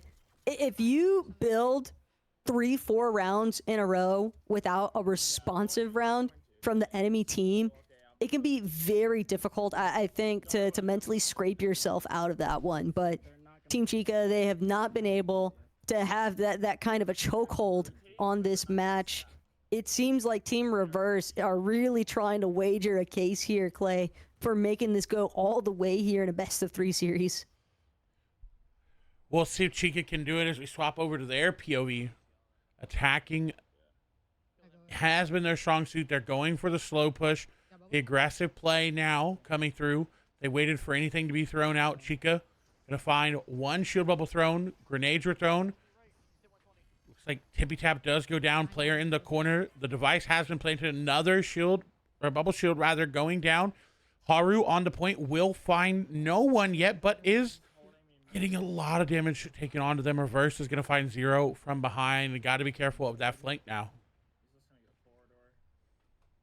Ooh, this is tough, though. Chica trying to make sure that she's actually going to be managing to force her way back onto the site. Impulse grenade up the staircase through corridor, but the round is lost. She's not able to cover the distance in time, and total confusion even. Chica seemingly not even sure what's going wrong here. Yeah, Chica looking into our souls right now. Chica, I don't know what's happening. I don't know. We didn't do it. I think, I'm not sure, but that's definitely not the same team that we saw in that first game. And I think Chica's recognizing that with those looks, saying, hey, this is not us. Like, what's happening? We're not playing the same level. Go through A. And this is all just really coming back to that starting point where Muzz just completely helping to save that 4th round, I believe, for his team. And ever since then, it seems as though Team Chica has really struggled with fighting their way back into this one, as Muzz eliminating Chica, punishing her for having missed that initial impulse grenade up onto the top of Lookout, but it's not good enough. Casper not going to get the chance, the reconfirmation, and Muzz with the Reaper sniper rifle putting in work. And that will be a tie game for them. I believe that ended up, tying it up. Chica now into game number 3. Let's see if we have any other POVs. We do. Let's take a look at where they are. That is rough. Coming out of a 7-1, going into a 5-7. You know Chica has got to be wondering what is happening there. Zimmy and Maddie and F, I think, are just starting out. We've got Peach and company into their, I believe this is their 2nd game. Peach is currently up 5-3. I believe they just lost that round, so now 5-4. If they win, they'll be moving on to face whoever wins from Zimmy and Maddie and F. Yeah, and it's crazy too, because Zemi and Maddie and F, they're currently tied in their lower bracket 2nd round series, because Maddie and F's team, I'm not sure who struck first, but knowing that they're both 1-1, meanwhile Team Peach just trying to close things out to ensure that they're going to keep themselves alive in the Peach playoffs. It is Peach's tournament, technically speaking, right, Clay? So it almost feels wrong to knock her out of the bracket. It does feel wrong, but if Girly Bella does it, I mean, it'll just continue to keep the story going for them. Girly Bella, that first almost comeback from a 6-0 to getting knocked down to the lower bracket to pushing a game 3 on Team Classic and winning. That's a heck of a story. You can't hate that.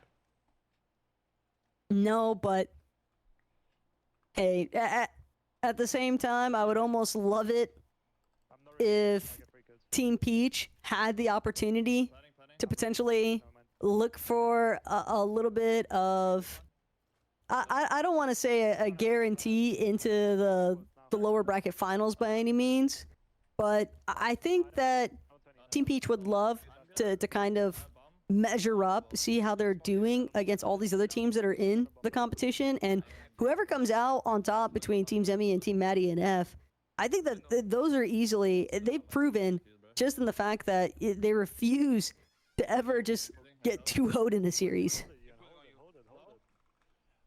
And I was gonna say, this is a lot different of a game for Peach. Because she was just, I like that. She didn't get aggressive and try to push through the attacker spawn. She waited. Her team was clearing out B site very well.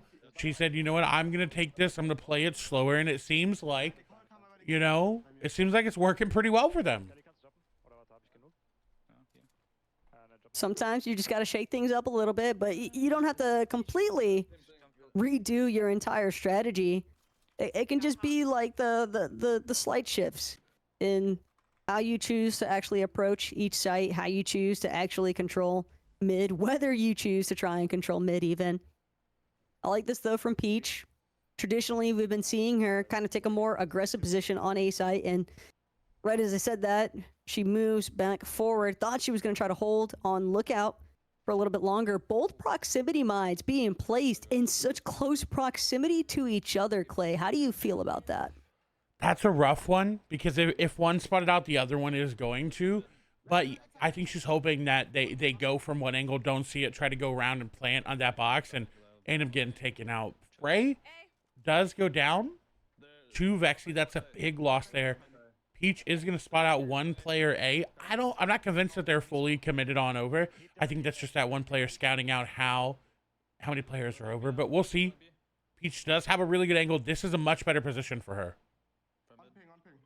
And Peach seems like she's not totally convinced either that it's going to be a full commit onto B site. We've seen it happen time and time again here today. Teams pretending as if they're going to make an attack. And sure enough, Peach, good thing she stayed behind here on A site. 2 offenders already making their move. Rip point device bound to be planted. It's all going to come down to the retake at this stage. They didn't have any bomb. Curly Bella does go down. Bomb is dropped. Not sure exactly who has it. Peach going to be in a 1v1 versus, I believe it is Coates. I'm not exactly sure. I didn't get confirmation on that, but the Rift Point device does go down. Peach is the only one up. Is going to have to try to clutch up. Has to try to find out where that player is. Get as much info as they can. Peach goes immediately onto site. We'll find him. Is going to be right in front of him. Peach not able to get the spray down, and unfortunately going to go down. Now making it 6-5. Cody just had so much advantage there, though, just because of how far of a rotate Peach had to make, shifting from A site back through mid, pushing through drywall as well. It's just too much time given to the attackers in that kind of scenario, but shouldn't be kicking herself too heavily. They are still on match point. Peach still has the opportunity to win this secondary match out and progress through that lower bracket into that 3rd round.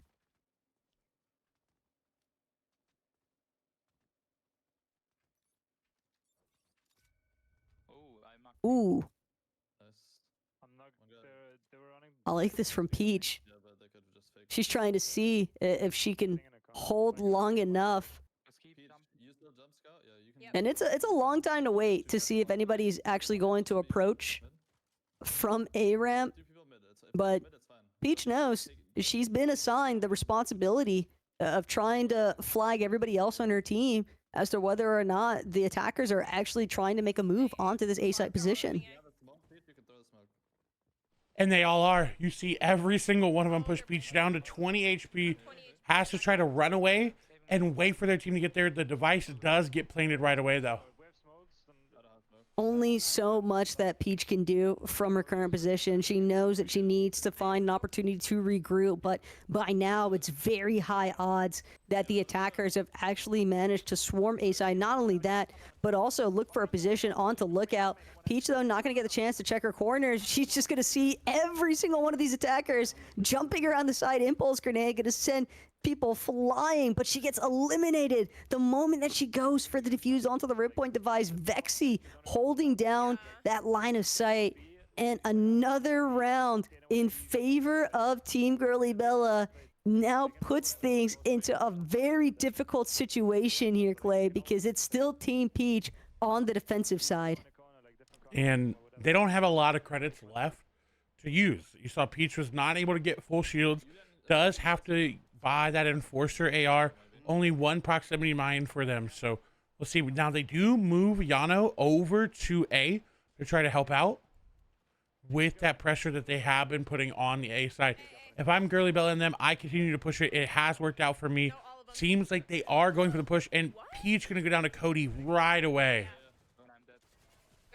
That's just so tough. Peach didn't even get a chance to place that proximity mine like she was hoping for.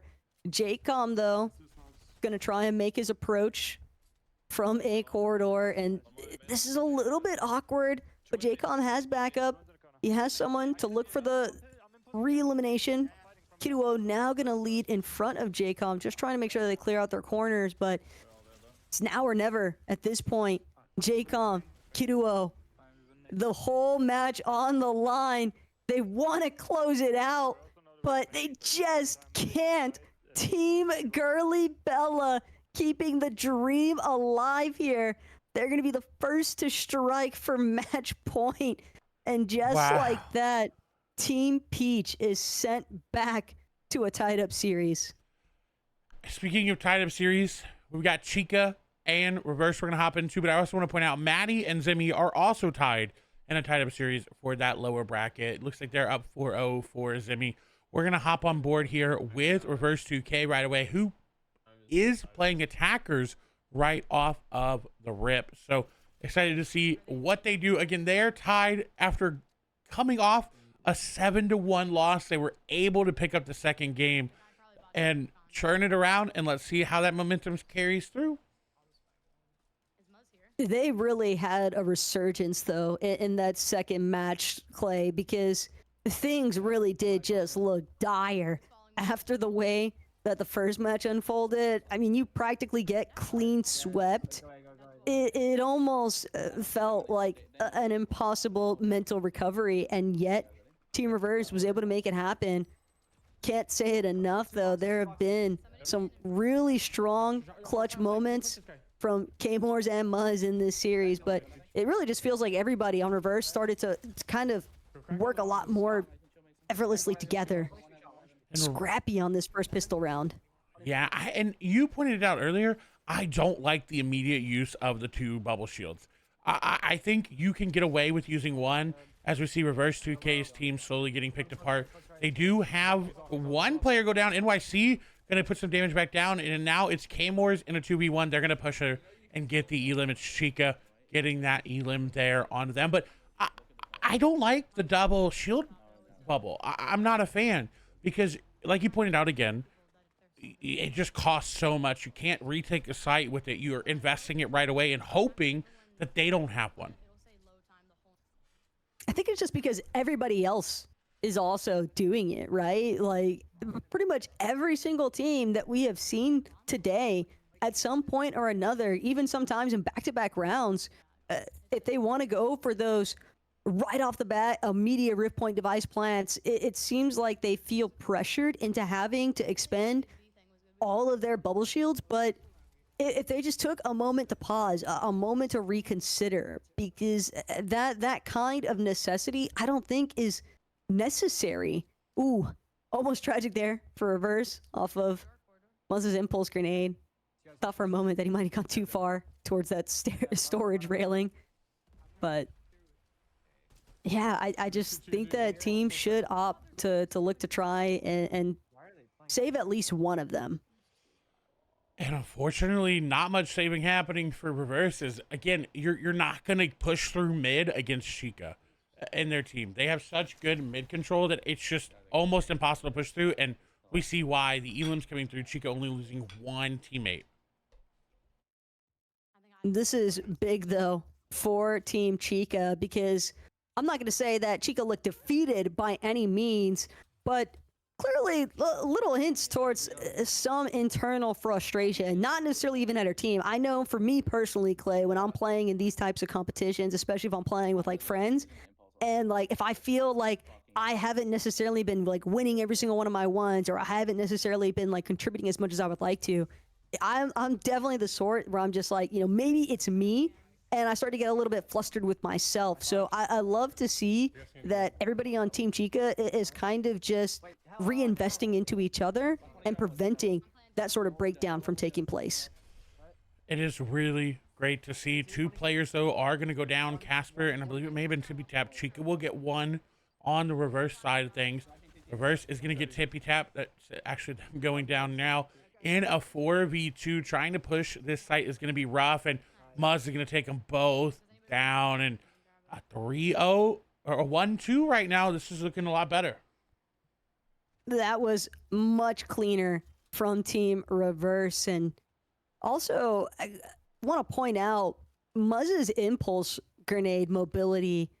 He's had a couple of pretty swifty moments, but he seems like he's got a really good grasp in terms of how far and how high he's actually going to go. And the way that he was able to kind of hop skip over mid, just kind of bypassing all of the issues that, you know, normally getting caught up by Team Chica because they've had such strong defensive measures inside of those mid-map positions.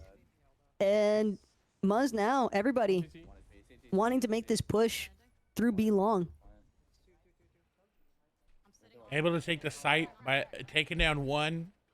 Although they did lose one in the process right now. NYC going to go down. Reverse is going to take down 0.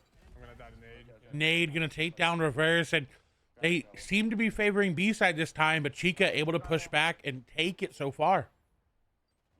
And Casper prepared to get that back elimination after Reverse. Casper and Haru One more time. The dynamic duo, they get their shutdown that they were hoping for, bringing down Muzz.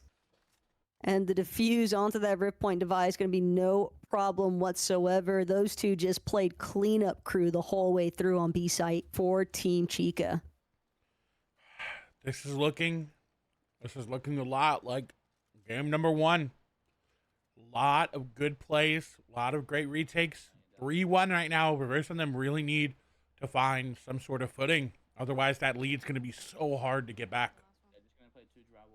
Agreed, but at the same time, it can be so difficult.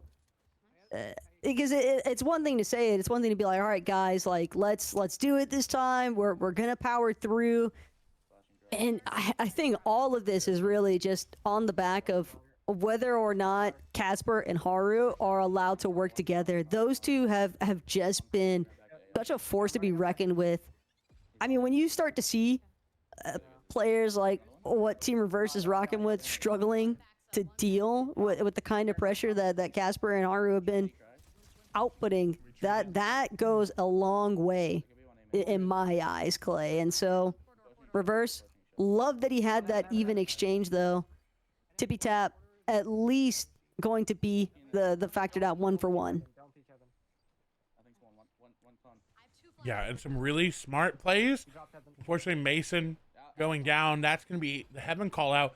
At least someone going to be on bomb or a near bomb. Chica, I believe that's her on the other side. Muzz has to be careful, though. Does not have a lot of HP. Is going to get swung on. Both of them getting pushed at the same time.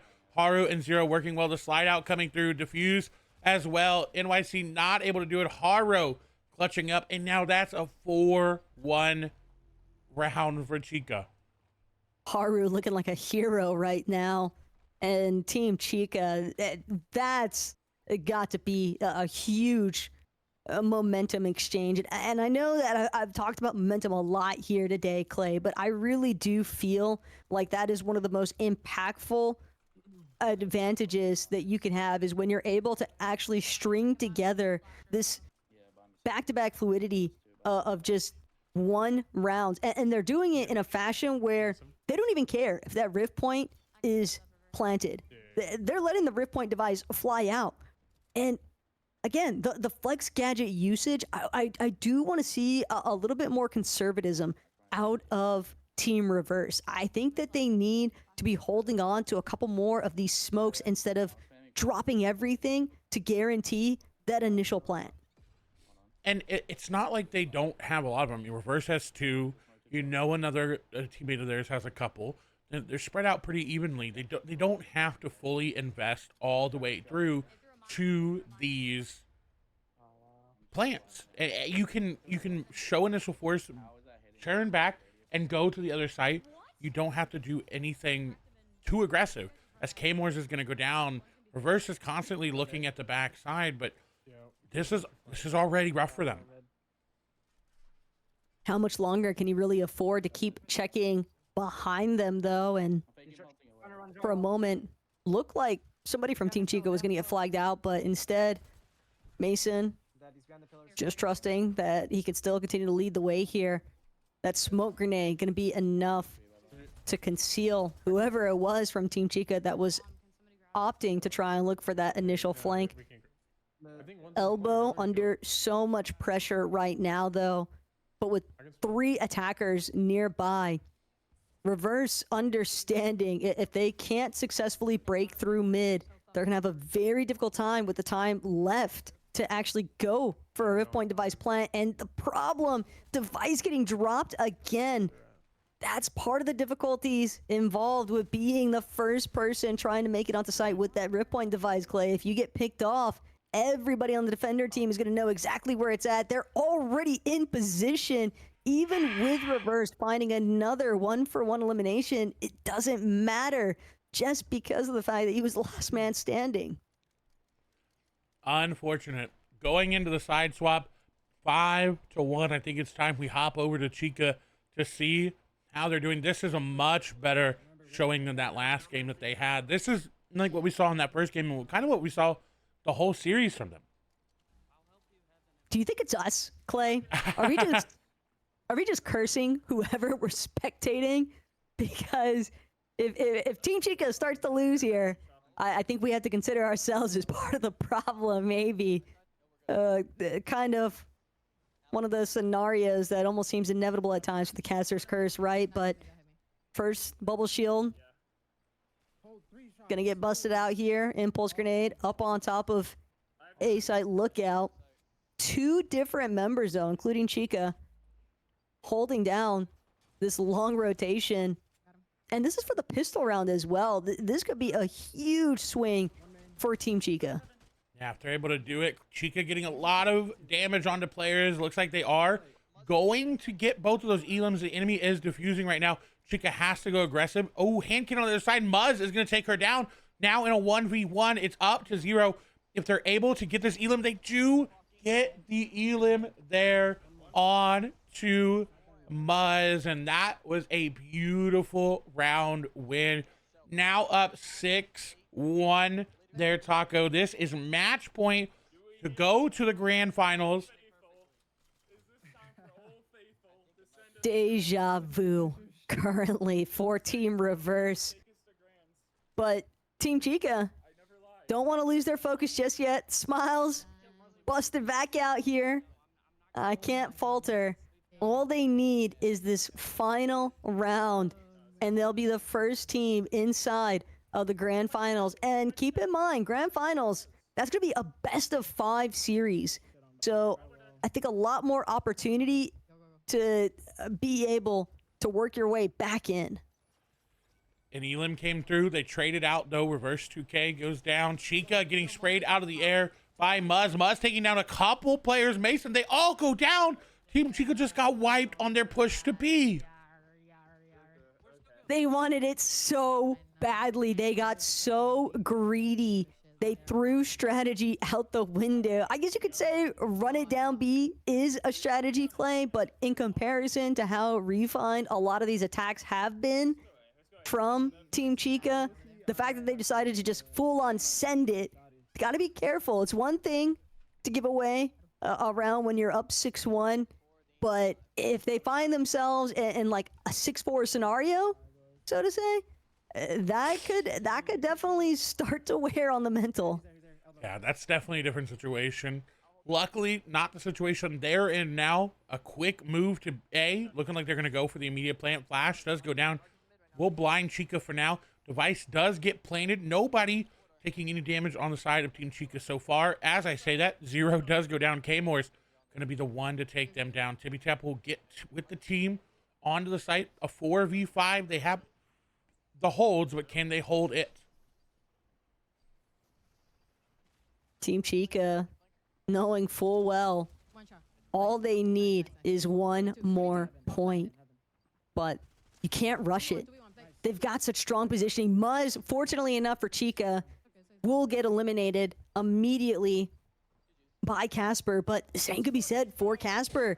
This is now down to a 1 versus 1 scenario. Tippy Tap has been here before, though, trying to close it out, but the nerves are too much. NYC holding strong, holding the line here. We are looking at 3 rounds, potentially, if the next one goes in the favor of Team Reverse. 3 rounds unresponded to could be tough. But it won't, because he got the elim, but the rip point. Yeah, the rip point went off. So wow. wasn't able to clutch it up, meaning Team Chica is our first person to make it to the grand finals. A 2-1 there for Reverse. Unfortunately, they go down to the lower bracket, and they get a chance to cool off for now. We got to hop over to Peach and Girly Bella, as they are the current match that we have. But honestly, that's gotta hurt for NYC. He clutched up, he got the elims, but he didn't do it in time, and that was just good play on the part of Team Chica to say, hey, I know the device is down. Let me run away, still be close enough I can play defense, and just waste their time. That I really thought that Team Reverse had completely stopped the rip point device from ever having been planted in the first place. in that kind of circumstance, Tippy Tap played that as close to flawlessly as you could expect. It doesn't matter if you get eliminated, like you said, Clay. All that matters is burning time at that stage, and Team Chica confirming their way all the way through winners bracket into the grand finals. It's got to be a sensational feeling knowing that their worst case scenario is second place, which is $4,000 or $800 each. And they have to lose 2 best of 5s. They have to lose twice, right? They've not lost yet. Yeah. So that's going to be hard because Team Chica has been dominant, except for I think maybe one game. They have to be careful if you're going up against them because you could just get 7-0. Easily, but only time will tell. We could see a repeat even, considering that we're still waiting to see what the overall outcome is, right? Between Team Peach and Team Girly Bella. It's looking like it's in favor pretty heavily here of Team Peach, but whoever progresses from this lower bracket round 2 is then going to have to face Team Zemi, and then whoever comes out on top of that. I mean, this is what it's really all about in my eyes, Clay, because Team Reverse, surely they're going to try and get their lick back. Oh, I think that would be the final that everybody would want to watch. You know, trying with how close it was in that second game. I'm here for it. I could see a Chica versus Reverse in finals. I could see it. I'd like to see that. I'd also like to see, Peach in the finals. I'd like to see Zemi in the finals. So these people that are left in the bracket have played so well. So honestly, I have no favorites here, except for if Fortnite was maybe able to introduce the harpoon into this, and then it would be my favorite. But no favorites players wise. I also forgot to buy. That would be an insane item to be added. What do you think it would be? Like Flex Gadget? Oh yeah. Oh, I would definitely be curious what the devs are cooking up for future ballistics options. I'm sure that they've got something in the works, but only time will tell what's going to happen there. As coming back to this current series, that was just such an immediate collapse from Team Peach onto the attackers. Just Can't plant, then no room, or excuse me, onto the defenders. Team Peach just really dismantling the opposition in that last one. Now that they're going to be on the attacking side, only one round separating them between taking their odds against Team Zemi. Not looking too hot here for Team Girly Bella. No, it is not. 6-0 on that scoreboard does not look good, but Girly Bella has been here before. They have clutched up. They definitely could make it happen. We'll have to see. Frey gonna have the plant all the way down. Rift Point will be there. It looks like Vex, Nico are getting some eliminations on the backside. They do end up, a lot of them do end up going down, and they just ended up being way too aggressive and leaving Peach all alone by themselves on point with one player remaining. And Peach, she's in a position where I think a lot of these teams here today are very much familiar with this default hold on B site behind sort of like air conditioning looking unit. And Peach just trying to play it by audio, but if the last 2 defenders are actually crouching around, which I'd imagine they might be in attempts to flush out Peach, wanting to go for the slight peeks, can hear them approach from drywall, but the fact that she found one onto Girly Bella, Peach still alive, but the round has been won. It's a flawless victory here in our second round of the lower bracket. Team Peach moving on, keeping the dream alive, going up against the odds of Team Zemi, and the winner of that lower bracket round 3 going to dictate who will actually face off against Team Reverse. He said the game still stands. That- I'm assuming they're talking. That will be, definitely, oh but it- goodness, it's my not apologies. like That would be they interesting. can't help it. Let's see what everybody's playing for, though, here today as everybody gets into their next matches. It's going to take a little bit here. Everybody playing for a lot of money, $20,000 total. First place, walking away with $6,000. especially after the holidays and going into the new year, like you said earlier, that's a really good amount of money. Yeah, and for everybody competing here today, they're all bound to be happy about the fact that everybody gets a piece of the prize pool. This has been such a fun series to kind of keep track of throughout today, though, Clay. And considering how things opened up, I am still impressed by the way that we've seen so many of these teams adjust last minute, adjust on the fly. Team Girly Bella, for example, we heard it from her in her very first opening rounds. First time opening up the ballistics map even. But I would thoroughly recommend everybody to check this game mode out if you haven't already. This is a very fun, very different type of Fortnite. And personally, I'm a really big fan of it. I just can't wait to see how it continues to develop in future iterations. Yeah, I cannot wait for a new map. I feel like obviously that's going to be a long time away. It's going to be in development for a bit, but I think the new map, once people really get the hang of this game down, they find all of like the best ways to do this, the best loadouts, this and that. They find all the tips and tricks. That's where I want to see these crazy plays come through. And then when I be like, you know what? Let's get a new map going. I think so far today, Zemi's had the ultimate impulse grenade cubbyhole trick right on that B site position over the ramp, essentially watching from B long. That was a pretty nasty position, and everyone else we've seen good movement out of the impulse grenades by players like Muzz, but I think Zemi so far is definitely winning in terms of the creativity landscape. I would agree. I think, and they were able to get 3 elims off of it as well.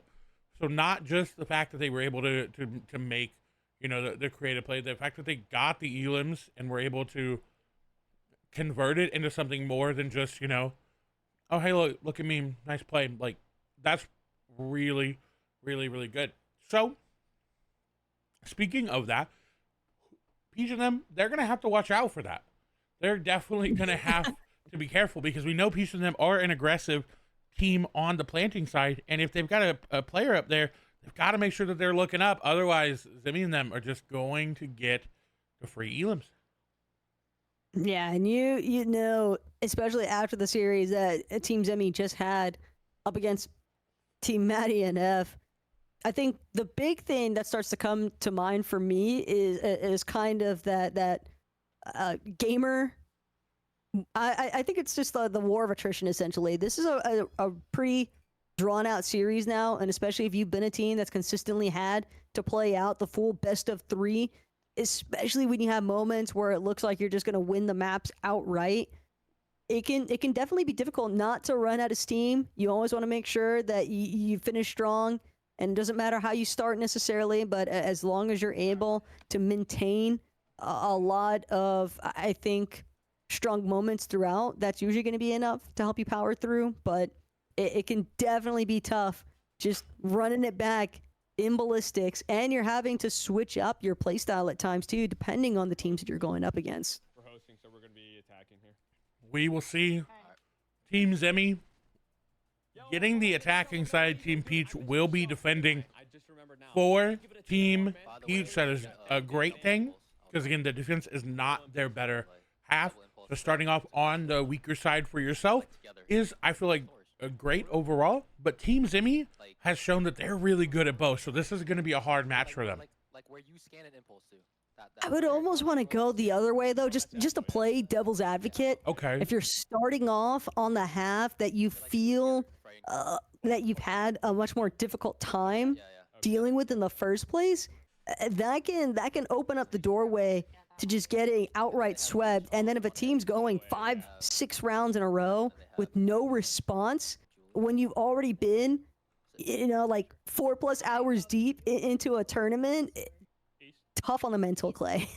Yeah, I was literally just pulling up something to see how long we've been live for. And you're right, we have been live for 4 hours. So a lot of these players have got to find a way to keep that energy up, keep that momentum up and not start to fade off. And for example, a lot of Peach's teammates are from the EU, so it's getting pretty light over there. It's getting 1, 2 o'clock in the morning, so they really have to find some way to keep the drive and the momentum going. Yeah, I think that this is the point of a lot of these matchups where you might start to see a couple more hiccups than usual just because of all those factors considered. But it could also be one of those circumstances where it's the opposite effect, right? Everybody just feels so locked in, quite literally, just because of the fact that they've been, playing for so long that they start to feel, if they weren't necessarily as confident at the starting point of today, after getting all these rounds underway, it becomes much easier to just ultimately familiarize yourself. And I definitely think at this point, every single one of these teams, every single one of these players has a very good grasp of how Skyline 10 works. They do indeed. You hear the plans from Zimmy coming through, who's buying what, who's getting what. Looks like everybody is buying some sort of shield and utility item there. And it looks like they may go for a quick A push. Now we know from Peach's side that Peach is either going to be with, I believe it's Keanu over there on A, or by themselves. So they have to be able to spot this out pretty quickly. Otherwise, they could take sight just like that. And look at Zemi, so focused, ready to lead the charge. Ranger Pistol did buy a single smoke grenade.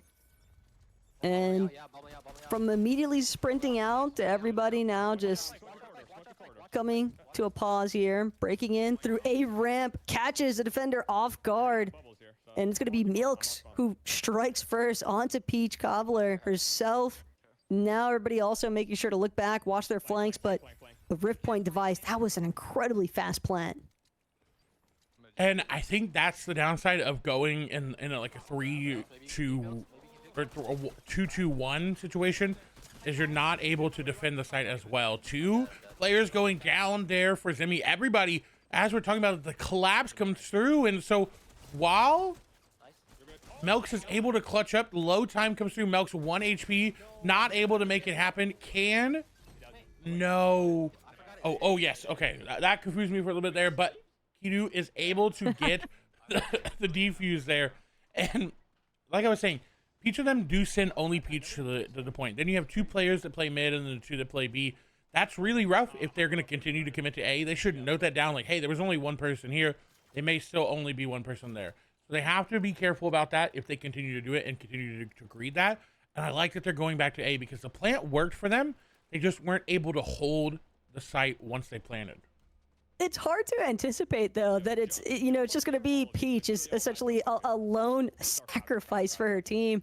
If she gets eliminated, at least then they know, hey, this is the direction of attack. But on that note, I almost want to see Team Zemi opt to reserve a lot more of their Flex Gadget utility, because if there is only 1 person holding down the site, you really don't have to expend any of your smoke grenades. And Frey immediately with the clip around off of the recon grenade gets the back-to-backs even.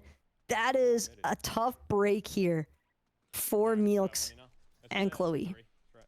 That was rough. The collapse through mid onto Team Zimmy was so quick that's not like the Team Peach that we've been seeing. So they definitely have changed up their play style. And again, for a team that is really good on attack, just to get 2 rounds, 2-0 right away on defense, that sets them up pretty well. But now we're getting ARs in the hands of Team Zimmy. We have a lot of utility as well.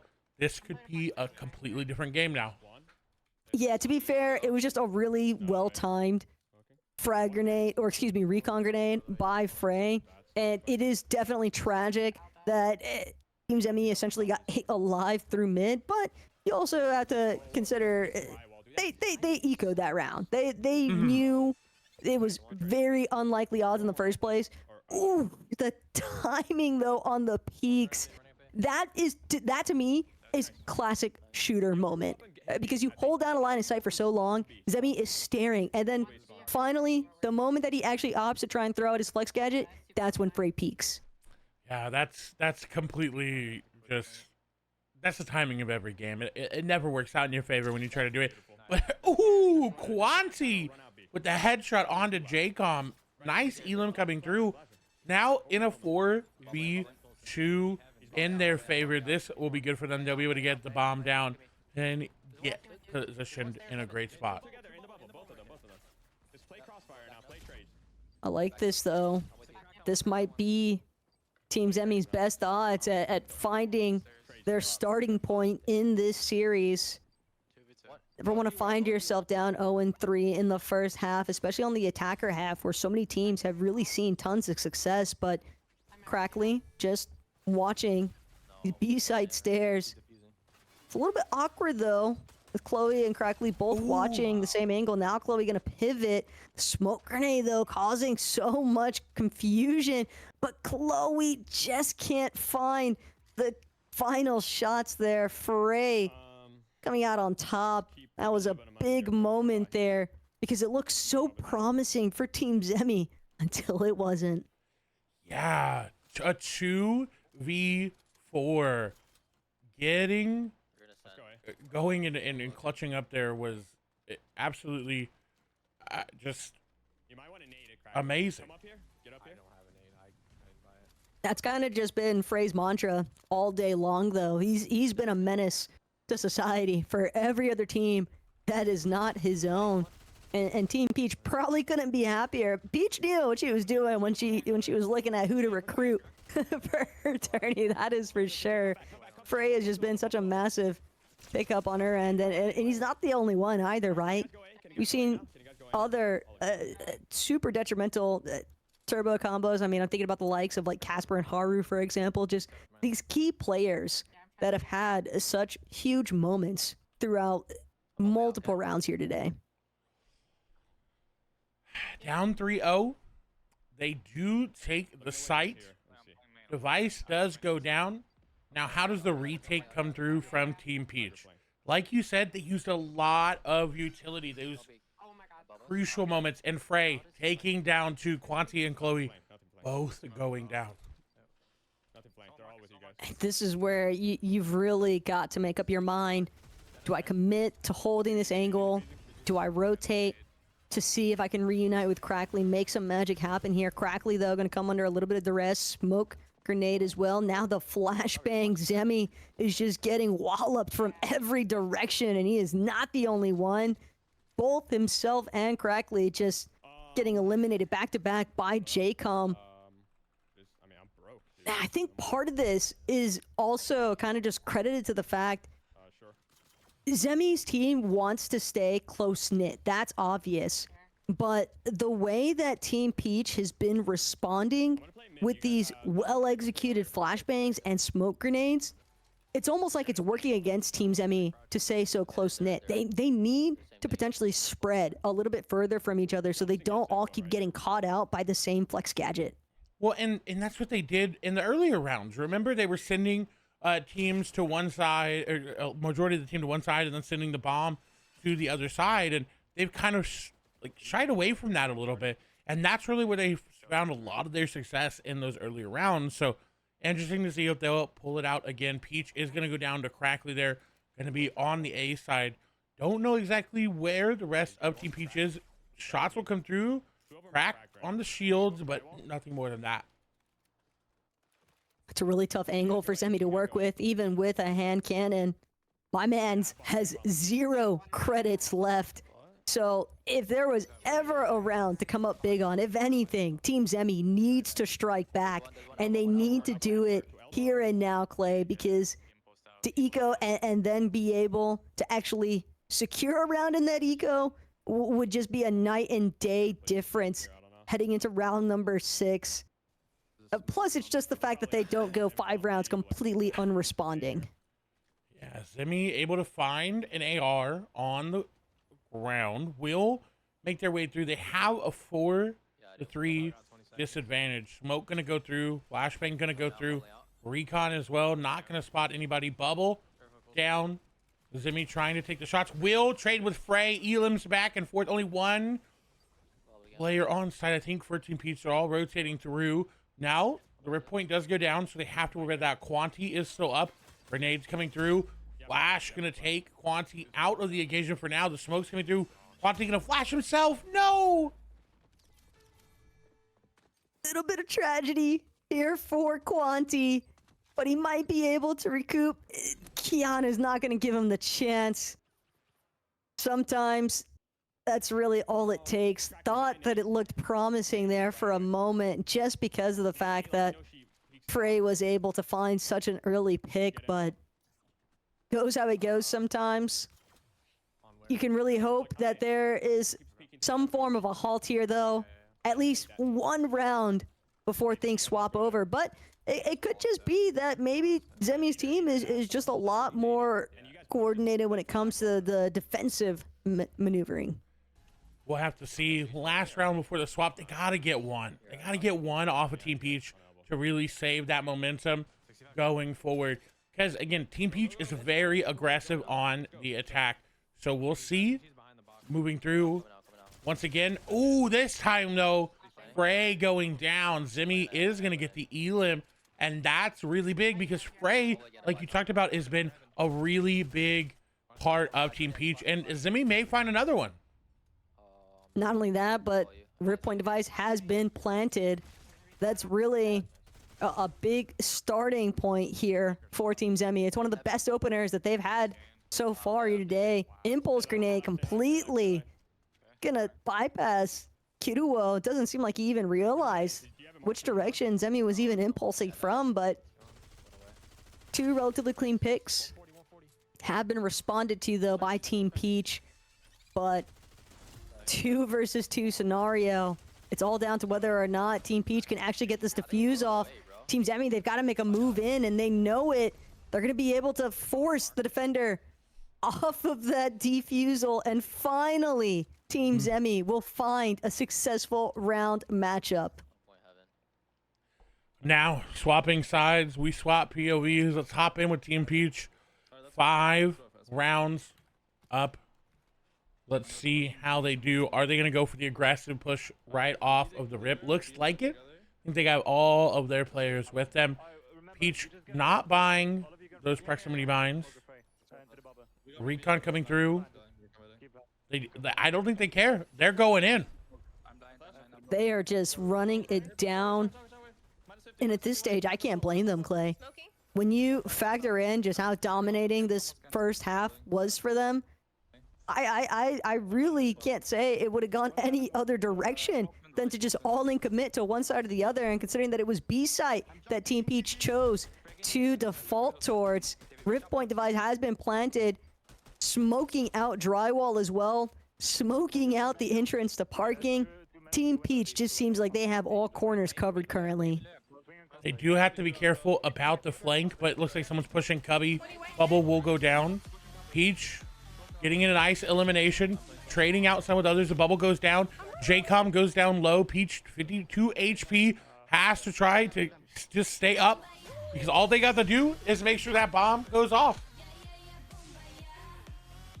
And low timer having already been ignited, Frey just staying as concealed as possible, knowing that it's a 1 versus 1, but Meelks was able to confirm. It doesn't matter, though, if you get the elimination. That slight pause from defusing is going to be the round costed there. And Meelks, you can't beat yourself up about that one. He did what he needed to do because it's kind of a lose-lose situation at that point. The time was just too little to work with. That was unfortunate for Milks, and you know it's gonna hurt because all they had to do was be a few seconds earlier. But we shall see if they're able to turn around the quick push from Team Peach. I like this. They're only using that one bubble right away. They're not going for the immediate double bubble. Now putting the double bubble down to plant once they get on the site. Peach is gonna find a player out. Kidu taking down 2. Peach gonna take down Zimmy. Beautiful shots there. Only 2 players remaining. A 2v4. Before they win round number 1. He was impressed with my hits. Like this though, from Peach, Nice. Let's go. and everything about it is just spelling outright catastrophe for Team Zemi. It's hard to predict the nature of some of these lobbies, Clay, but another 7-1 victory going down. The last time we saw this was just moments ago with Team Chico, right?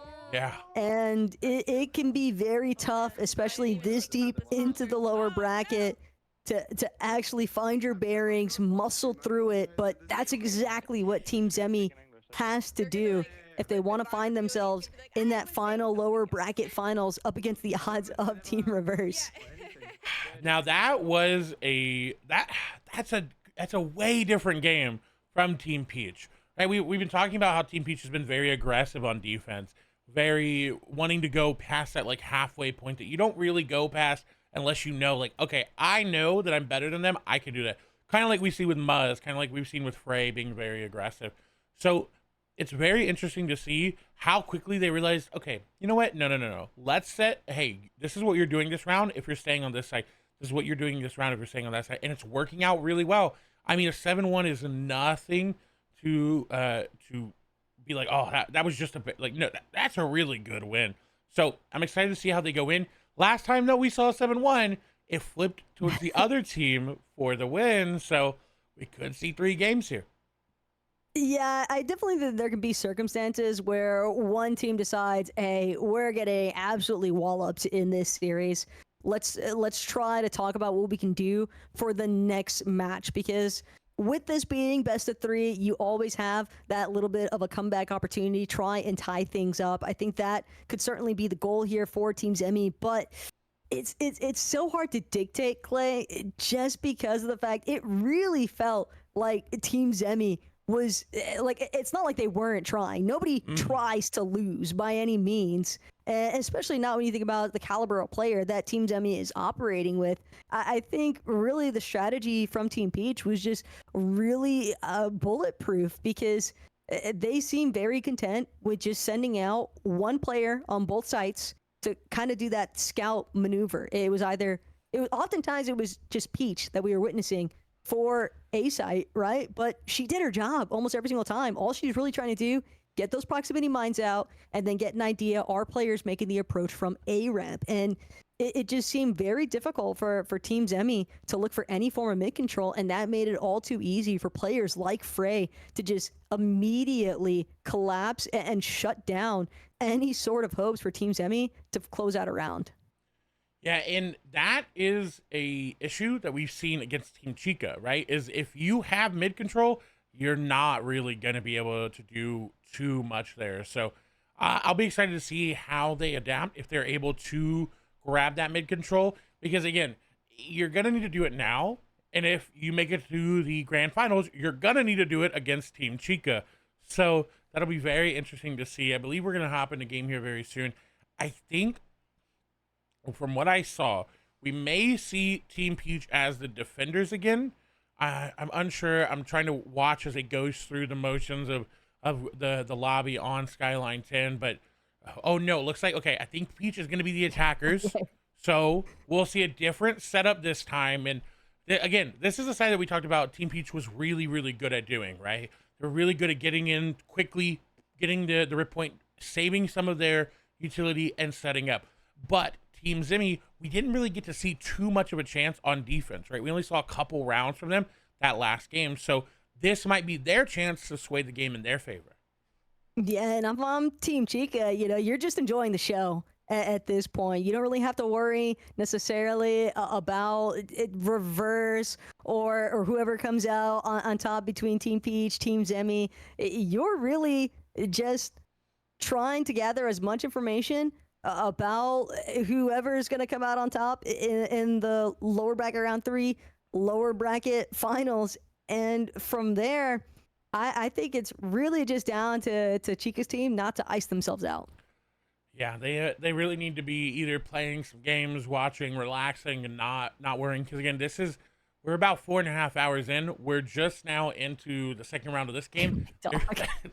There's still 3 more games to go, possibly in the lower finals, and then we go to the best of 5. So we're gonna be here for a little bit. We're gonna be ready to bring it all, and I think the round has started.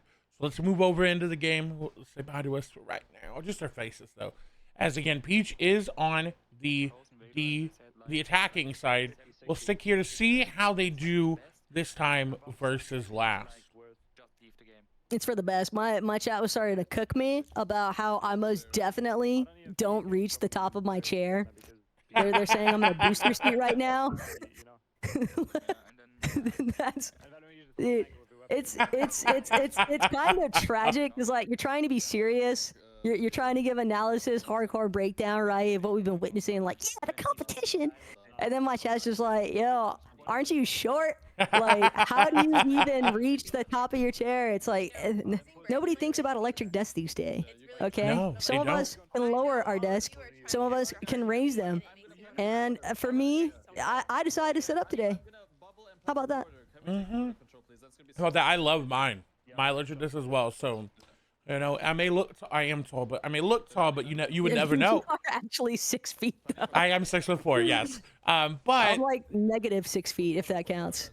oh my goodness, what counts though is this quick push from Peach, and oh, she's getting aggressive, trying to make sure her team gets this elim. Quanti will go down. Frey gonna follow as well. The recon will be there. Peach unfortunately shooting the wall. Will find Chloe Ames. A 1v2. Peach, the nade there. No, not going in her favor. Oof. All things considered, Team Zemi needed that. Let's go for real. After everything that just went down in that first matchup between these two teams, I think Team Zemi opening up with a pretty dominating round 1 performance. That could go a huge way. That could be the sway that Team Zemi really desperately needed in that last match, but maybe this is their moment. It might be, and I like. I was gonna say that Team Peach was doing an eco round, but they're not. It's just Peach that's doing the eco round. They all turned around with SMGs, and I don't know. To me, it's like you kind of have to try to get that win, because if you go down 2 rounds, we've seen how hard it is to get the credits to get back through. They are all spotted out on the recon. Q will fall to Melks, but they have the device down. Will swap an elim out, so now an even 4v4.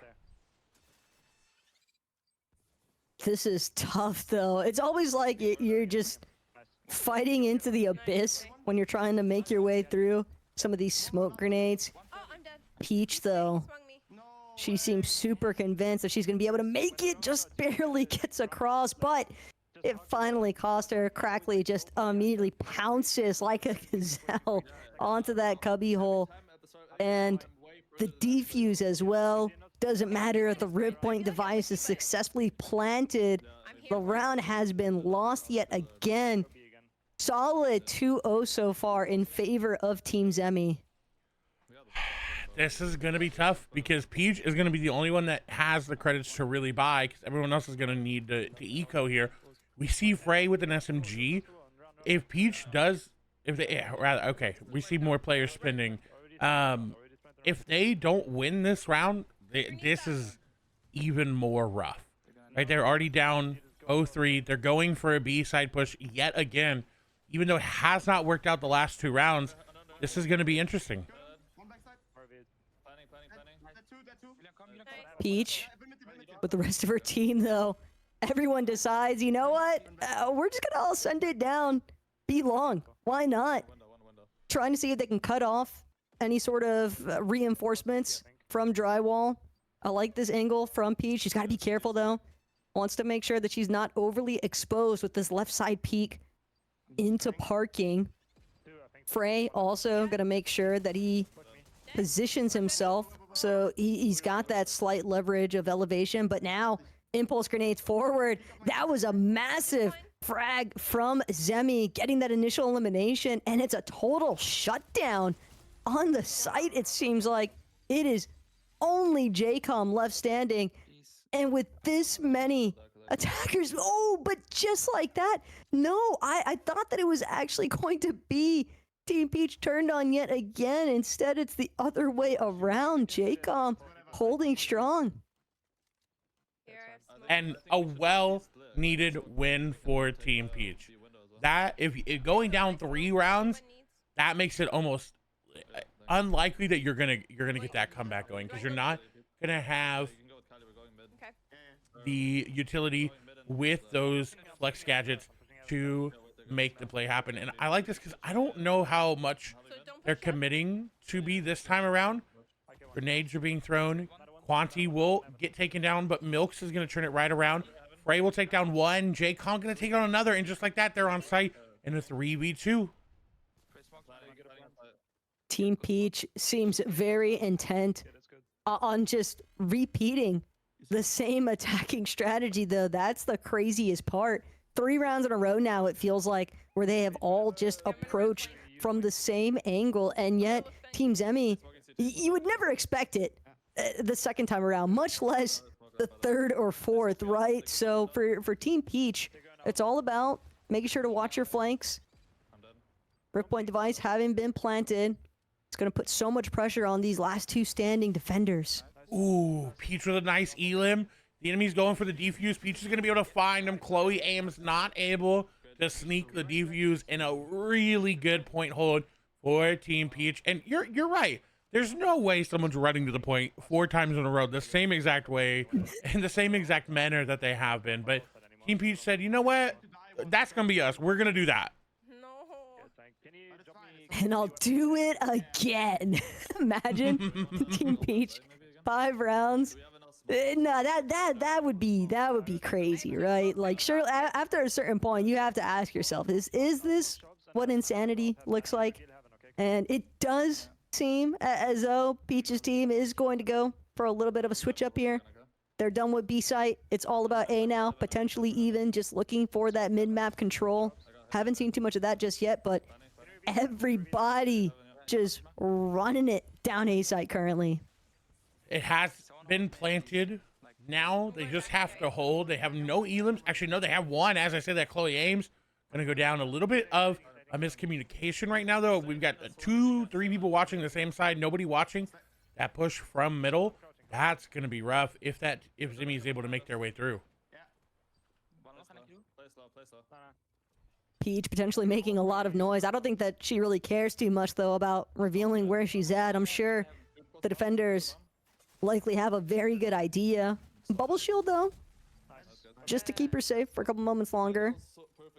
And one of the defenders worked their way onto site. There is an attacker still standing on top of Lookout, but it seems as though the idea is just to prevent the flank, not necessarily to watch the direct on-site approach, considering that there was only a couple of defenders left in that circumstance, though, Clay.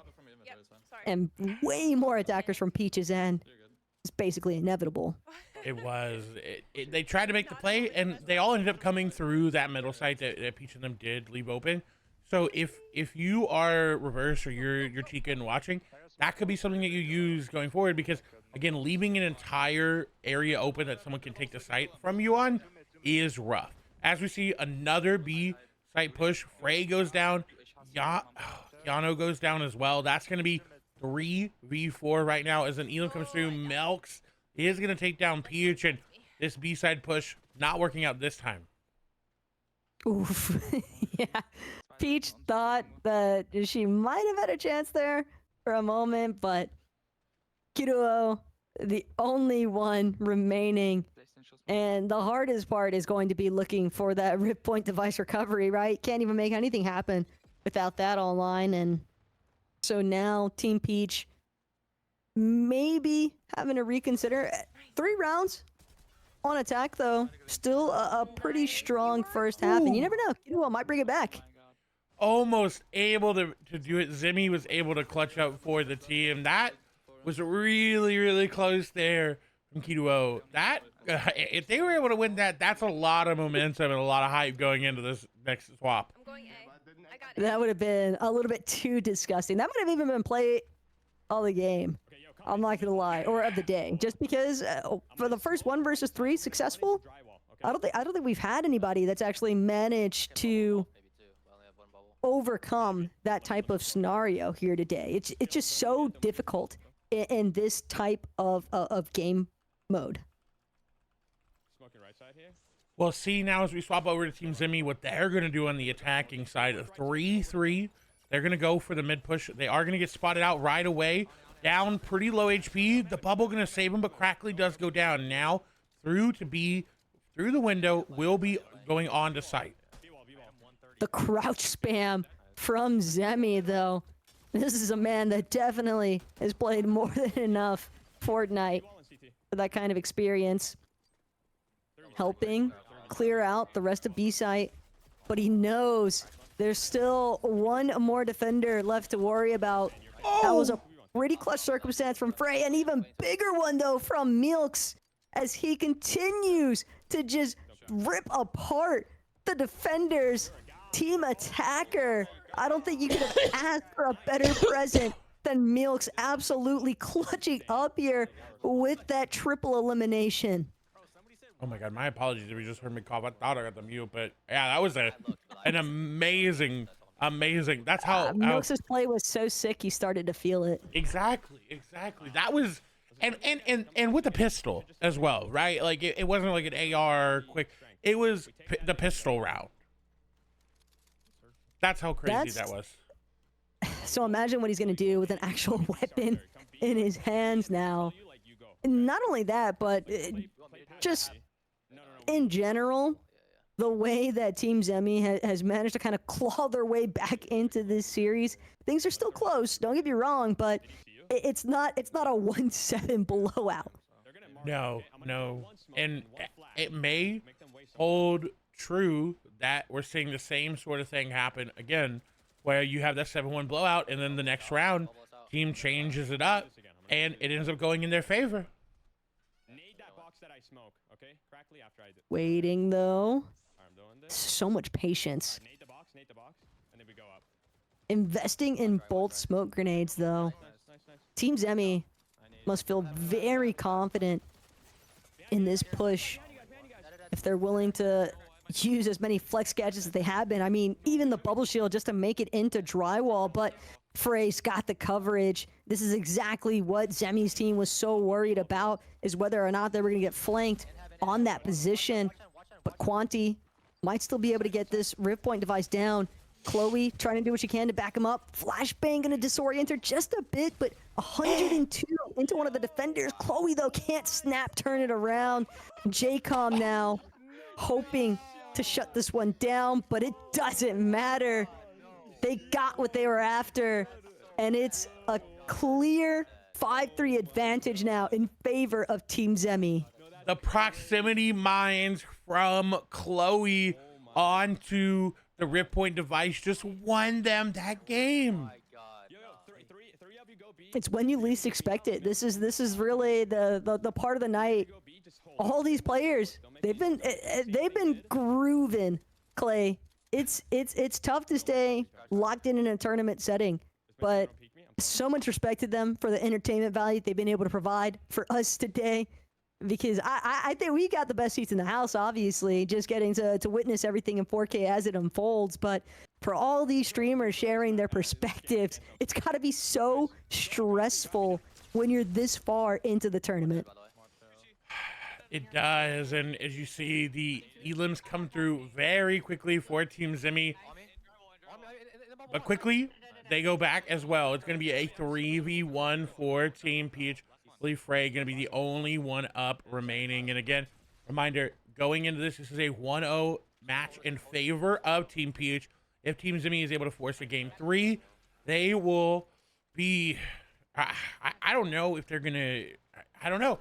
It wouldn't be the first time that we've seen the same exact thing happen. We saw it with Team Chica. But they've got to have a good set of momentum coming into that next game. I talk about it a lot, but it really is true. If they win here, going into that final game of this matchup, that looks pretty good.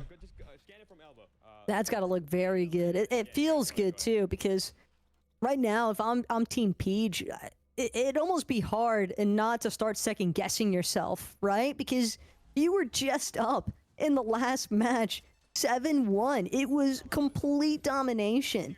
And then new round starts. Next thing you know, it's like the turntables directly on top of your head. There's not a whole lot left to really digest other than clear elimination after elimination. Finally, Yana gonna get his chance to strike first. Peach as well with the good elim onto Crackley, but Quanti does get the refrag at the very least. Chloe with Quanti on the site, they do get it down. The proximity will, I believe it hit for 50 white, so it does give him a lot of information to flashbang. Gonna flash Quanti, not gonna be able to see anything at 3v2. They have priority on the plant. The defuse is gonna come through. They need to swing together here. The bubble gonna be there. They have to go in aggressive. Chloe does get one, not gonna be able to get the other one. Skiano now gonna be able to get the defuse, and this is really big for Team Peach, making it that much harder for them to get that overall 7. This is exactly the kind of pressure, though, that we needed to see coming out of Team Peach. They were looking a bit unresponsive at first and almost seeming as if Team Zemi were actually going to be the ones to start running away with this second matchup. But now, with that level of response, Team Zemi still sitting on match point.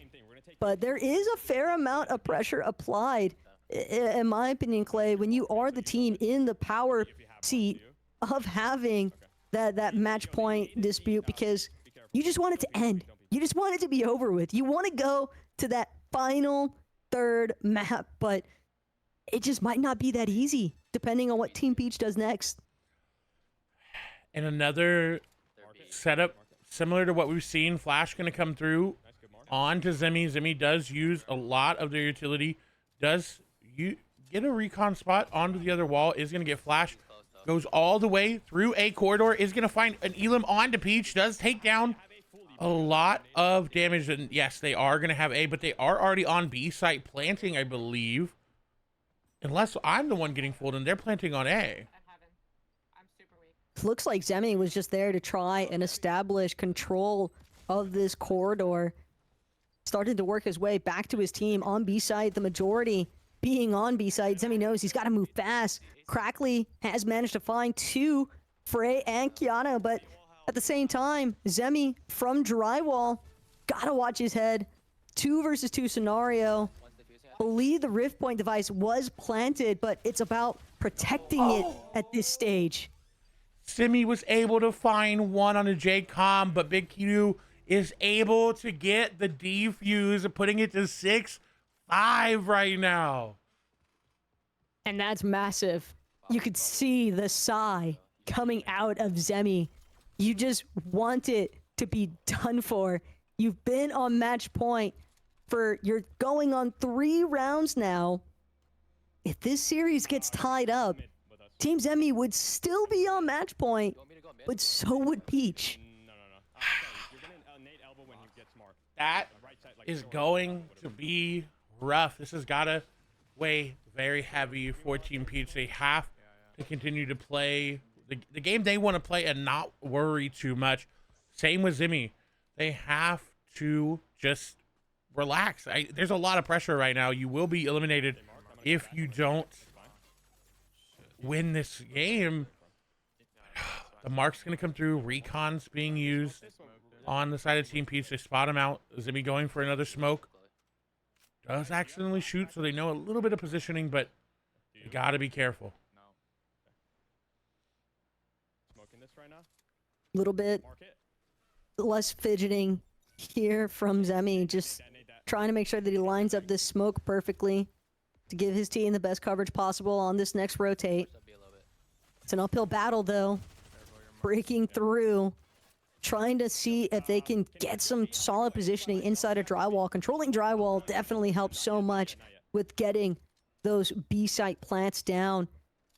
Good impulse grenade, though, from Zemi, and he's immediately going to switch sides. He wants to try and make his approach from A site now. If he clears out any defenders left over from A site, it could be a huge opener for the rest of his team, because it means that Zemi is going to put everybody on Team Peach for a high alert of the flank. Just stay alive, stay alive, stay alive. Rift down at B. Team Peach has got to be rotating, controlled by Team Zimmy. Zimmy, like you said, going for the drywall. It is such a big point of contention. It opens up a lot of the B side if you're able to hold it down. Zimmy's going to get nice shots onto one. Crackley takes down Kidu. That player going to be 1 HP. Oh, everybody going down pretty quickly. Peach going to be the last one there up, and Team Zimmy is going to be able to win that game, putting them at a 1-1. We're going to game number 3 in this matchup. This is crazy.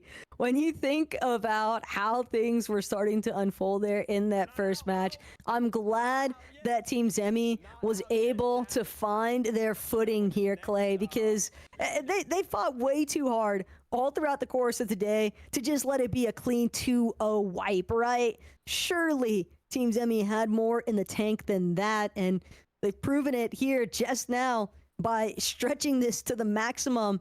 And keep in mind, even if they win this series, they've got to go into yet another best of 3 up against Team Reverse to see whether or not they can participate in the best of 5 against Team Chica. And it could be 2 best of 5s against Team Chica. So we will see exactly how that is. Again, reminder, this is what everybody is playing for today. Lots of money up for grabs. That first place is either going to go to Team Chica or it's going to go to one of these teams in the lower bracket. Team Chica has secured themselves at least second place. So they're either walking away with $6,000 or $4,000. You know, you can't hate that. That's pretty nice for them coming and playing some games of Fortnite Ballistic. So wonderful to see. Again, obviously, everybody here today is going to make money. So if you've seen them on the broadcast, they're making money just for being here. And not only that, but if you've seen them on the broadcast, just know everybody, including the primary team captains, are also streaming their perspectives directly. These are some awesome individuals participating in today's competition. Looking at some of our captains, a couple of our early eliminated ones. We're looking at Classic, Reddish, Maddie NF, and Girly Bella as our first half to fall, but all phenomenal individuals, phenomenal content creators, as well as just players in general. A lot of them liking to participate in as much competitive Fortnite as possible. And so seeing them here today in this Fortnite Ballistics action does not surprise me in the slightest, Clay. But I just love giving shouts to the fact that you can't say thank you enough to all the captains and all the teams that are participating. Y'all have been insanely fun to watch throughout today. I cannot agree more. This has been some awesome Fortnite Ballistic. We're about to hop into the next game, and then we got a little bit of a trek before us, but we got this. I think I'm excited to see how Team Chica plays, because again, they've had to sit for a long time. It's hard though, right? If you're Team Chica, because I don't want to say that they're getting iced out by any means, but there's always just that little bit of tension involved, because you're just like, I want to play next. Like, you're watching all the action unfold, and while it's exciting to know that you're guaranteed at a minimum $800 per player, $1,200 is a lot nicer, Clay. And not only that, but you really just want to be involved already, especially when you think about the caliber of competitor that we've witnessed so far from Team Chica's side of things. You do indeed. And speaking of involved, we're about to get involved in this last game. It's about to happen. I'm excited. Chats, whoever is watching, whatever chat you're listening, come talk to us. Come tell us who you think's gonna win. Who is going to win this? Is it gonna be Team Peach? Is it gonna be Team Zemi? Who is going to clutch up? Because this is going to be their last chance at getting more prize money. That's a lot of money on the line. I would not want to be out right away. We're going to start and hop in on to Team Zimmy, as again, they are coming from it was 1-0. They tied it up 1-1, and we'll see. And it looks like Team Zimmy is attacking first. It's an interesting dynamic here for Team Zemi. It's one that was definitely impactful in that first lobby. it was part of the reason for a little bit of breakdown, I would say, at the starting point. But after watching how Team Zemi approached the attacking rounds in that last match, I would definitely wager that they've certainly managed to figure out ways to actually overcome Team Peach's whole dynamic and how they like to play their defender rounds. Is starting to, I think, even they kind of forced Team Peach to play a lot more grouped than what we've been seeing, especially in those last couple of rounds. So Team Zemi always willing to try and mix things up a bit, and it's all on the line here, Clay. It's now or never for both of these teams. It is indeed. We'll see exactly how it all shakes up here in a moment. Again, I believe with them being on the attacking side, this will be interesting because, again, we saw game one, the similar situation of Peach being on the defensive side first and Zemi being on the attacking side, and it was a 7-1 round. Next, it swaps up. Zemi and them are able to clutch up and barely get the victory at 7-5. So, sides, I don't know how much they matter overall. We haven't really gotten a chance to fully dive into it, but I'm excited to see if this holds true to the Chica match that we saw. And if it does, maybe we can make some conclusions from that. I think most of these players at this stage are probably just more at war with themselves than anything. Every missed shot, every slipped by elimination, it's more and more difficult not to kind of want to beat yourself up over it, especially when you're facing off in a team scenario where not winning your one is just that much more detrimental. But all of these players surrounding each other, I love the fact that they've all been very much about like trying to uplift each other throughout the course of tonight's matches. And I think that that's one of the key highlighting factors here that Beach Cobbler has been able to bring the community together for and bring these competitors together for in the Peach playoffs.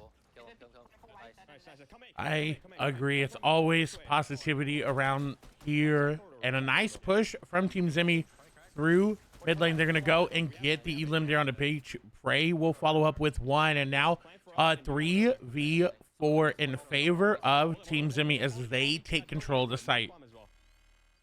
That's the last thing that Peach's team might have suspected, considering how much aggression Team Zemi opted to place onto that B site in the last match. And now jumping out the gate with this A site attack.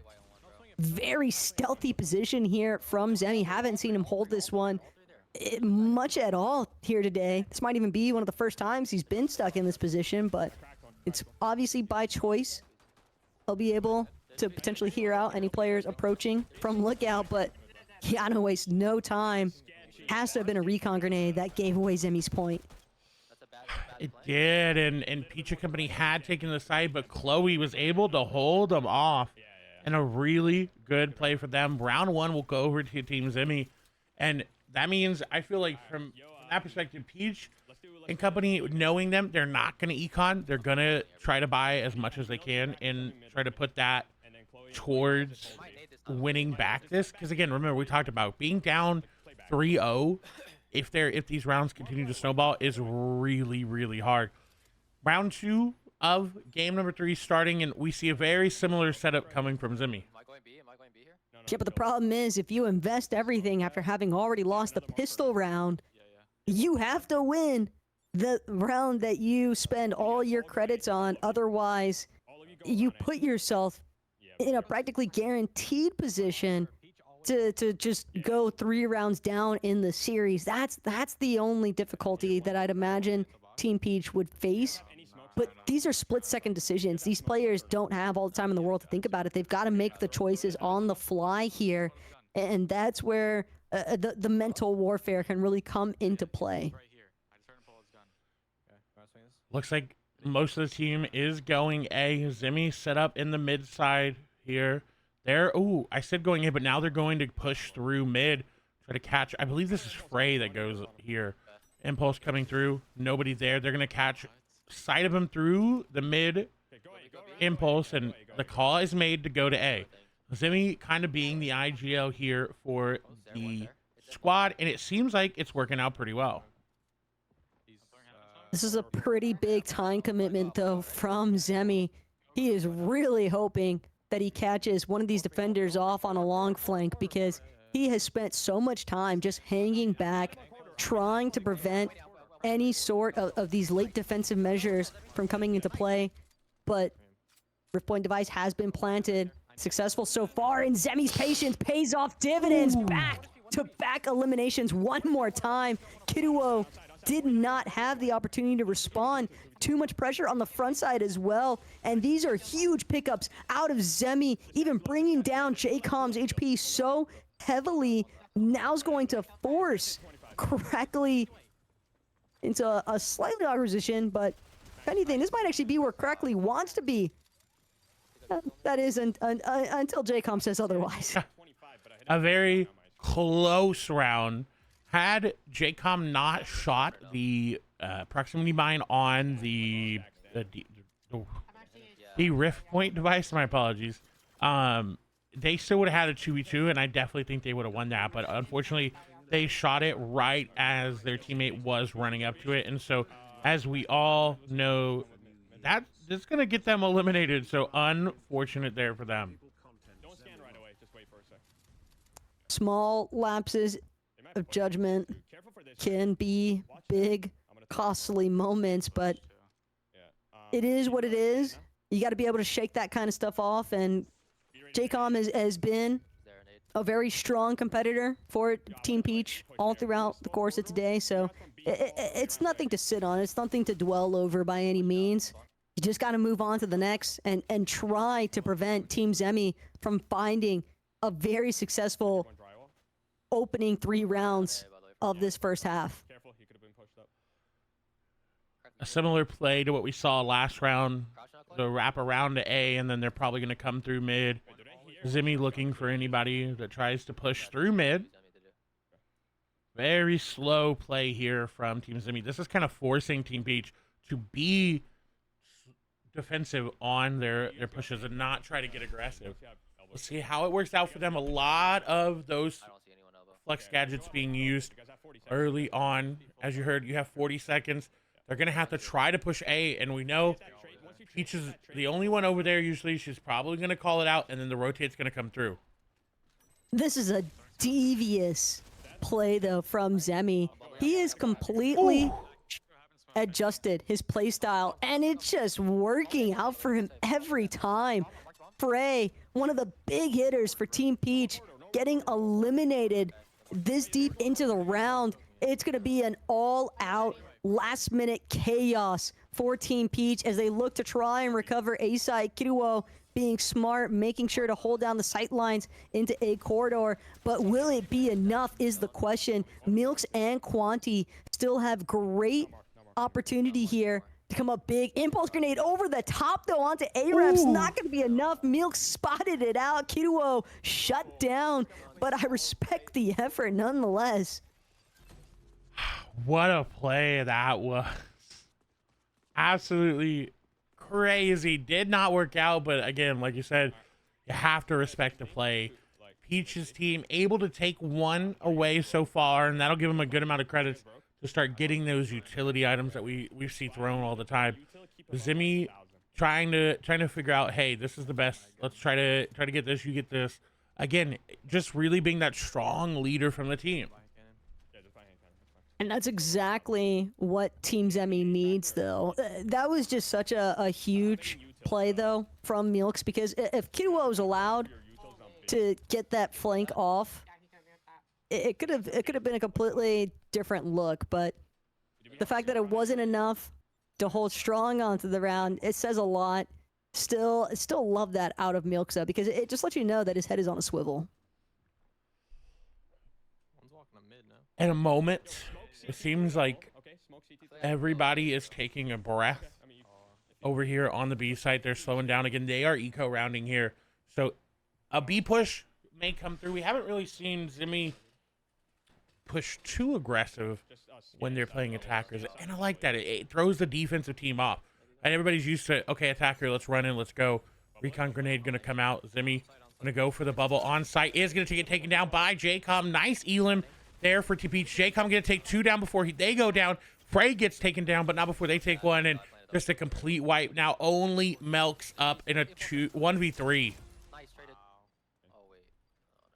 It's an unfortunate spillover as well, considering that they were able to get that rip point device down. Typically, you'd imagine, hey, that could definitely swing things in our favor, but Team Peach seemed very prepared for that type of attack out of Team Zemi. It could potentially cause them to reconsider if they actually want to commit that many bodies initially onto whatever site they choose to attack. I really liked what Zemi was doing before the first couple of rounds, where he was just playing that super long timer to watch for the flank, because he was consistently finding at least 1 pick both of those rounds. Yeah, and both of them I think were on to Frey as well. And like you said, Frey is a huge component of Team Peach with just how aggressive and well they are at being aggressive. So they have to be careful about that. Smoke gonna come through. Recon more than likely gonna try to scout out whoever's in mid. Another smoke as well. They're all going to B side. I think Zemi's just trying to fully engage all the way through. Does go into Sushi, but Big Kidu is there waiting in the corridor. Team Peach has had enough of Zemi's antics. They're not going to take any sort of chances this time around, because if Kiduo's there, Frey is likely nearby as well. Those two have definitely liked to play fairly side by side of each other. And Zemi's attempts getting thwarted there now means that the rest of his team is going to be forced to be on flank patrol duty from mid. Chloe seeing if she can hold down a solid line of sight here, but only a hand cannon to work with. That's all of her credits as well. Team Zemi has definitely been a little bit worse for wear in these past couple of rounds. The device going down, 2 players going down. Kidu and Frey will fall, but Chloe going down right after 2. JCOM Crackly falling as well. Now a 2v3. The device is down. They are planning in the same exact spot every time. They're going for the defuse. They are going to get 1. That's going to be Kano going down. Peach is going to fall as well. Quanti with the spray going to take down the last player there. And Team Peach had that, but weren't able to take that point back. For a moment, it looked promising there for Team Peach as well, considering that it really felt like they had the numbers initially on A side, but Quanti just managing to get that rift point device down, that was the real difference maker. It just put so much more pressure onto Team Peach to have to opt for finding those eliminations as opposed to just keep trying to play their spacing. Aggressive usage of the flex grenades coming out once again. All going A. We know Peach is going to be waiting over there. Recon going to come through, probably spotting one of them out. And again, another A push for Team Zemi. Info here on A or no? I can't tell. We didn't speak of it. He's still there. Yeah, he knows. Okay, that's fine. And Zemi, it's going to be a little bit late to the party here, but I'm ready. we'll find his invitation with the rest of his team now. They want to see if they can find that same anchoring inside of A ramp, but Team Peach relatively prepared for this. When the past couple of rounds have been all around A ramp gameplay, it's gonna come down to Zemi with these impulse grenades, but the big Kiruo, that is a massive refrag to find at the moment, doesn't allow for Zemi to get an opportunity to look for lookout positioning. Nice shots there from Frey. We'll take down Quanti, but Chloe and Crackly and Melks all gonna do the same. Quick elims, and A site not working out for Team Peach yet again. Swap comes through. They're up 4-2 for Team Zemi. And now we swap over to the attackers to see what Peach is doing and what they're going to do differently than the rounds they had before. It's always a really tough spot to be in, though, when you're in Team Peach's position, right? Because you open up with such like hammer fist, essentially, onto Team Zemi. They were 7-1, and then a really close secondary series, but always having to remember that sometimes these full-on best of threes, it's just a way for momentum to build in the other direction. If the secondary match isn't just a clean 2-0 wipe, right? And Zemi now from drywall, just using that little bit of a gap between the draw window. Keanu trying to do what they can on the pistol round, finds one, finds another, but still plenty of work cut out in front of them. This could be the response that Team Peach needs, though, if they can get everybody wiped. Chloe going for the defuse. It's just going to be kind of up, and they get the elim for that round for them on the pistol round. They end up getting the round back, and I agree, that's what they need. You have to come out of the swap strong, so that way you can go and buy a good amount of weapons and utility, and then continue to snowball your way through. Definitely expecting Team Zemi to opt more for the eco this round. It wouldn't really make much sense for them to over-invest all of their credits, because you put all your eggs in one basket and then you come up short. That's going to put them in a really awkward position if the series is to get tied up here. And friendly reminder to everybody still watching, this is to determine who's progressing into the lower bracket finals. The lower bracket finals team waiting for them is Team Reverse. And whoever comes out on top in that best of 3 series will then have the opportunity to go up against the likes of Team Chica in a best of 5, potentially double best of 5 series if they win the first one against Team Chica. Another B-side push coming through, losing no players. Bubbles going through recon. Spotted out for Peach. Has to be careful not to peek right away. Player did push them, but JCOM able to help out. Frey getting an elims round quickly over just like that. And they're changing the momentum very quickly.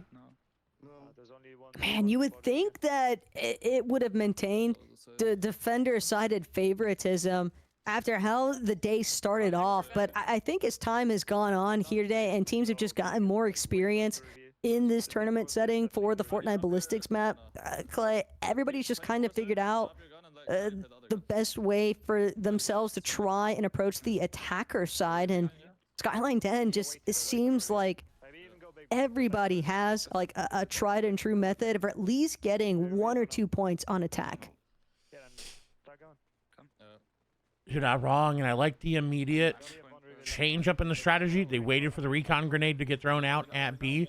They're now making their way on there. Frey does have the rip point device. Peach throwing the shield, rather, not the shields, the smokes out. Peach going in to try to make sure she protects her team. Device does go down, and Team Zemi, again, are going to have to try to retake. It was a bit of a tough moment to witness, though. Peach just saw her team eat a little bit of damage. 2 members off the same proximity mine parking, but that flashbang onto Peach nearly cost her her life. Immediately had to retreat behind the wall here on B site, but Meelks still gets the better end of the exchange. It's all down to Peach's teammates to try and close this round out. They've already got that rift point device planted, but Shaycom eliminated. Now it's all up to Frey, and they know exactly where he's at, but it doesn't matter. Frey still managing to maintain. That's a successful round bite back. And now a 5-4. The lead has shifted into Team Peach's favor. And we talked about how aggressive they were on the attack. We talked about how that was their round. And, I mean, it's showing. It's showing that this is where they wanted to be. And the fact that they were able to keep it close on the defensive round is really, really good for them. And it's allowing them to make a run like this. I really thought Meelks was going to be able to find more after getting such a good surprise attack, I feel like, off that rotation through parking, but it's never that easy when it comes to these things. Device drops so early on, though, and Jacom just kind of playing a game at this point. trying to decide, is it me or is it going to be Frey who actually holds on to this? And Peach, after having initially been flashbang, mid control, coming through elbow, and Peach still looking to monitor the flank positions. A trade comes through. You heard the call. Try to sneak through mid and go to B. You gotta be careful. With Zimmy going down, he's gonna try to give it whatever comms he can. Smoke going through. I don't think Peach has the rip point. It's gonna go down to Frey getting the rip point down. They're gonna have to get some good positioning here to really hold this site. They've been planting here every time, and it's been working pretty well, except for that round of A. Quanti does take down one, and now a 3v4. But it's still attacker advantage with the Rift Point device having been planted successfully. Quanti trying to see Peach's shield have been broken. She'll be forced to use her last smoke grenade just to buy a little bit more time. Frey's also got a really good line of sight, but if I'm the defenders, I'm definitely anticipating that Frey's going to be holding that position. He's been holding it non-stop for every single one of these past rounds. Crackley also going to find another Elam onto JCOM, so it is just down to the big Frey to deliver. But this time, it's not going to be enough. They'll come up short. This Quanti making sure that Frey isn't going to intervene with this next defusal. 5-5. Last game for this matchup. 2 more rounds in either Peach's or Zimmy's favor will mean they go through to face Team Reverse. A delayed push from Team Peach once again. Recons go out, and now they're making the push. I don't have a nade. Here. Oh, I have smoke. The fact that it's just so synchronized, though. All of these teams, when you look at how they were approaching the attacks and defenses at the start of the day versus now, everybody has clearly become a lot more synergized with each other. Peach just spraying nonstop into parking, maybe hoping to force some of these defenders to reconsider that approach. A lot of it does seem to be pivoting over towards being long, potentially even drywall, but they know they got Frey holding down the underside of drywall at least, and one player spotted overhead. Peach's shield's cracked yet again. Speaking of which, Crackley going to find JCOM. Chloe now bringing down Frey. It is an all-out wipe from the defenders. Peach left speechless in that moment. It's crazy how quickly a round can collapse from underneath you. Match point here for this match. This third game, we'll see who moves on after this round. Team Peach really needs to win this. They're going to go for B-side push. Have kind of abandoned A. Going for the sneak once again. This could be rough for them. Frey kind of leading the charge here. Who's gonna smoke CT? Me. This has been, what, like, definitely 4, potentially even 5 rounds in a row now of Team Peach attempting to get this plant off. I think a big part of the contributing factor to that, though, is just knowing that B-site is probably easier for the attackers to cut off the defenders with good lines of sight to prevent that defusal from going through. Team Peach has just not had the opportunity to set up like they want. They're getting in now. 2 Elams go their way, only losing 1. As I said that they lose another. The push coming through. Chloe Ames on the other side. 2 players there. Milks is going to take down Peach. Now it's just going to be Frey and JCOM. Enemy going for the defuse. They got to be careful. They're getting a little bit too far away. Trade going to come through now. It's going to be Chloe versus Frey. Frey has very low HP, about 1 HP remaining. Chloe going to have to try to clutch up. Does have a flash grenade going in there. Frey has to try to pre-fire and not going to be able to do so. I don't know if they're going to be able to get it. Chloe goes down to the bomb, And now a 6-6 match point. Whoever wins this wins the game. Yeah, we did. The fact that things are all tied up, though, even in that last exchange, you can tell where the nerves are starting to come into effect here, Clay. A little bit of panic, it's to be expected, but everyone seems like they know we've invested too much for it to end here. We've got to make it at least into that third place position. Yep.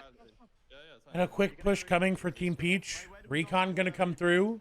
Oh, and they're pulling Azumi right now. They're sending 2 people to B, trying to use whatever they can utility wise, and now they're gonna rotate all the way back to A. He smoked us off, he knows. Hear me out. Hear me out. All the defenders decide to just swarm off site. Just completely flood the attackers before they even get the chance. Doubt that's going to be what happens here, but it could be crazy enough to work, especially this late into the match. But everyone is just so much tension. So hard not to have that kind of stress, though, when you consider that this is the round that's going to decide it all for both of these teams. And I like that they went for the swap to A, went back to B. They have 45 seconds remaining. They have to make a play quickly. They're going to need to get that rip point device down. Smokes if you want. Can you get from mid so you can impulse on the window? Yeah, I'm on my way. They Frey. just don't seem fully ready to commit. I'm just gonna... Exactly. He's trying to lead the charge, but they're not all together. I'm flash. What? They're jumping at A. I'm throwing a bubble. I'm planning in the corner, playing in the corner. And look, you'll have the concealment with all this crouch walking, but Team Peach, they've got to get a move on. They've got to get a plant down. Rip point device, low on time, but the plant is successful now. Can they look to successfully defend it? It seems as if their diversion tactics may have paid off in their favor, though. The defenders had absolutely no idea which way to actually run, and they make their approach. Everybody spilling in from garage. And Peach and company not able to make it happen. Team Zimmy will take that game 7-6. Game number 3 comes through, and now it's gonna be Zimmy versus Reverse 2K and their team, and the next best of 3. What a game for Team Peach. What a hard-fought series between these two teams. They really just went through it all. I mean, every single emotional aspect that could have been considered here, both of these teams had to have experienced it in that best of 3, Clay. But the craziest part is knowing that was just the starting point. There is still a huge uphill battle remaining for Team Zemi, because their reward for defeating Team Peach in such a massive slugfest is to get a fresh best of 3 up against the likes of Team Reverse.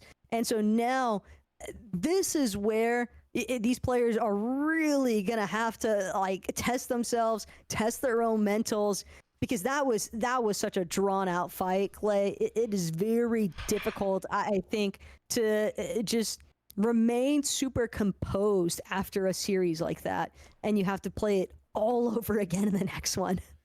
Yeah, that's gonna be rough for the teams.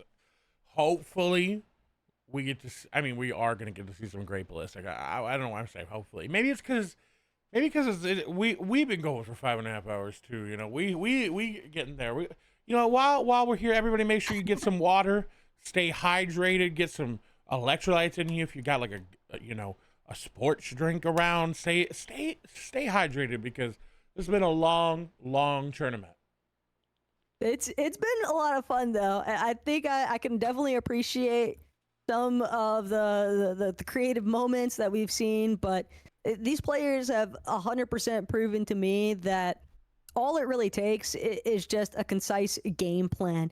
It doesn't really seem as if there's a whole lot of I don't think that there's like a serious advantage between A side or B side just yet. I think the advantages lie within how well a team is able to coordinate either the attack or the defense, because we saw numerous times Team Zemi just very strongly sliding through with the cleanups onto those B side attacks from Team Peach. So they're definitely prepared. They've definitely been coordinating their efforts as much as possible, and I'm excited to see what they'll have to pull out next. But they're definitely gonna have to pull something out of a hat, I think, up against the likes of Team Reverse, because Team Reverse has had the luxury of just watching everything as it's happened. Yeah, they're gonna have to worry about that, because Team Reverse. If I'm them, I'm watching. At this point, you know, at the very beginning, I'm playing more games. I'm staying warm.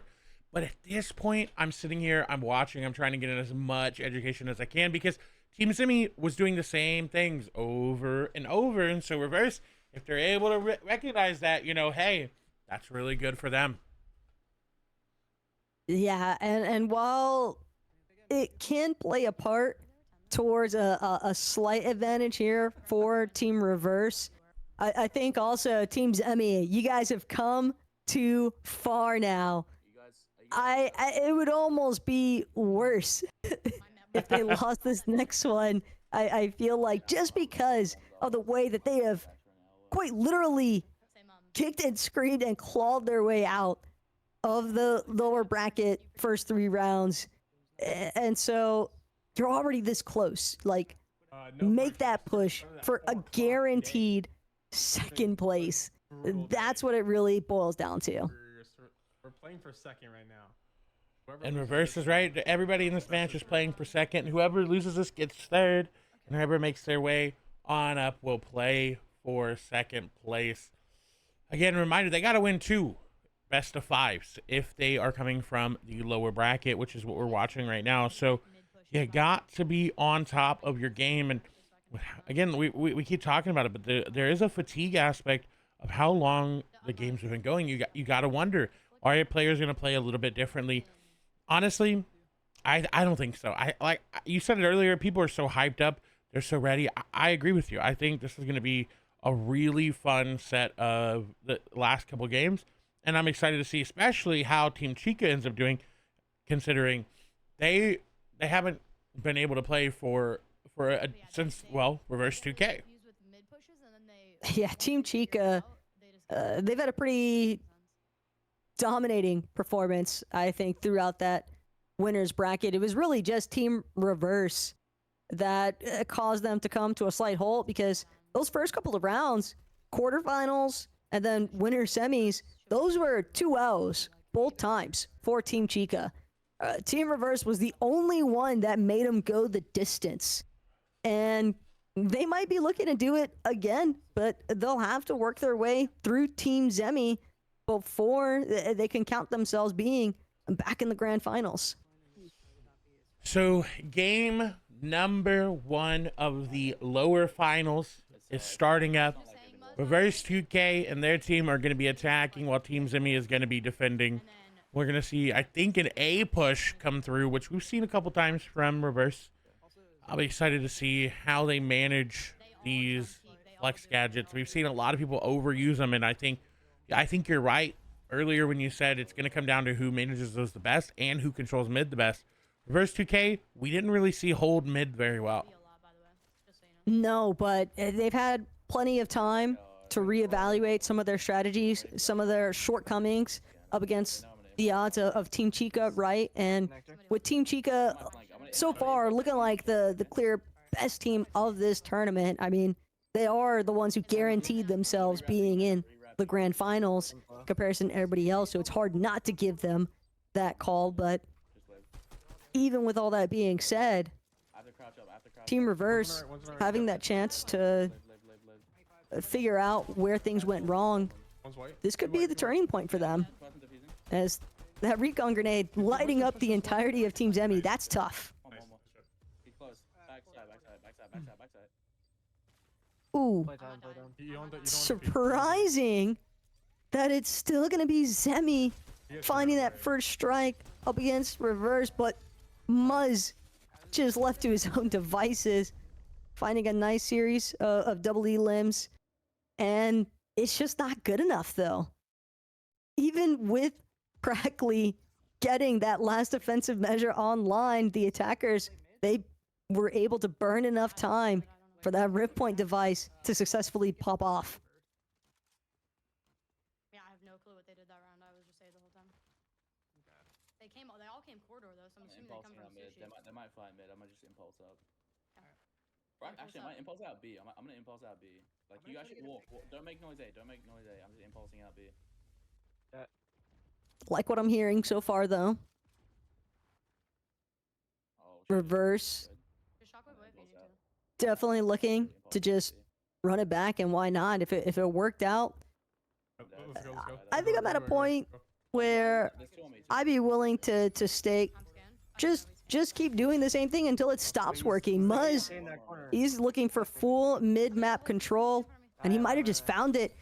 2 pickups onto Crackly and Mealx. Those are some heavy fraggers out of the match right now for Team Zemi. And Muzz, he's still lurking around. He still hasn't been taken out, but Zemi with his own responsive measures, just in the nick of time as well, shutting down Reverse in his efforts here. K-More's unfortunately gonna find herself being eliminated by Quanti, but I like this positioning from NYC on top of Lookout. And Muzz Oh just my God. dancing around the opposition. This is disgusting. This man just aced.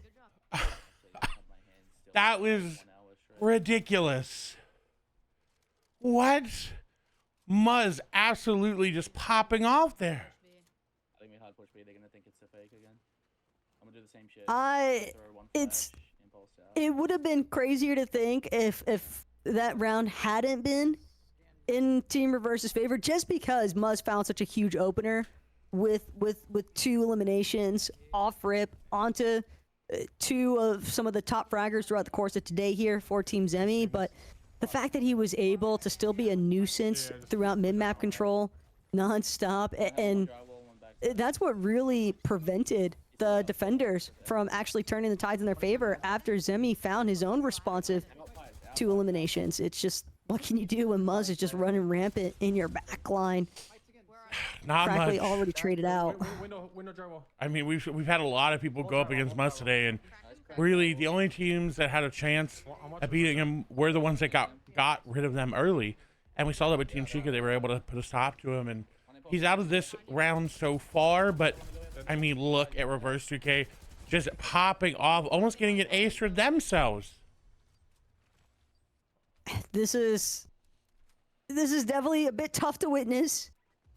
Coming right off the bat of where we just saw Team Zemi, you know, they just came up for air, it feels like, and they're already getting their heads shoved back underwater by Team Reverse. And I don't want to say that they're drowning just yet by any means, Clay, but things could start looking rough if this is 4 rounds unresponded. I'm willing to take it with a grain of salt, though, considering that Team Zemi, they did just have such a stressed out, well, stressed and stretched out best of 3.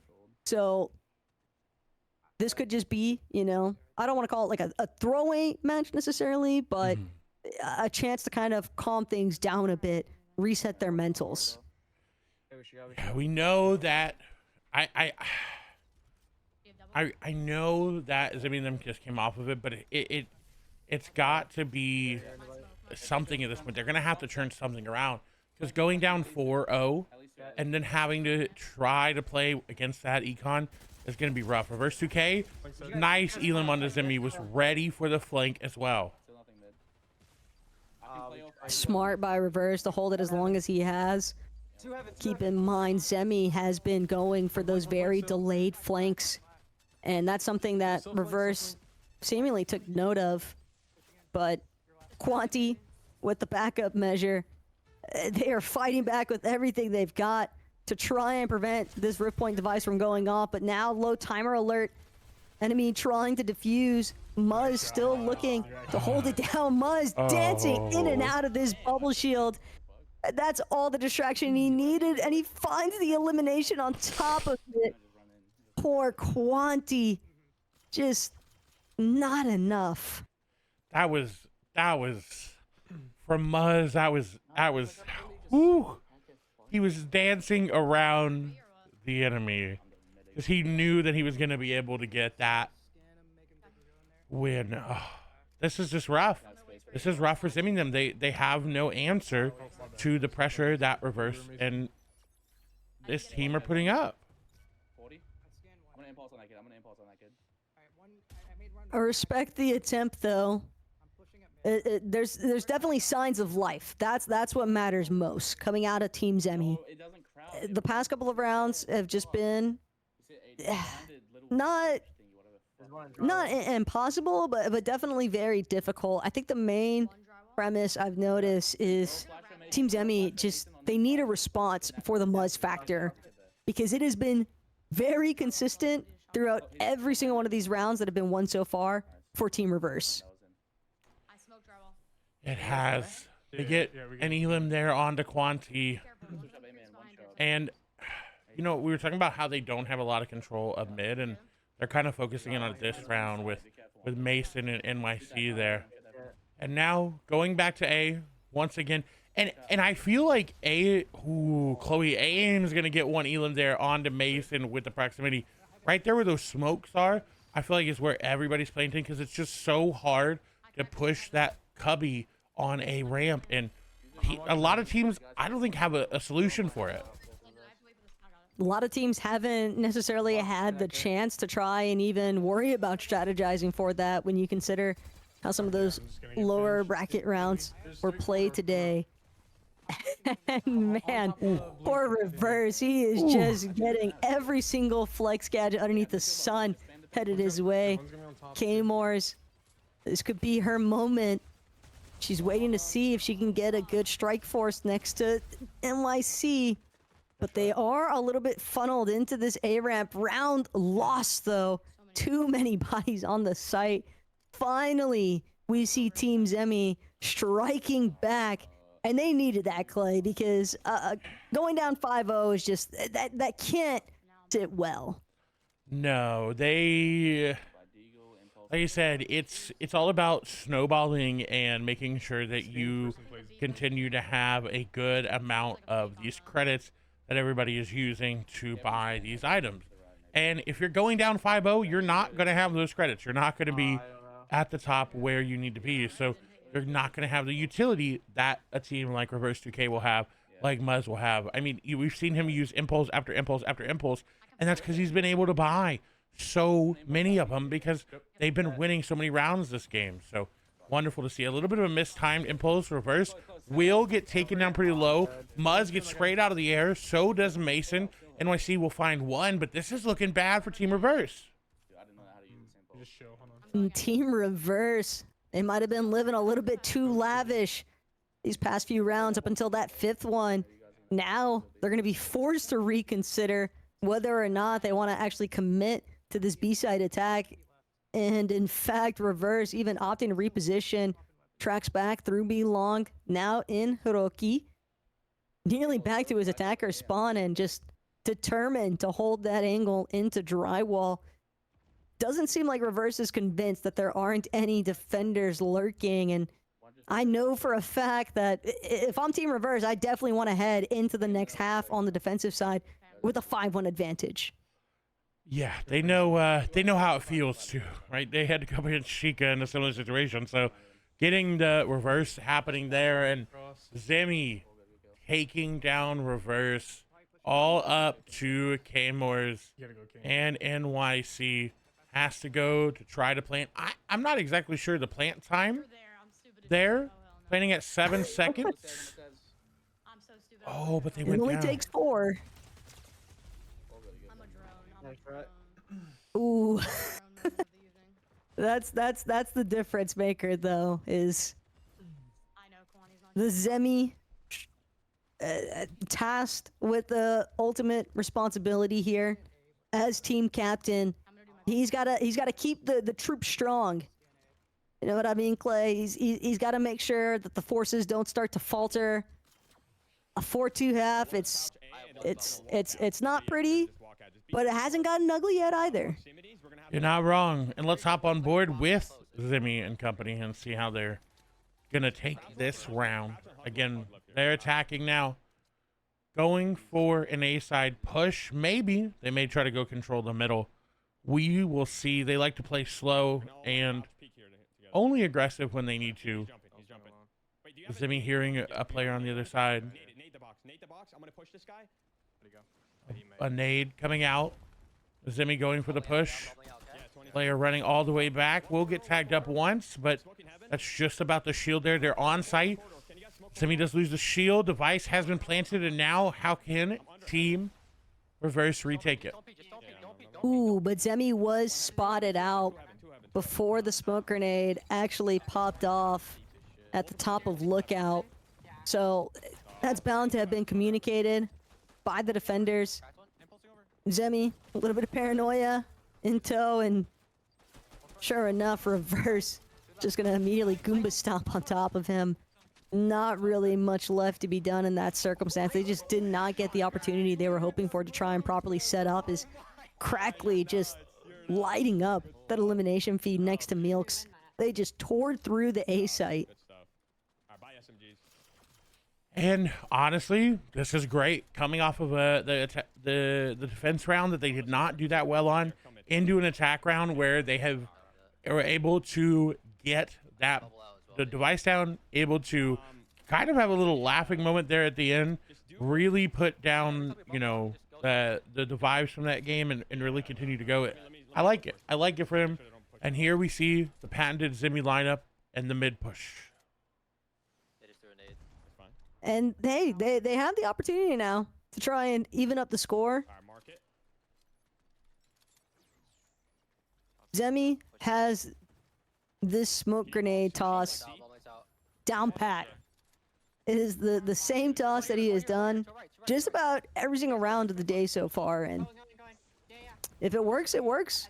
I'm not faulting the man in the slightest. I just think that that's one of those like micro impressive factors where these players, they just know exactly where they need to angle to have the most effective flex gadget placement. A trade of Elam's come through. His teammates on A, going for the plant. A rotate is gonna come through from Zimmy. Gonna just crouch walking through Sushi and Corridor right now. They gotta be careful about him because he has always been on this flank, and that's been rough for this team to deal with. It's a method, though, that continues to work for the most part. I fear all Zemi is after is just to play distraction. He just wants to be a thorn in the side right now for the defenders. And they're attempting to defuse, but just way too many members of Team Zemi left standing. They're going to have no problem shutting that down whatsoever. And sure enough, it didn't look pretty, but the fact that they are 4-4 now, after having that initial 2-4 half, this could be where things continue to turn here. Team Zemi just seemingly having a much easier go when it comes to the attacker side of things. And what a change from the early on, right? We thought, okay, maybe this is a defender-sided map, maybe, you know, a little bit more of an advantage, but I don't know. A lot of these teams doing a lot better on the attacking side as we get later into the night.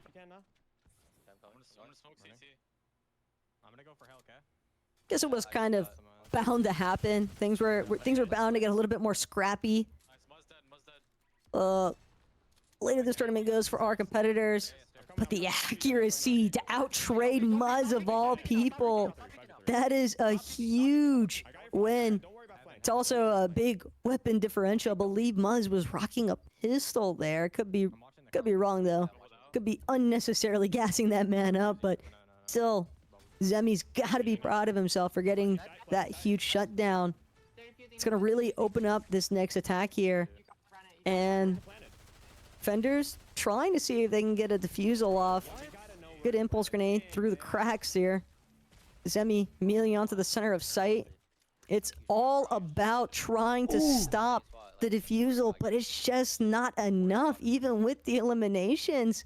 Somehow, some way, that smoke grenade was able to conceal just long enough for the defenders to steal that one away from Team Zemi. That is rough. That was their game and their round, and The thing is when I double, like I have to play insta. you have to be. Oh my gosh, that was rough. I'm not gonna lie. They were on kind of a momentum swing, and then to lose that round and now go to eco, it's rough. Muz just going hyper aggressive into them, trying to make a play happen and going down. Muzz 1000% thought it would only be Zemi there. Just because of how that last round opened up, I promise you, Muzz definitely thought it was just going to be him fighting Zemi. And whether or not it was just Zemi, that's a different conversation here, Clay. Certainly a pretty crazy maneuver, though, by Muzz.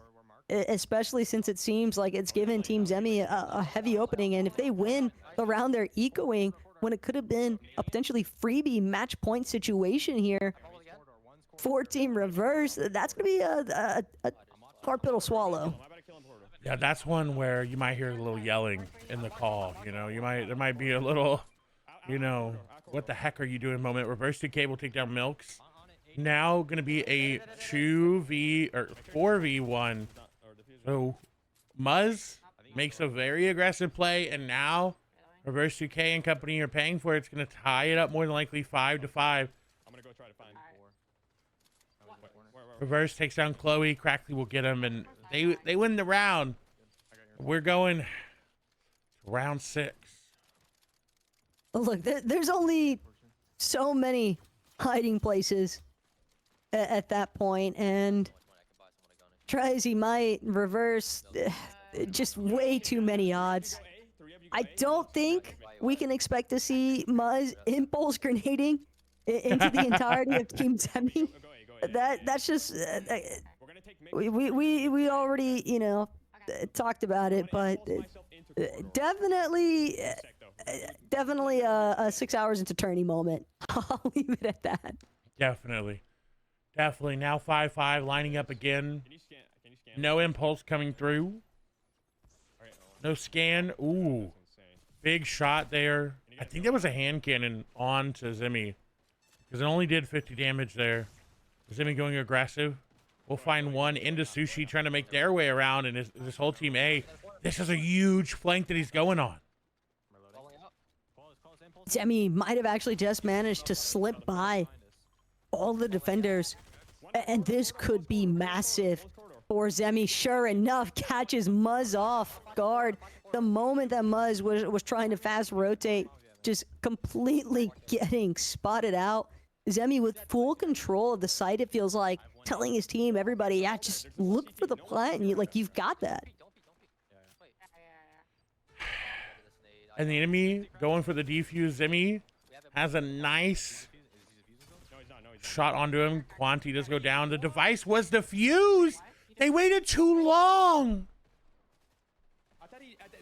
It's so hard to you would think somebody else has got it, right? Somebody else is going to peak. But these are the small moments that it could really have the catastrophic results. With Team Reverse already sitting on match point, and the fact that this is drawn out 11 rounds already here, Clay. Especially to lose a couple of them in the fashion that they have, it's so difficult for Team Zemi, but they're still giving so much life in this fight. They are. We'll see if it goes to round 13 here soon. Zemi makes the call. We have to go B, set up for B. We'll see if it goes through. Muzz has got to be the one spraying in the middle. Lots of investment used and no utility here for Zemi. The device is going down. Looks like they will have it on A. Nice shots from Zemi. 104 damage put down, but not going to be enough to secure the elimination. It's just such a big chunk of HP to take out of a player's pool, but Zemi also returned fire, and Muzz finally getting the better end of this exchange. It seems as though Team Zemi was just constantly winning out, and that could be the difference maker in terms of the closure to this first matchup. Enemies going for the defusal, full-on flashbang onto Crackley, and the round has been lost. Team Reverse will be successful, and they will take this first match of the best of 3. Keep in mind, though, Team Zemi, they've been here before, and they've been here worse before. They lost the first matchup against Team Peach as well, 7-1, and were able to fight their way back into an overall best of 3 success. It's really just a question of, do they still have it in them after all this? We shall see again. Let's remind everybody what they are playing for today. A lot of money on the line. $6,000 for first place. Overall, it's going to be a $20,000 prize pool here at the Peach Playoffs in the Fortnite Ballistic mode. It's been a lot of fun. It has been going on for a while, so if you are you've been hanging out with us the whole time, thank you so much. We appreciate y'all. If you're just joining us, thank you so much. We appreciate y'all. Make sure y'all go check out, obviously, all of the players playing today, because everybody that you see is playing and streaming like Taco always says, so go show them some love. Of course, these players definitely deserve it. This has been awesome to witness. One of the first, I think, I know there's been a handful of Fortnite Ballistic events going on, but I love that this is one of Peach's first events that she's gotten a chance to essentially host for Fortnite Ballistic in this Peach playoffs. I think it's an awesome time for the community to really come together, rally behind all these team captains and whatnot, and the players that are competing underneath each of these rosters. But Clay, Team Reverse, one match could decide it, and we would see essentially that playback of what took place in the winners finals, because it was Team Chica versus Team Reverse. Team Chica is the sole reason Team Reverse is even having to play out this lower bracket finals match as is. So Team Reverse, they might get exactly what they've been after ever since they fell to the lower bracket. That would be quite a matchup. I think at this point in time, hopefully, if it does happen, Reverse has learned and they all know, okay, now we know what to do versus Chica. Now we can implement it in. But it's going to be just as hard, because I'm sure Chica and her team are sitting somewhere watching, saying, hey, you know what? Let's watch this match. Let's see. Okay, you watch them. I'll watch them. We'll see the points. We'll see how it works. Because, again, when you get to the winners' grand finals, you get the ability to do that. You get the luxury to sit back and wait. But, like we said, it also could be a curse. They could be a little tired. They could not be warmed up. We never know. Listen, I ain't putting no curses on anybody, but I'm just saying, you know, you gotta be careful. Hey, but one thing that I've definitely noticed about Team Reverse is so much more emphasis in terms of having that mid-map control. I think that they definitely took a huge learning point after their matchup with that first best of 3 against Team Chica, and they've sent Muzz on just guard dog duty of the mid-map. He's done a pretty excellent job when he's not impulse grenading into the entire enemy team backline, but I gotta hand it to Muzz. He saw, the only reason I think he does that is because he saw the single smoke grenade be tossed out by Zemi, so he just immediately insinuated, all right, this guy's by himself, I'm gonna smoke him, but next thing you know, he's actually the one just getting turned and burned on. Not really a whole lot left to be done from that position that he was in, but definitely an entertaining moment. Might even find, I don't think he runs it back ever, though, for this secondary match. I think that they just want to close things out. They want their clean 2-0 if they can find it. It's really just all about whether or not Team Zemi can muster up the strength to power through, even after taking that initial loss. Sometimes you just got to eat it on the chin and bounce right back up. You do indeed. I can't believe how awesome these games have been. You know, I really I was really worried that we would see so many blowouts because there've been so many people playing so well and like they've been practicing. But this has been good. We've had a lot of game threes, a lot of back and forth. So I'm excited to see how it all ends. And we're hopping into round 2 or game 2, whatever verbiage you want to use on that of Zimmy versus Reverse 2K. Yeah, I mean, round finals, lower bracket finals, whatever floats your boat. At this point, I just like the idea of Team Zimmy potentially fighting through all odds, but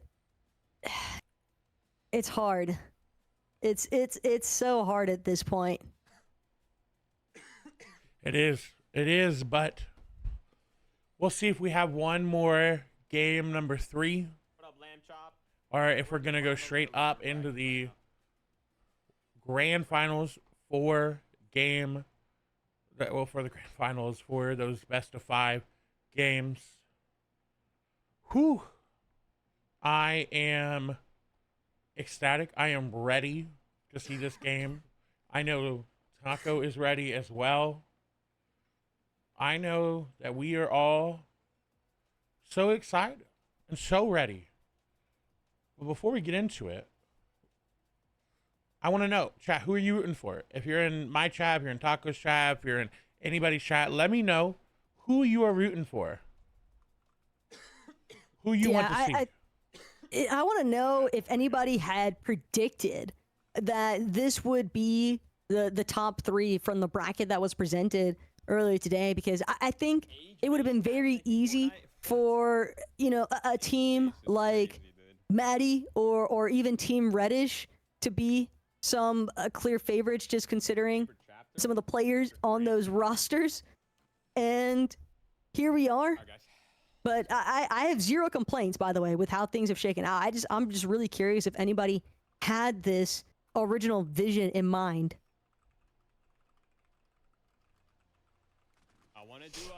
I don't know.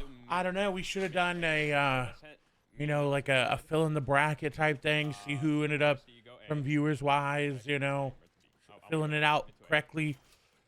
Yeah, I think, maybe next time, write it down, put it in the idea folder. We'll make it happen. But Zimmy and company are going to start off. By the way, if you're both either in my chat or Taco's chat, there are going to be 2 Amazon in each one, $25 Amazon gift card giveaways. So one in my chat and one in Taco's chat for hanging out with us. Thank you so much for hanging out and being a part of it. I don't know how Taco has their setup. I don't know if you chose a word. If you want to enter mine, my word is peach. All you have to do is type in peach in my chat. Taco? Mine's just going to be a free ticket entry. So my gang knows how this rolls. Just make sure that you get your exclamation mark ticket input. And best of luck to everybody that enters. Just make sure that Mr. Piggies doesn't win. That's all I ask of you guys.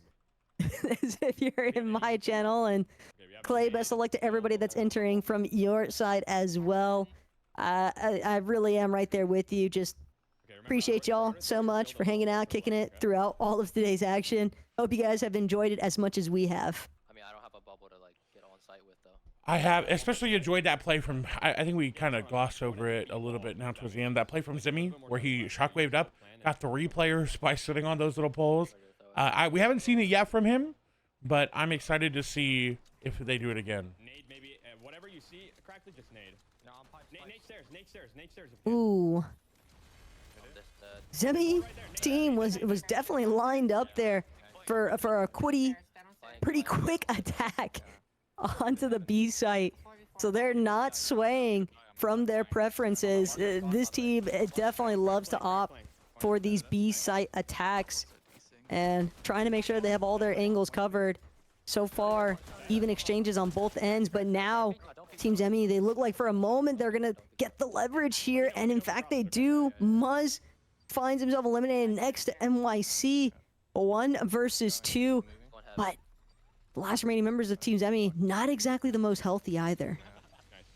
They have the device down, they'll win because of it. They do get that elim, so they will get a nice little bump in the credits. So again, it doesn't matter if you elim everybody as long as you can get that device down and get it to blow up before they eliminate you all. At least on other rounds, like we'll have smoke for you to like still be able to get out. You know what I mean? Hey, that's a really good opener though for Team Zemi.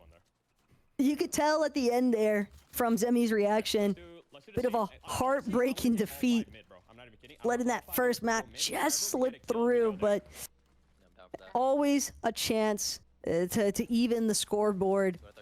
And it starts off with a really strong attacker-sided round, and that does seem to be the preference for Team Zemi in the first place. It doesn't, and this is a team that we've seen consistently go mid, and it's going to be really good for them if they're able to clutch up and get into that grand finals, because we know Team Chica controlled mid very, very well. So if they're able to actually, sorry, that back and forth there between NYC and Zemi made me chuckle there. You know, should have got that elim just a little bit sooner, but wow. What, I mean, back to what I was saying, my apologies. But yeah, mid control, very important. Team Chica was very, very good at it.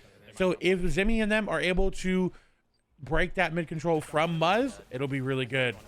Same for Team Reverse, though, with Muzz being so dominant in that mid control area and now having learned a lot, this could be really good for them going in. Tough spot to be in, though, if you're Milks, and he's just not going to be able to win that exchange up against the likes of Muzz. Muzz is inevitable, it would appear, for this second round. And he wins out with the defuse. A little bit of an emo. This is Muzz trying to play the mental game. Oh, they are. Oh, they are. I'm expecting another shockwave down mid. I am. I want to see it. I want to see Muzz, you know, get a little crazy with it. If, you know, at least once. At least one more time. I want to see if he can, you know, clutch up and make something happen. But another eco round for Zemi. The hand cannon. He's been a very consistent user of this.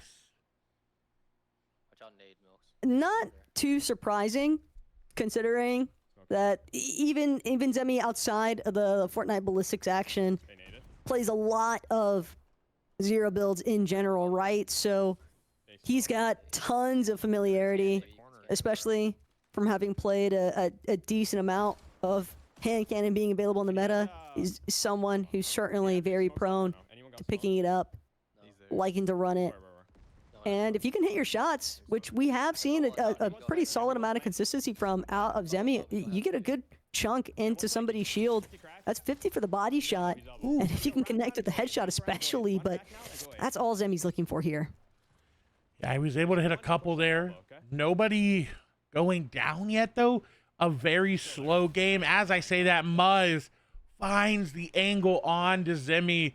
Zemi put some damage down onto him, but that's got to be rough for him. Muzz really threading the needle with that elimination. And Crackley now trying to see if he can bring Muzz down. Well-placed frag grenade is going to force Muzz into being eliminated. Can't survive through all that pressure. And with 3 members still holding strong, the B side a push, very much alive here. Quanti, Chloe, Crackley, one after the other.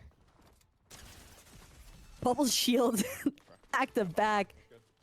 They didn't get a chance, though, to clear out drywall, so this could be a really tough exchange, and Crackley gonna eventually succumb. That's gonna be the moment for the defusal. A tough break for Team Zemi.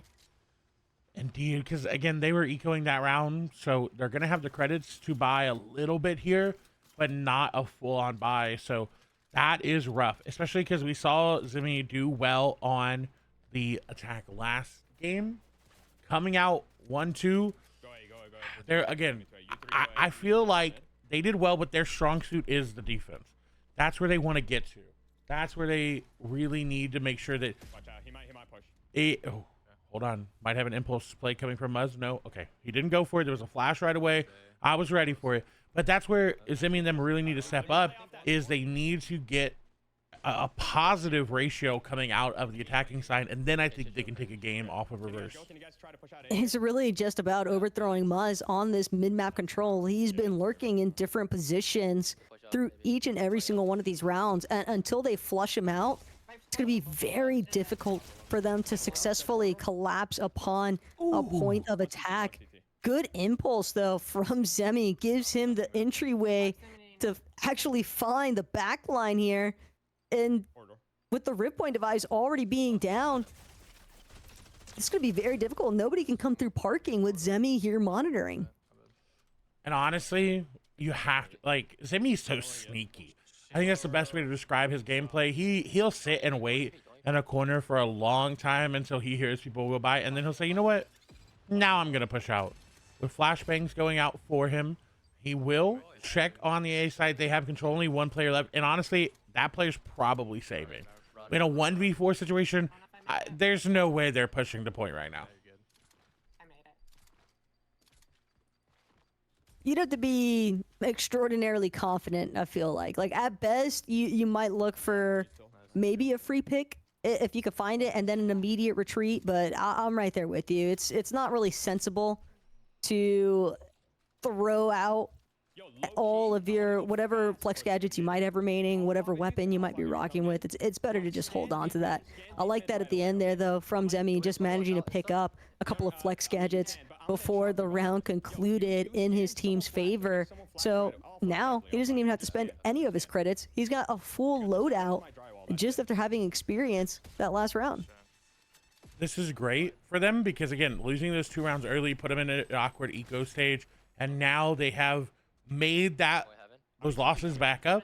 On top of that, because like you said, he was able to get all that and make some really good impulse plays. I think this is a really good way to break that mid control. Go for the impulse right away, establish those shots, because then your team can do exactly what they're doing and follow right behind you. And the line of sight that Zemi is currently holding, he's able to catch the defenders the moment that they start trying to make that rotate. They have to clear him out from parking before they can look for the more advantageous long line of sights from that parking approach onto the B site. Meanwhile, the rest of Team Zemi, they're just opting for a moment to get that rift point device down.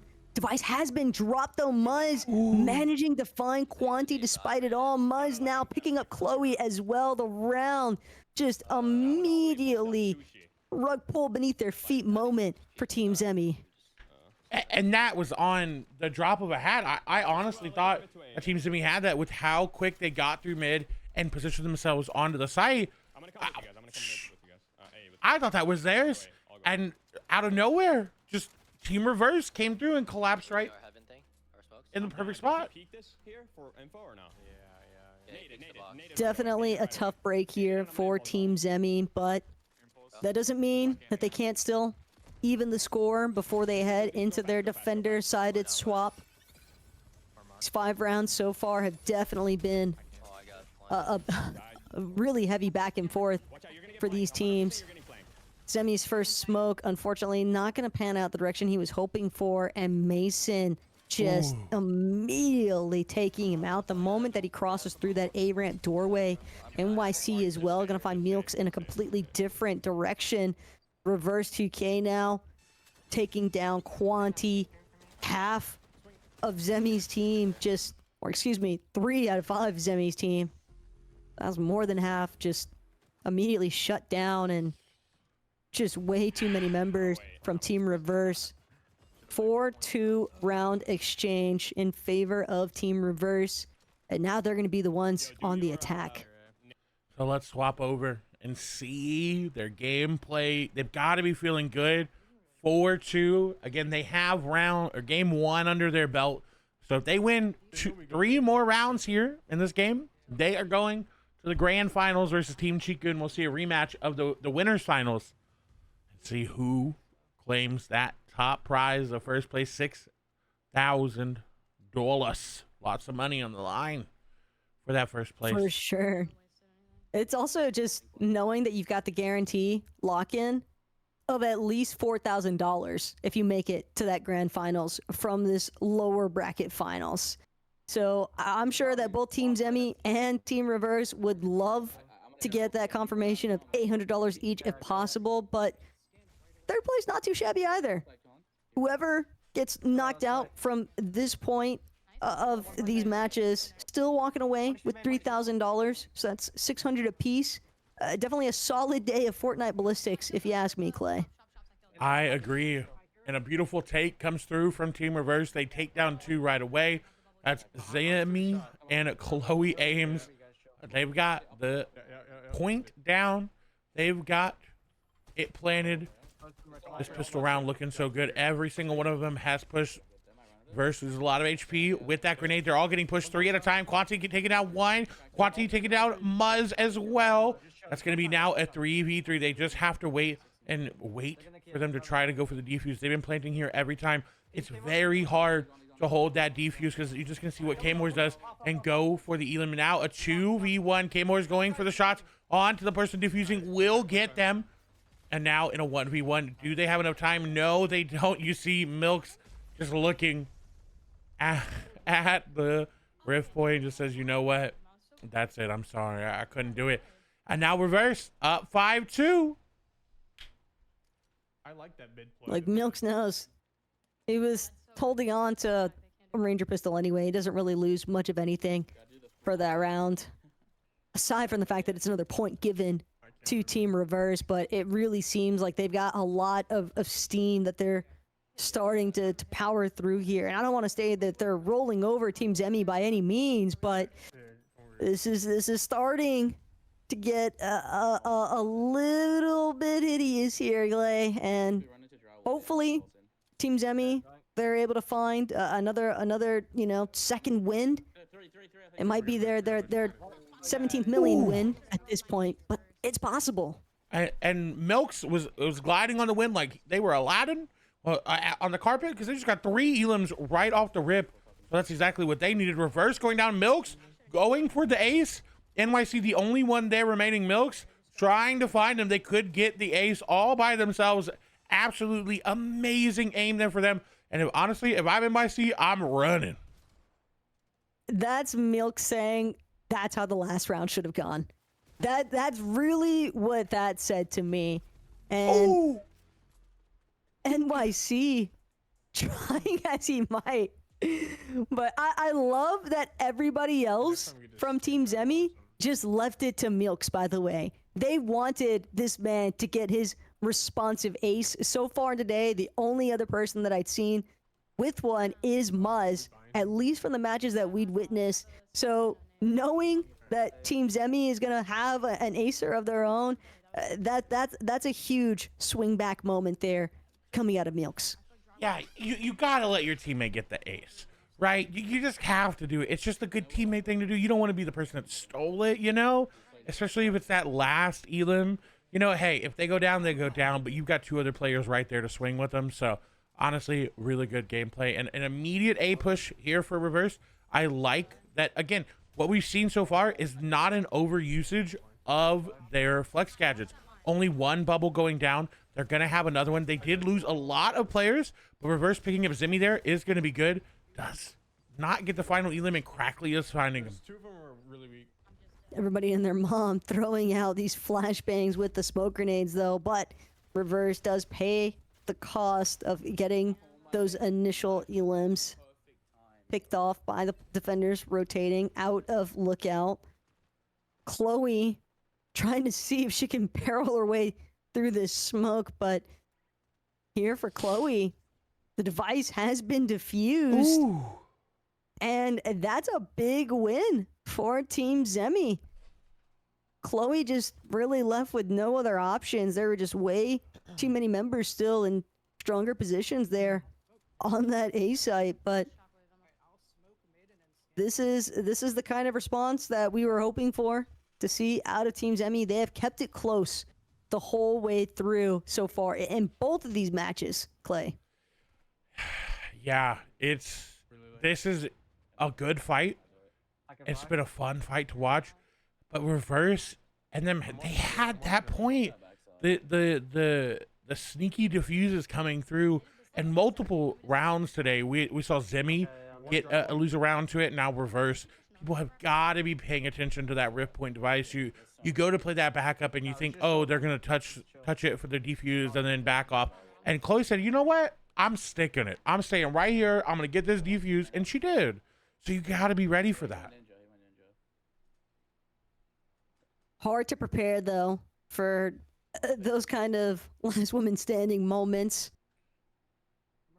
Reverse, taking a little page out of Zemi's book right now, just holding down this really delayed flank position, trying to ensure for the rest of his team. And one has been spotted out next to Drywall. That's a huge pickup onto Milks. That's the kind of shutdown that Team Reverse has been hoping for. Crackly, though, making sure to take out one of Team Reverse's heavy hitters with that pickup onto Muzz. And Reverse tried to get the Elim on to Zemi. Not able to do it. Zemi gets it onto them, but NYC will take the Elim back. Plant goes through onto A. NYC and K-Moore is sitting on that A ramp side. With it being down, they have to be careful. Ooh, bubble gonna come through. Enemy going for the defuse. NYC going aggressive. Smoke is down. They know that no one's defusing yet. NYC will get one. Chloe does take down NYC on the other side. K-Moore's now all by themselves going for the spray, and the pre-fire there from Crackly will take them down. And they've tied it up. Yeah, with the low timer alert having just gone off, you know that the device is going to be successfully diffused. A really hard-fought half so far. Both of these teams waiting to see who's going to be the first to set themselves up with that match point. And Team Reverse, it's going to get difficult not to, start to fight with their own mental at this point, because they had what looked like a really good advantage. And then next thing you know, Team Zemi just being able to string together a series of successful round wins. And when you start snowballing, it's really hard to stop that team. It's really hard to be the team that says, okay, we got this. Let's hunker down. We got this. But grenade coming through will take shields off. A B push from Reverse. Over the wall they go. Recon will spot out one. They are going for the quick plant. Bubbles being used. Smoke's being used. And now players pushing the site from the defensive side. Oh man, this is a really tough position though. They know the device has been planted. Team Reverse, they're trying to just set up their angles to stop the defenders from shutting this one down. Ooh, Muzz and Reverse opposite of each other, but it's going to be Quanti and Zemi who strike first. Reverse though, with the immediate three-piece pickup. It couldn't have come at a better time. Everyone trying to become the ace themselves, and Reverse, he might just confirm it. The fourth elimination onto Zemi. Only one defender left to work through, and this couldn't have been a worse sequence of events here. As far as the attackers are concerned, they got the clutch they were after. Team Reverse puts themselves up for a 6-5 series. Wow, what a play there from Reverse. The ace himself, he didn't have any ammo in his AR. He could have gone for the reload and said, you know what? No, I'm going for the pistol shots. Was able to crack somebody from full HP, got the elims, and then that last player, 1 HP, 6-5 match point. Team Zemi has got to be sweating just a little bit there. Oh my goodness, though. Reverse actually finding his own ace. I didn't think that we were going to see 3 today, Clay. The fact that we got to witness 3 of them on the day is just crazy work. Yeah, that is... I'm ready to impulse that. That is not what I expected. I'm with you there. And now a push coming through. Reverse getting aggressive. We'll get one. Crackly going down. That's a big find there. Nice usage of the proximity mines to throw him on the wall. Player is still on the point. They'll find maybe more. Reverse is going to crack him there in a 4v5 situation. Is not good for the defenders. Defenders are trying to see if they can overtake this B site. They don't have many entry points to work with. This is good coverage from Reverse, holding the underside of Drywall, but parking is still relatively exposed. 1-for-1 so far, and it is just everyone on site dropping like flies immediately down to a 1-versus-1 scenario. But it's one of Reverse's ringers, Muzz, and it's still not good enough because he was up against Milk's device defused. Both teams now on this match point, but it's Team Reverse that is fighting for that revenge opportunity. They want the rematch with Team Chica. They want the confirmation of nothing lower than second, and they're this close to watching it slip through their fingers, having to go into a third matchup here with Team Zemi.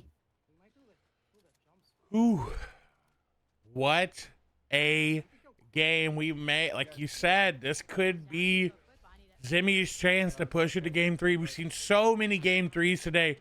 What are Reverse and his team going to do to stop it? A push coming through. Recon going to be thrown out. Player going to be spotted. 2 going to be spotted on A. Reverse going for the flash over the top. Bubble going to go through. K-More is going to go for the plant. Is going to get it down almost immediately. Reverse going to throw a mine right on top of it, and they immediately disengage. Milks will take down Muzz, but Muzz takes down Milks. A nice trade deal in there for them. And just look at the way that Reverse is throwing down these proximity mines, though, directly on top of K-More's from where she was planting, hoping that the smoke grenades are going to be enough to conceal through the smoke grenade. Nah, somebody check his PC. Reverse 2K whipping out a massive elimination versus Zemi, but the enemy's defusing. This could be the final moments. No way! They were able to stick the defuse yet again! Wow. Wow. Team Reverse. I don't want to say that they thought they had it in the bag here, Clay. But I definitely don't think that they were anticipating having it go through to this final match. One more map here on Skyline 10 to determine it all for who gets second, or excuse me, for who gets third and who gets their opportunity at second. This has been a powwow of a series between these two teams, and it's crazy to think that this is just our lower bracket finals. We haven't even been able to factor in what Team Chica is going to be capable of in the grand finals themselves. Yeah, and that's a best of 5 right there. That's going to be really hard for some of these teams, whichever one it goes, because they've only been playing that best of 3. They got in that mentality. Going into a best of 5, it's a completely different mindset. I want to know. I want to know while we're here. Let me take a look at the bracket, and I'm going to tell you how many game 3s we've had. So we had Reddish and Reverse 2K in the very first bracket of the day. Then we went to the lower round, and we had Girly Bella and Classic. Then again, we had Reddish and Maddie and F. Then we had Peach and Girly Bella. Then we had, before that, we had Reverse and Peach, and then Peach and Girly Bella. Then we had Zemi and Maddie and F.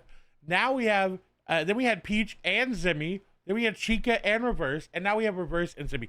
There have been more game 3s than I thought were going to happen. I think that's at least 10, maybe. I don't know. My math is off. It's late.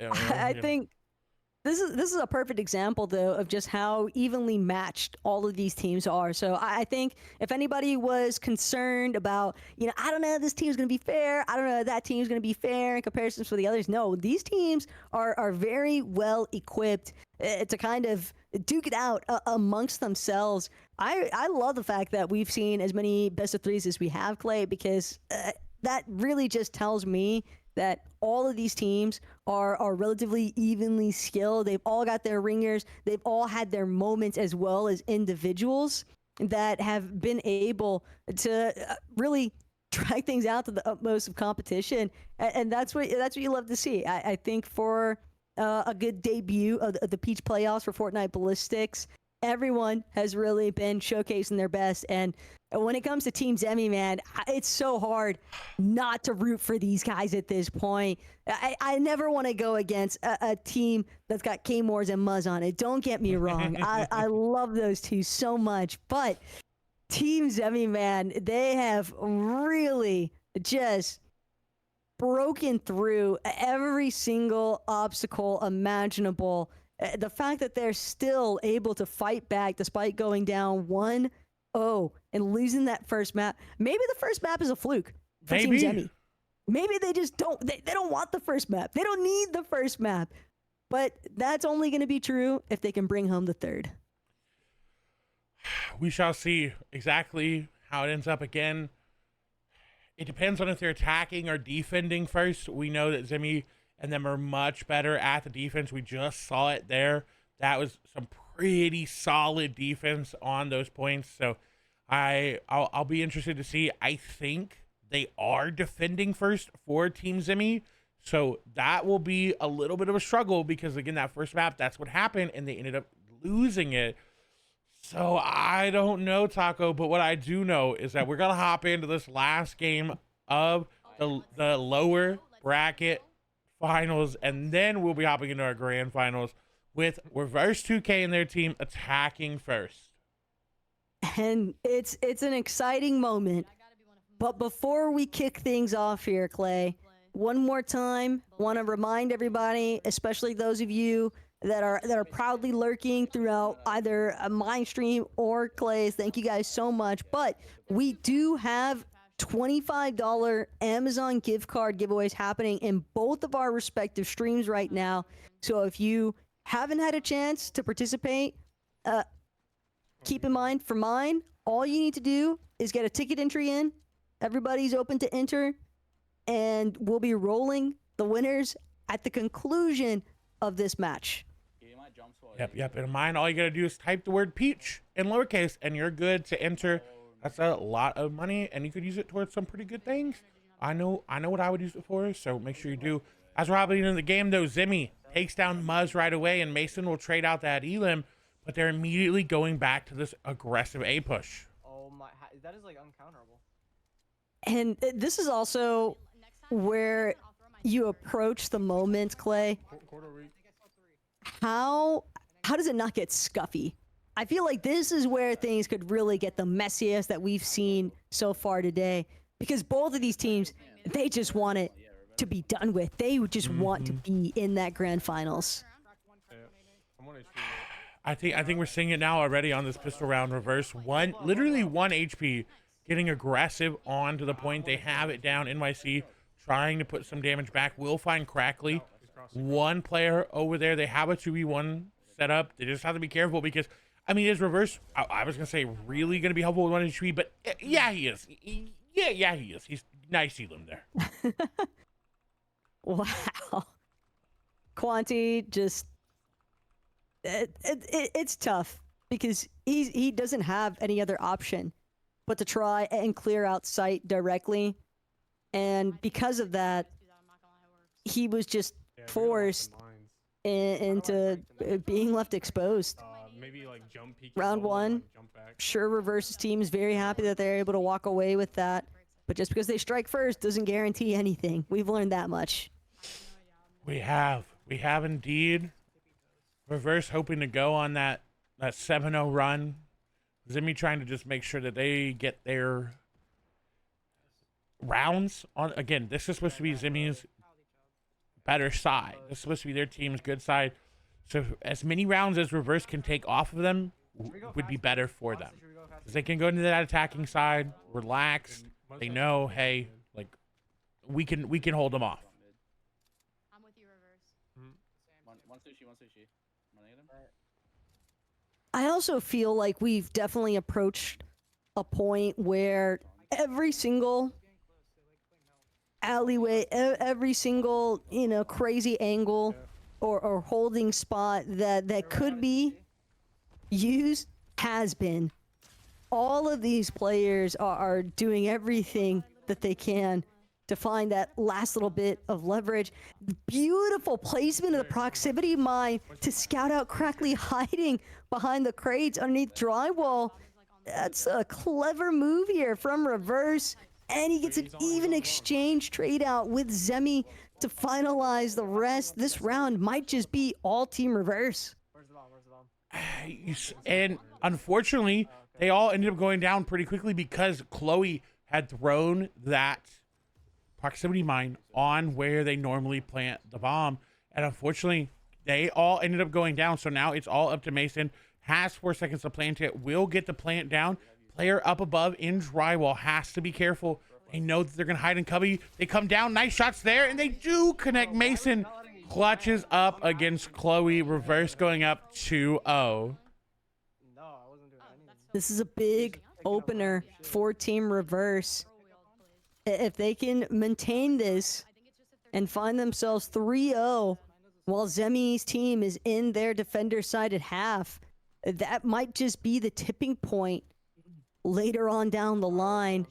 But can never count your chicks before they hatch. Don't want to put all your eggs in one basket if you are Team Reverse.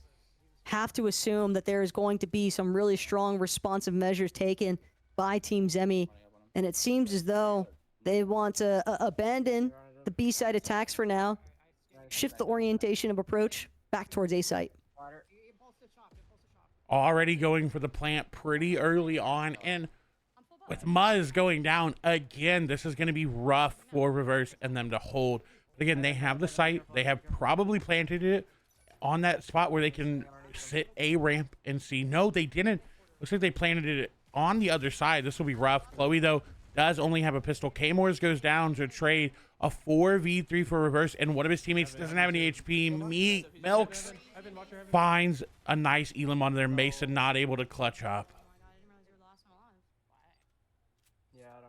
Have to respect the effort, but this is one of those moments where Team Reverse, I'm not going to call it greed, but they definitely overextended onto that A site initially. Can't say that I'm too surprised that Team Zemi finally found their one. With them having, I think, a really strong defensive hold in the first place, they were guaranteed at least one. They were, and that's really good for them. They're able to get that eco back in their favor, and we'll see how Reverse handles it. A push towards the A side, or rather the B side. I'm all discombobulated now. We're getting laid into the night, but I like this. This is finally a slow push from them. They get a chance to see that recon come through. There is a player on the other side. I wonder, Reverse doesn't have any proximity mines. I was say, I wonder if he did that same thing he just did to Crackley. Definitely a bit of a switch up, though, in terms of what we have been seeing out of that proximity mine utilization so far today. It's only a matter of time, though, before the players decided, hey, got to get a little bit more creative with the way that they are opting to expend some of these flex gadgets.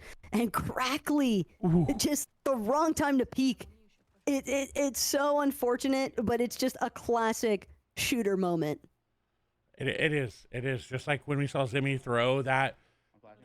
I think it was a flash grenade to try to get them going and looked away at the wrong side. Fortunately for Team Reverse, they do not have the rip point device. They have to go get it, and it's in the mid area right outside of drywall, so they have to be careful on going for it. They have to be calculated. Muzz and Reverse together. This is a deadly duo. Muzz will go for it and does grab it. They have cleared the B site, so they will be able to put it down. I'm holding your drywall still. Sorry about that. Ooh, I like this approach still. Muzz gonna be the one to actually try and find that rift point device plant. And that's a big strike force, though, out of Reverse. Chloe, though, will at least be able to communicate to the rest of her team where this attack is actually coming from. But Muzz, he's already planted the rift point device. This is going to be a very pivotal moment here for Team Zemi, but they're not going to be able to hold on. A round decisively won by Team Reverse. They just got more members standing. They were able to completely clear out the defenders before they could actually retake the B site. And now they had the opportunity to put themselves up with a very convincing 3-round advantage if they can confirm this next round. This will be good.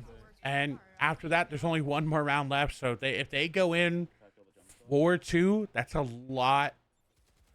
That's a lot more of a safety net, rather, as reverse hitting some nice shots onto Team Zemi. The quick push going through for A. He's trying to get rid of those proximity mines, but not going to be able to do so. Mines go off, and now they're on site. Is that you that smoked that flank? Everybody getting caught in the same flashbang, though, is always tough. But this seems to be the strategy right now. Reverse getting a lot of value out of these proximity mines. And Muzz also making sure to stay on that flank patrol. Going to prevent anybody from trying to come through that backside of A-ramp. But just as the bubble shield is left, Zemi picked apart, followed up by Chloe. Lookout finally going to have some coverage here for Team Zemi. But Quanti just might be throwing himself into shark-infested waters at this stage. NYC is still holding down the fort, but everybody has actually been cleared out. Team Reverse, what looked like such a promising opening engagement, now turning into a Rift Point device defusal. Everything just turned upside down in a matter of seconds. What a game we have on our hands. No blowouts so far.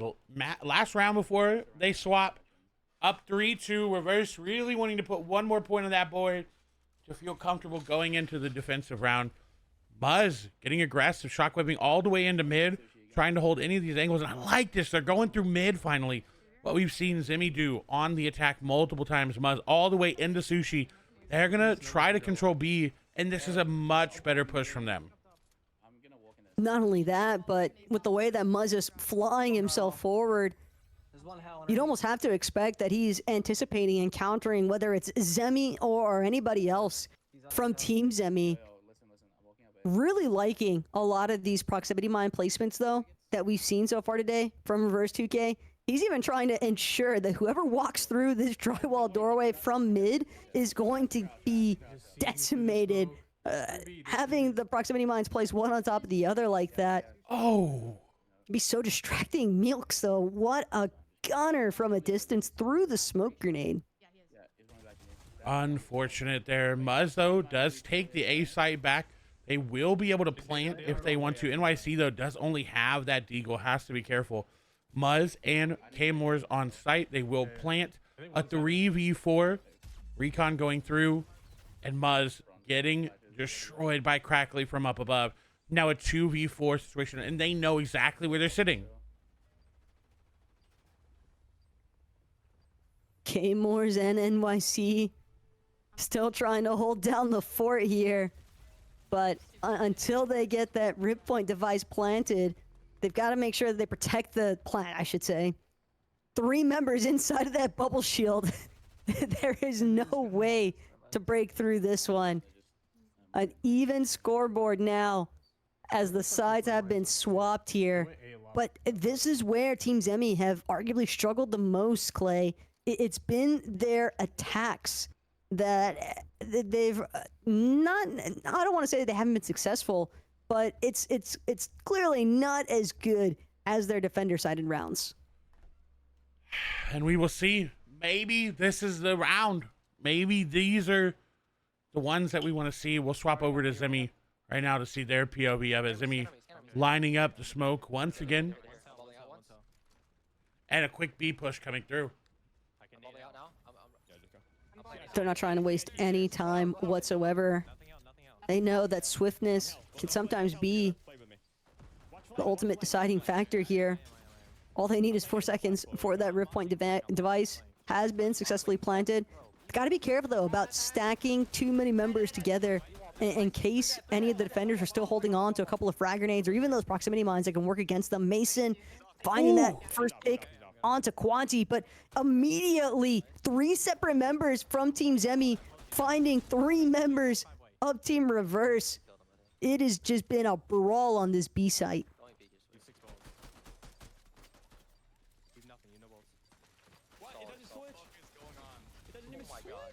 Wow. Wow. I wanted to hear those comms as it was that last little bit, and some good movement there from Zemi to keep him alive versus NYC. All he had to do was stay for that rip point to explode, and really good. He would have got the elim if he didn't end up switching there. But overall, that's a great round number 1 on the attacking side. I'm gonna just flash insta. I want you guys to run like. Very intense moments though for Zemi. I think that when you're looking for, you know, a form of leadership, Zemi as the team captain, he definitely came up big in those last couple of moments. And the fact that they are finding themselves in that 4-3 advantage, it might just be one round, but it's still one round more, one round closer to that match point. Nice trades back and forth. Ends up being a 3v3 right now. Crackly on your screen who are watching, they do have B control. They are going to be able to go for the plan. Going to be Crackly, Milks rather, and Kwanzi. Recon going to come through. Crackly down below. One of them is hit 100. That's going to be Muzz. Hit 104. Milks, player on the backside, swinging with Kwanzi. Has to be careful. Leaving Crackly all alone. Milks is going to take down Muzz. That's big for them. Crackly, though, refusing to budge from holding this angle. Crouched, concealed. Clipped a little bit by the flashbang, but still has an okay enough vision to try and control this point. And Team Zemi comes up big here. 5-3 now.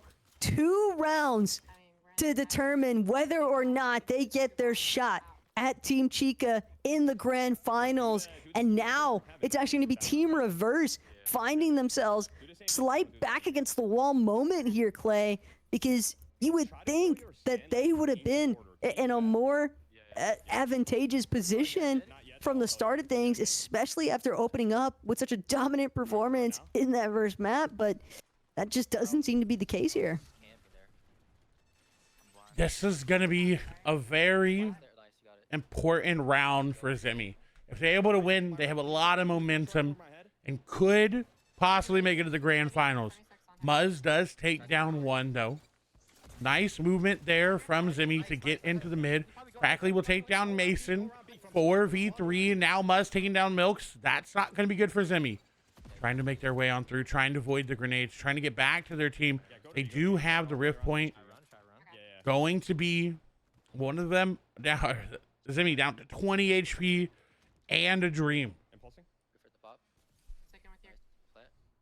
Zemi, though, walking it down. It's got to be really careful here.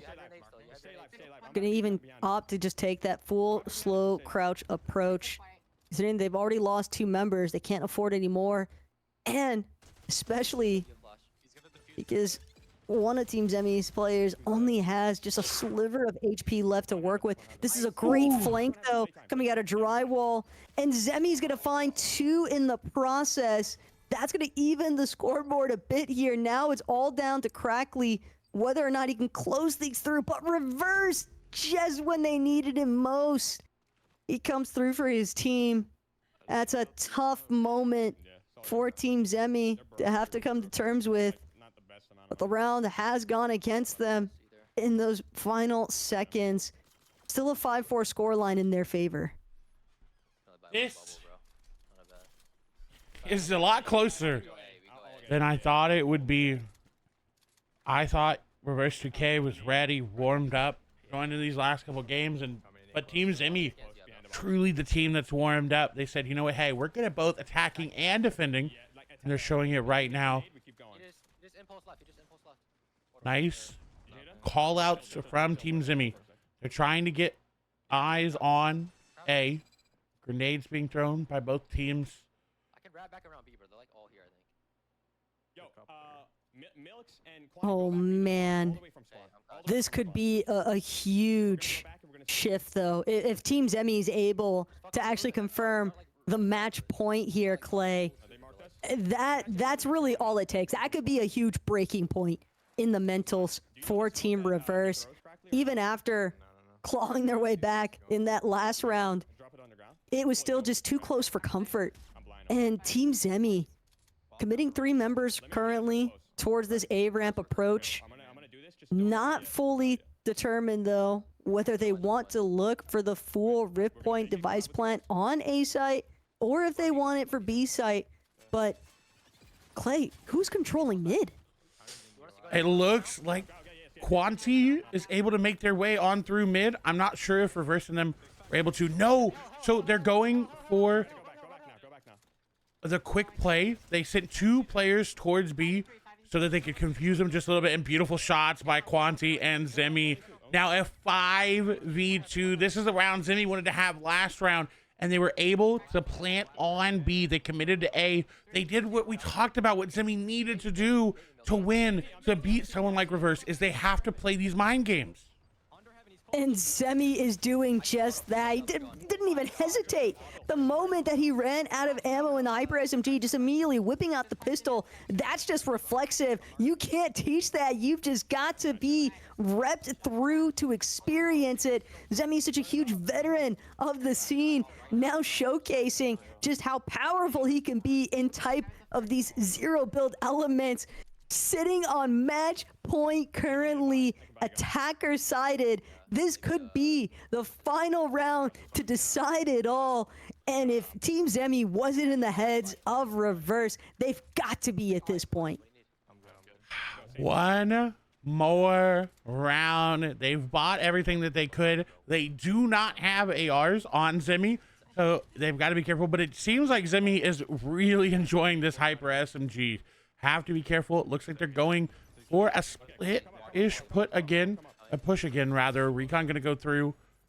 Flash going to come through. The chill comm came through. One smoke here for Zemi. He's asked to use it perfectly. Has to be careful. Impulse, they're worried about Muzz coming over the top.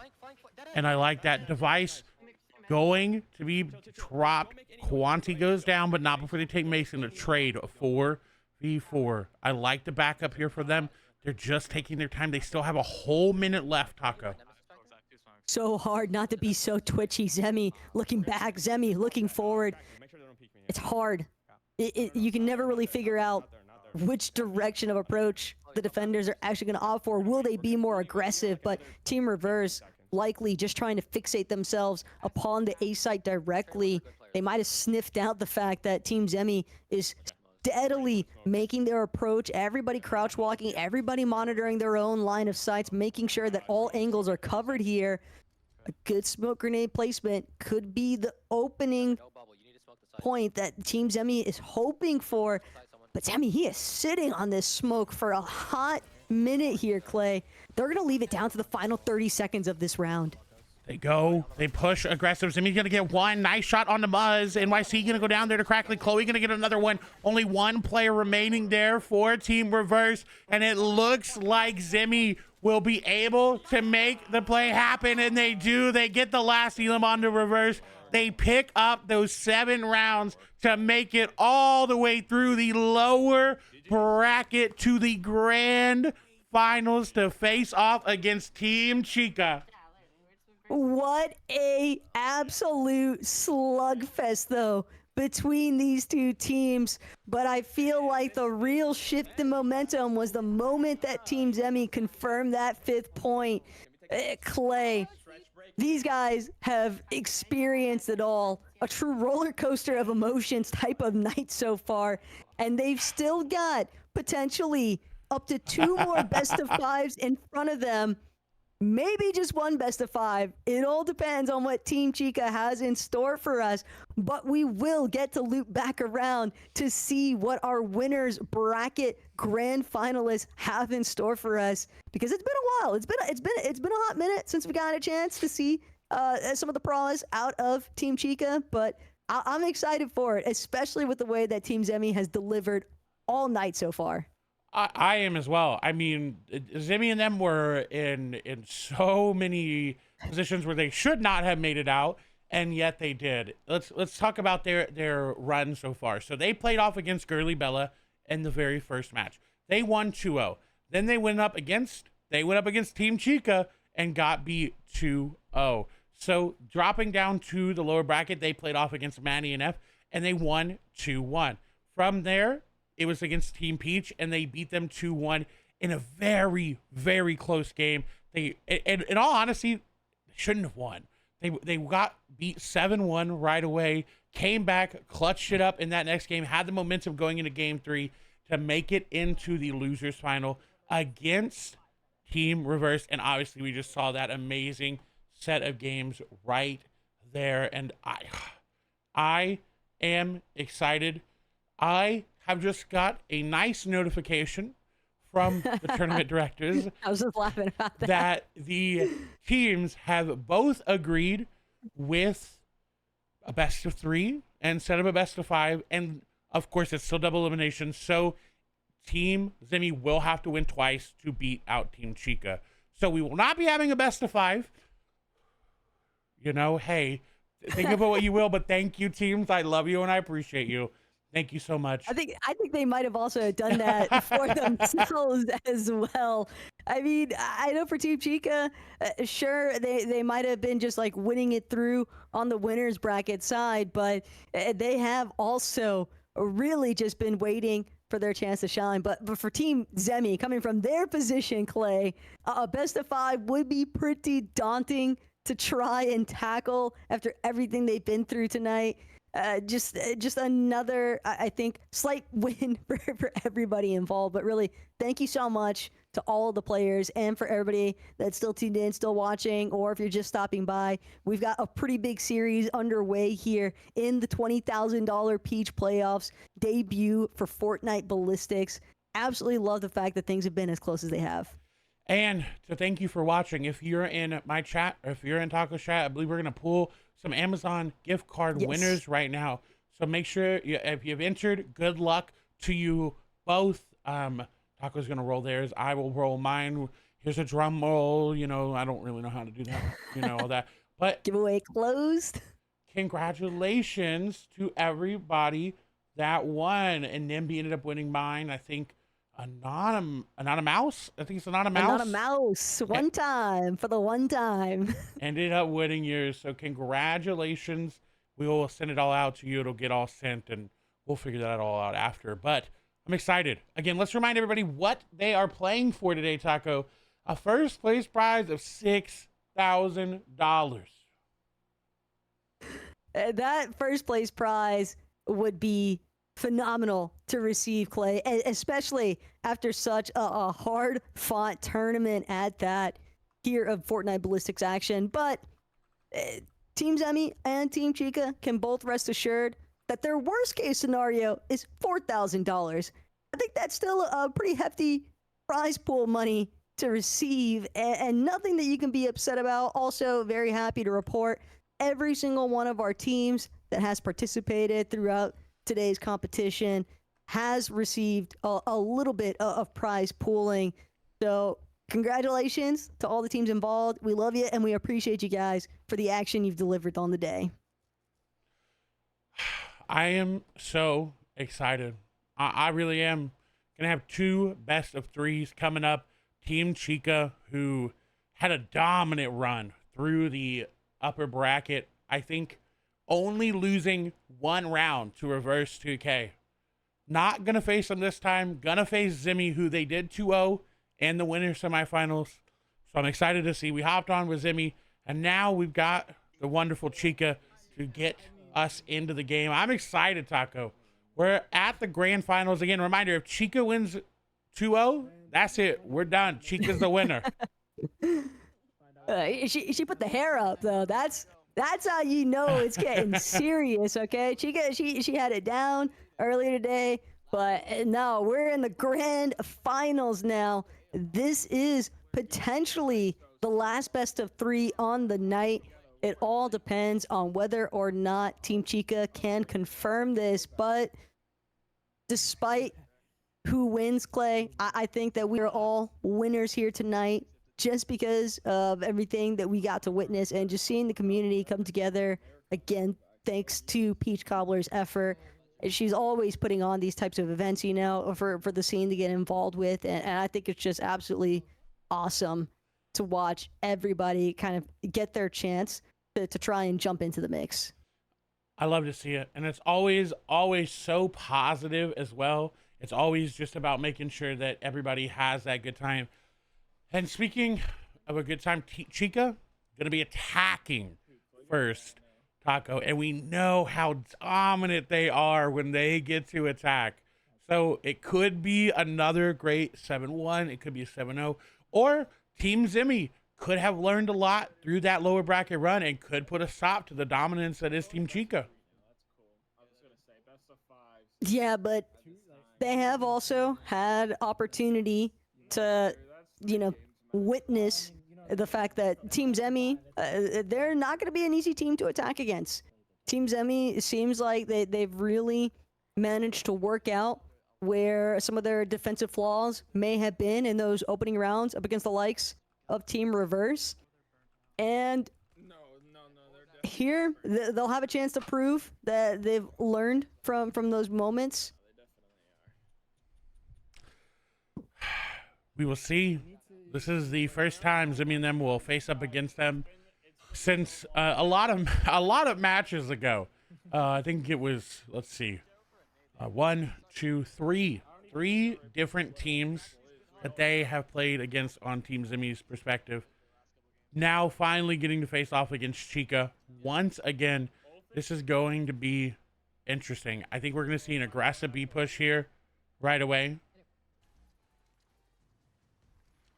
One thing that I heavily recall, though, from Team Chica is that Haru and Casper were just nonstop, side by side. Like, I don't want to say attached at the hip by any means, but they were definitely a very dominant duo force for every other team that Team Chica has played so far today to deal with.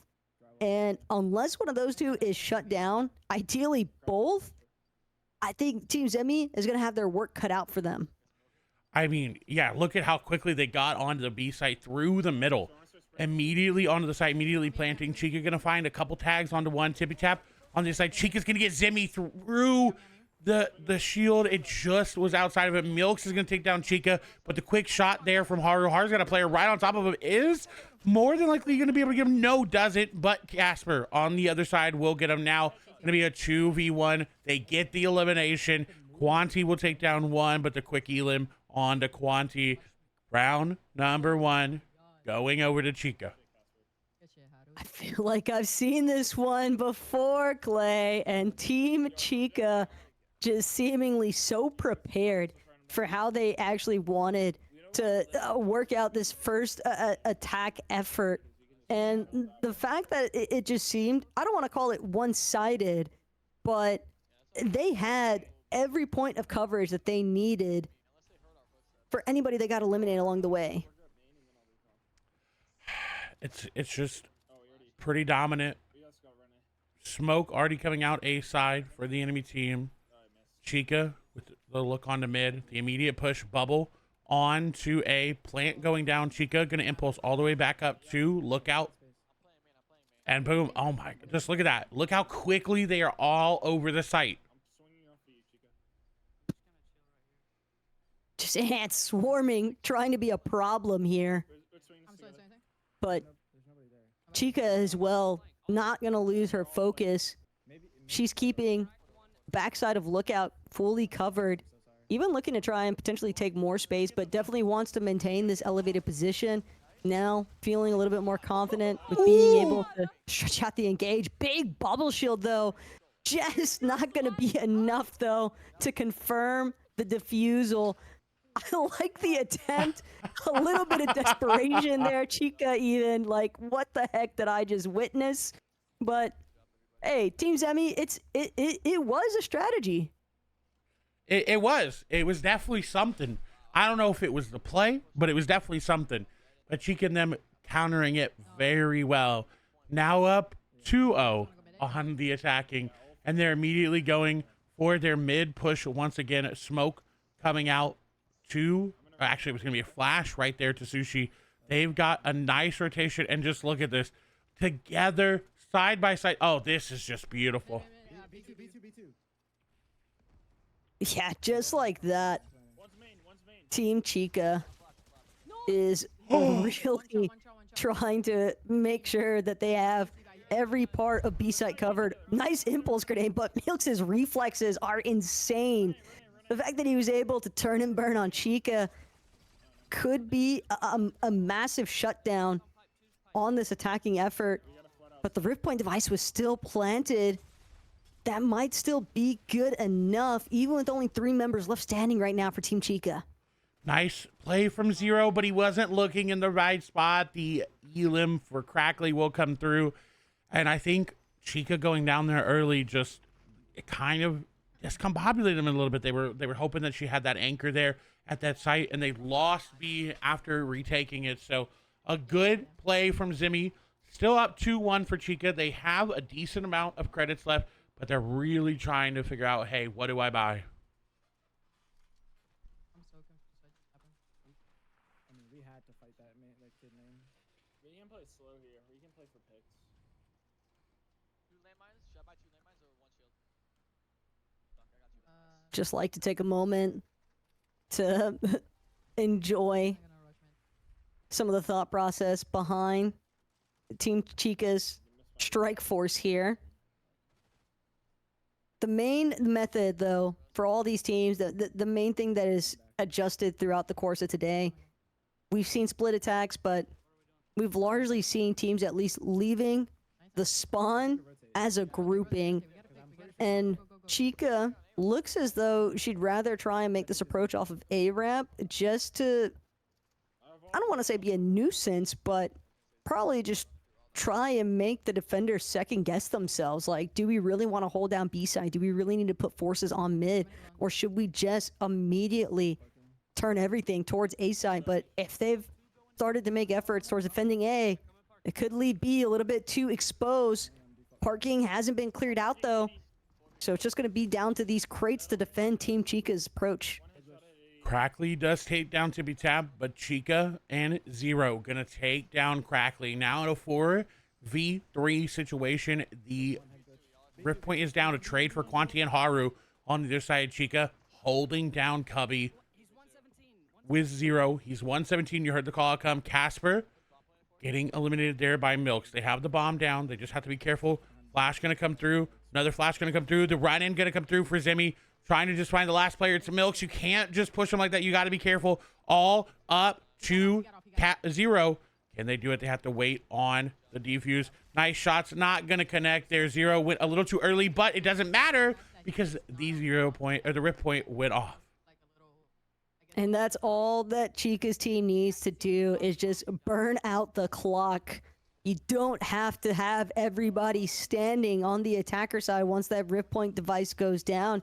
You just need to make sure that Team Zemi doesn't get that real opportunity to defuse it in time. And already catapulting themselves to a 3-1 lead on the attacker side. But this is where Team Chica has benefited all day today. From what we witnessed out of them earlier on, they've clearly got their attacker sides very well coordinated. It's not going to be easy to shut these down by any means. I think where they really found a couple of hiccups along the way was in their defender-sided action. I agree. A quick push there. They're going to spot out two. Believe it was Zemi that was spotted out. Chica going to get all the way up on lookout. Player on the other side. Quanti can absolutely beam them, but Chica's team did take down one. Haru will find elimination. Crackley with a beautiful nade onto Tippy Tap. Casper will find one. Nice elim again from Casper. Down in a 2v1 situation. Not able to make it happen. Crackley somehow able to clutch that up for Team Zemi.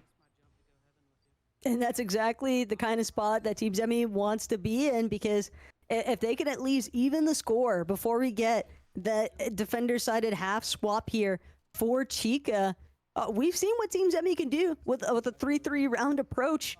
We just witnessed it against the likes of Team Reverse one map ago. And Team Chica fully aware as well. They don't want to give any sort of openings towards Team Zemi. That's the last thing that team needs. They've been running off of pure momentum since like the second round of the lower bracket finals. We'll see. I think another mid push going to come through. Ooh, for three of them. Chica going to hold B site. Flashbang going to come through. Recon came through as well, but I don't know if it spotted anybody. They make their way all the way through to drywall. Will trade out one. Zimmy gonna take down Tippy Tap right in front of Chica. A 3v3 situation on site, trying to find Zimmy. They take them both down. That's Crackley going down and Zimmy. Crackley has kind of been the clutch player. Melks hiding in a corner waiting. Flash does go through. Plant does not, or is down yet, and oh my gosh, Melks just melting everyone. This is exactly the kind of gameplay I was expecting from Milks. He's been so consistent throughout the course of today. Just absolutely fragging for Team Zemi. That's a big part of the reason why Milks was recruited in the first place. Zemi knew what he was doing, asking Milks to join his squad. Love this, though, from Zero, making sure to utilize that height position from drywall. And now Zero going right back to it, trying to throw off the defenders, but there's only so much left to be done. They have to commit to the defusal. Zero going to prevent that from happening. A 4-2 round advantage for Team Chica here. All they need is 3, Clay. All they need is 3 rounds, and they'll have this first match in the bag. So a dominant start, not as dominant as we've seen from them, but still only losing 2 rounds there is good. Chica making their rotation all the way to A. Again, they do have those impulses, so they can make this a little quicker if they want. Haru on the other side. They've got to be careful of that mid push from Zimmy. They like to do that same thing with the impulse. We saw it go all the way to Sushi. So a nice mid control there. I think we've got 2 players, and Chica, she's going back to that corner. We saw her at the very beginning trying to just hear anybody making their way to the point.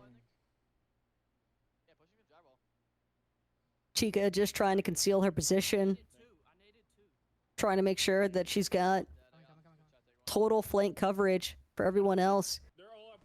Seemed like for a moment she might have gotten an audio cue from one of the attackers there in corridor, but fully understanding it's likely going to be a B-side attack. And with that Rift device plan having been activated, Team Chica wants to collapse here, but the pistol round is a tough one to break through, especially against the likes of Team Chica. That was such a quick collapse onto B. Zimmy and them did their standard movement all the way through. I want to hop on over to Zimmy, hear what they're thinking. They're down 2-5 on the attacking side. They've been down from worse, but they have to win now. Can we do mid to A here? Zemi trying to do what he can to rally the troops, but they know. The worst part here, Clay, is that if it wasn't a 4-2 heading into that pistol round half, it wouldn't have been as bad. But knowing that the eco round is potentially the point that's going to put Team Chica onto match point round, that's the part that really gets to me, because you want to invest and prevent that from happening, but if they use all their credits for this matchup and don't come through, it might just be wraps. And Tippy Tap putting a lot of pressure on that mid smoke and flash from Zimmy. Nice nade there from Crackley. Will catch one, but this is looking really good for Team Chica. Nice spray there on to Crackley, but again, another grenade will connect. One will connect for Chloe. Caster will go down and get that elimination. Crackley getting a couple, but not going to be able to get much more than that. That's going to be Team Chica taking that round. All they need is one more round with the defuse coming through, and they will win game number 1, putting them that much closer to winning the grand finals. And Zemi knows it. His whole team knows it. But they still have an opportunity. We've seen them come back for worse. Granted, that was several hours ago, but I do still think it's possible. And I stated it earlier, I'm gonna stand on biz for it, even at the risk of Team Chica lovers, because love Team Chica as well. Love everything that we saw from them as far as their gameplay, but How can you not want to root for Team Zemi after everything they've been through today?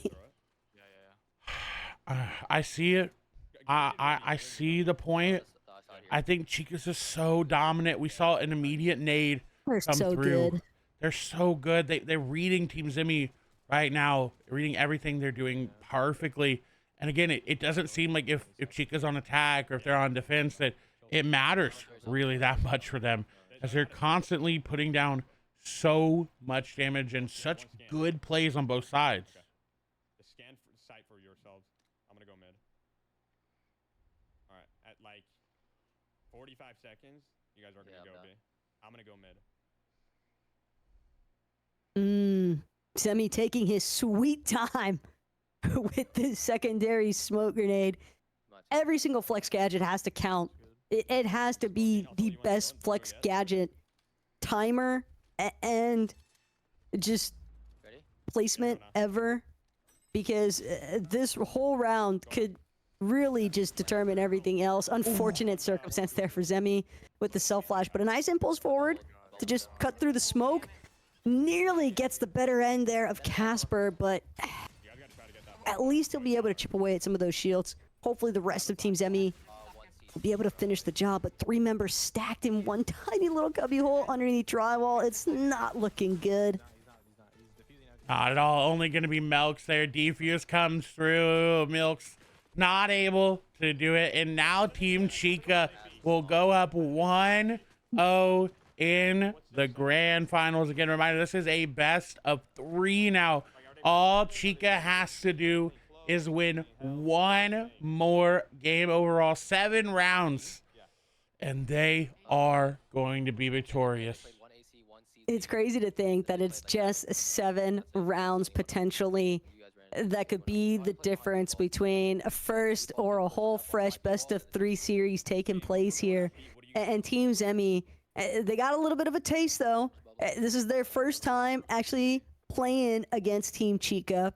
And sometimes you need that initial experience. Also, keep in mind, I've been saying this a lot today, but Team Zemi, they drop the first map pretty consistently, and then they look for their pounce back. So I can't really count these guys out. I've seen them lose this first map like 3 best of 3s in a row, and yet they still manage to make it work. So down, but not out by any means. Definitely not at all. With the possibility of 1 game left, I feel like it gives them a little bit more motivation. They want it a little bit more, right? Because they know, hey, this is it. This is all we got. And I that's how it's been, like you said, their whole lower bracket run. So it's incredible to see how well they're doing. You always want to see a lower bracket team be able to put up a good fight when they make it all the way up to that grand finals. And Simi and their team are looking really good to do it. I'm excited. I think, again, we should tell everybody what they're playing for. Again, this game is the difference between $2,000 spread amongst your team. That's a lot of money right there. That's definitely pretty substantial, $400 per person. But knowing that second place is that $4,000 confirmation, $800 a player, that's still got to be a nice feeling here, whether you're Team Chica or Team Zemi. Obviously, both of these teams would love to have the title of Peach Playoffs victorious, but not everybody can win. Only one team is going to get the chance to prove themselves as number 1 of this Peach Playoffs featuring Fortnite Ballistic. But I am very excited, Clay, because we are potentially looking at our final best of 3 of the day. If it's a whole fresh best of 3, though, do you think that is where things could really start to turn against Team Chica? It might be. It might be where it starts. I don't know. This is hard because Chica is so dominant, as well as Tippy Tap. I mean, Tippy Tap has been popping off by themselves. They kind of are the Muzz, the Frey of the teams, right? We saw Frey pop off on Peach's team. We saw Muzz absolutely pop off many times. Tippy Tap being the one to do it. I'm excited. I'm excited. I think this is going to be a great one. Again, let's look at everybody that's played today. They're the captains, at least. Got Peach, Maddie and F, Chica, Reddish, Reverse 2K, RBA Classic, Girly Bella, and Zemi. Yeah, and every single one of these captains and their respective rosters, thank you guys so much for all the entertainment value that your matches have been able to provide to everybody watching directly from their streams. And hey, if you're watching from either my channel or Clay's, just make sure that you check out all of these awesome content creators and competitors, as well as their teammates that are involved. A lot of great Fortnite talent, I think. And Fortnite Ballistics, what I really love about this game mode, Clay, is that zero builds was already relatively popular amongst the Fortnite scene. A lot of our competitors here today even are super familiar with that zero builds playlist in general. And so seeing that mashup between the new introduction of first-person Fortnite perspective and zero builds kind of movement but methods, it's really cool to just recognize how these players are trying to take some of their zero builds experience and transition that into power play moments for Fortnite Ballistics. It is indeed, and I am excited to see if we go to a second best of 3. I think there's like you said, there's a lot of similarities here as we go in to this game of that zero build. I think that's what makes Ballistics so fun. Is it's the same Fortnite that we know, just in a first-person capacity, right? It's a smaller version of zero build. It's a lot of fun. The movement, the mechanics are all looking and feeling so good. So this has been such a blast to cast. So again, shout out to Peach for putting it on with Fortnite. Love to see that. Absolutely amazing.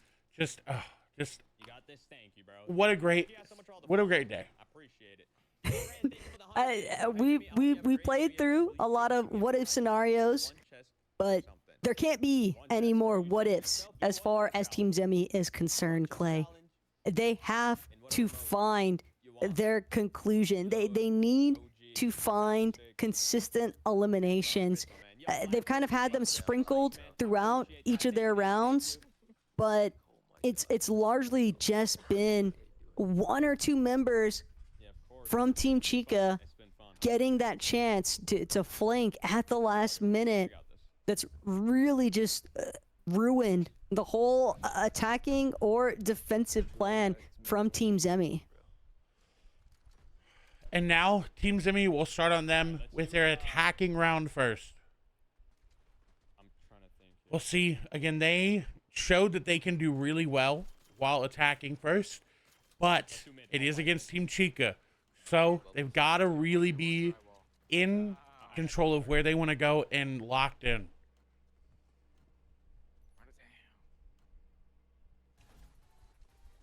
Zemi, though, he knows what's tried and true. His handy dandy smoke grenades down center B site. And for anybody that might be wondering why he keeps facing the wall first, it's because that lets him know that he's perfectly centered and lined up to make sure that it doesn't catch the top of that building in mid-map B, as well as not clipping the railing.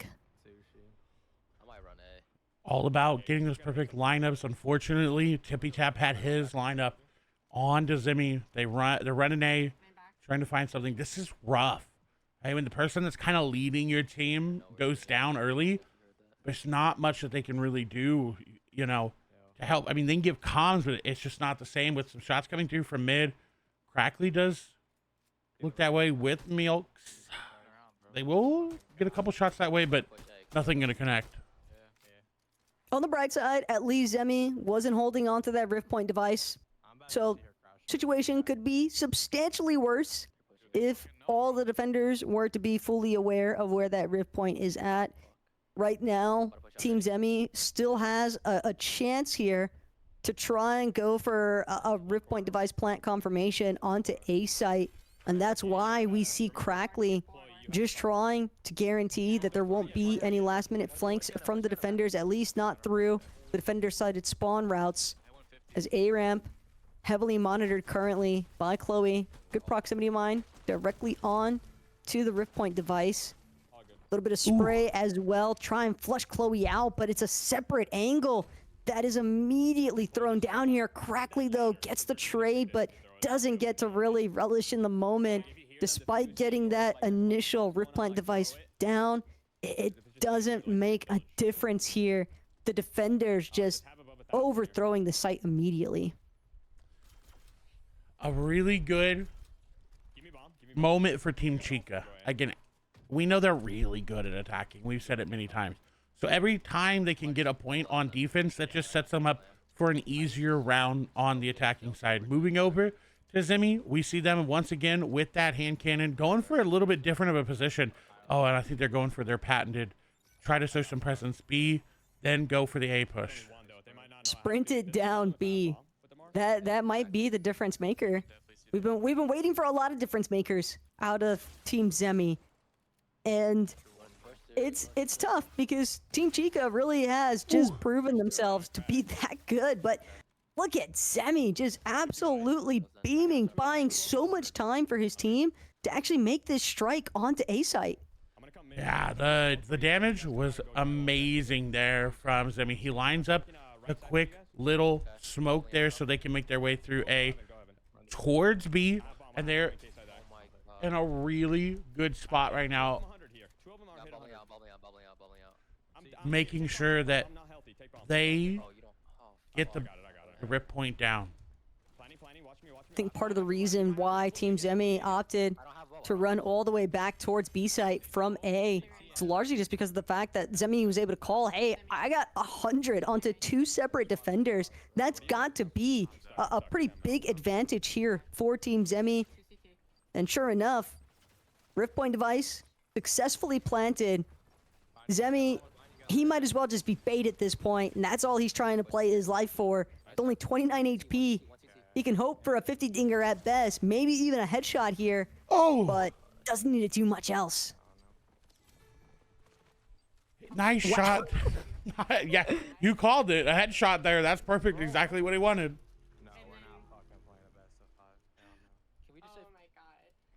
Beautiful elim there from them. But unfortunately, it wasn't enough. Zemi wasn't able to stay alive to get those eliminations that he needed. Now Chica up 2-0. Yo, listen. Just focus on this game right here, bro.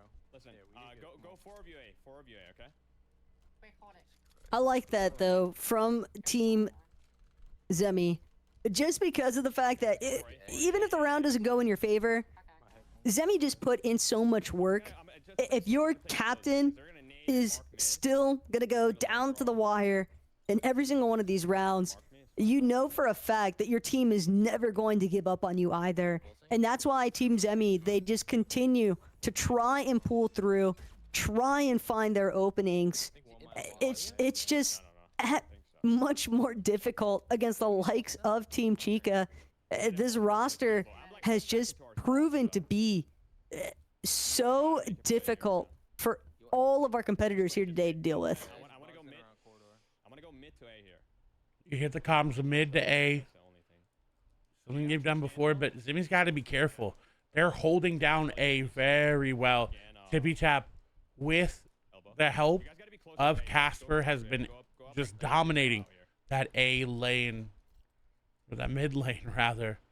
Zemi goes to the lineup. His team is waiting. Are you guys ready? I'm going to smoke. I'm going to make a play. I'm going to go corridor here. We'll see what it does for him, if it's going to go in his favor. Double smoke coming through. Nice movement. Does have the impulses there. Is going to go for the hop. Going to find a player right on top of him. Is going to get the shots, but not going to find Haru.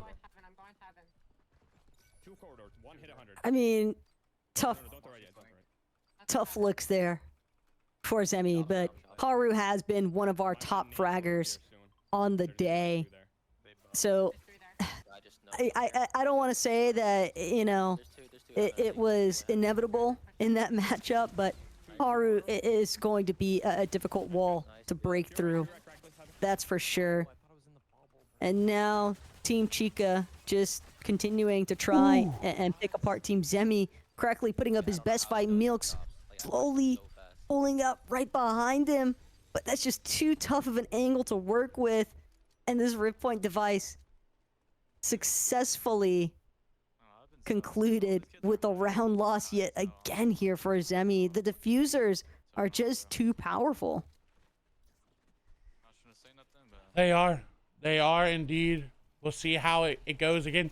If Chica is able to get a 6-0 on the defensive side of things, this game's pretty much locked in for them going through. Yeah, but on the bright side, the players have decided to switch things up a little bit. I know that we had initially announced that it was going to be a best of 3, potentially 2 best of 3s, but the players wanting to maintain competitive integrity, they have allotted to keep this very first matchup between these two teams as a best of 5 result. And if it goes through for Team Zemi and they're successful and able to bring things back, despite how they look right now, scoreboard doesn't give it all away because moving back to the best of 5 circumstance, then we'll look to a best of 3. And Tippy Tap taking down Zemi once again. Beautiful execution there on the impulse from Zemi, but it just wasn't enough.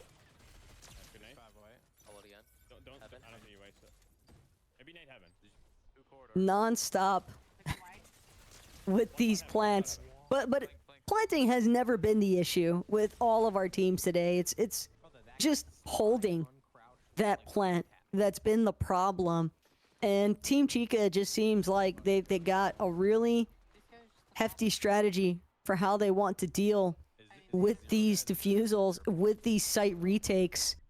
Throwing up the competitor's belt now from Tippy Tap. That is a celebration of the ages for sure. You know, I don't have that. Hold on, I want that emote. I don't have that emote. Hold on, someone hit me up. I don't think you can get it anymore, but I love that emote. And up 4-0, 2 more rounds to go on this side, Taco. And if they're able to go for a 6-0, again, going into that now best of 5, just means 1 more win round-wise for Team Chica. But Team Zemi is great on the defense, so this could be good for him. And one plays like sushi or corridor. But if you're heading into your defensive round down 6-0, that even for Team Zemi cannot be healthy for the mental this deep into the bracket. Love the fact that they're still trying to shine through. Zemi knows that he is fully revealed. There is 0 stealth in this solo operation currently. He's hoping at best to buy his team a little bit of time, but I think if anything, Team Chica has recognized the fact that this is just one guy. This is not the whole team. Zemi, though, doing a fantastic job finding that beam from afar with the Hyper SMG. That's going to force the defenders back towards their B-side spawn.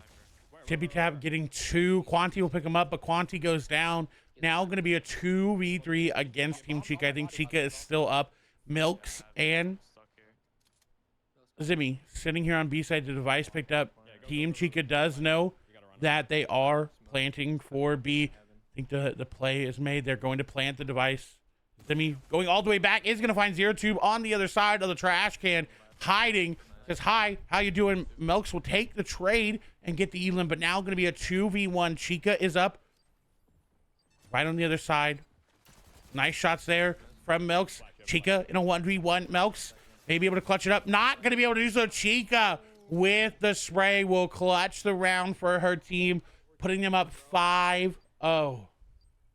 It's just so difficult for Milks from that position. You find one, you find another, but having to work your way through the 3rd and 4th, just too many odds stacked against him. And now Team Zemi, unfortunately, could potentially come face to face with a serious dilemma here, Clay, if they find themselves roundless in this series matchup. that would put a pretty big advantage towards Team Chica. Even with things pivoting back towards a best of 5, it would still be a 2-0 in favor of Chica. They would only need one more map to confirm themselves as the winners. Okay, start walking now. Start walking now. Come now. Good comms from Zimmy. The recon came through. I don't believe it spotted Zimmy. Oh, no, it did. Slide going to come through. Zero going to take him down. This is huge for Team Chica. They don't have that distraction on side B there with Zimmy. Did it again. God. He did the same shit to me. And Zimmy face low-key giving it away. His team just doesn't seem to have any answers so far for these defensive forces by Team Chica.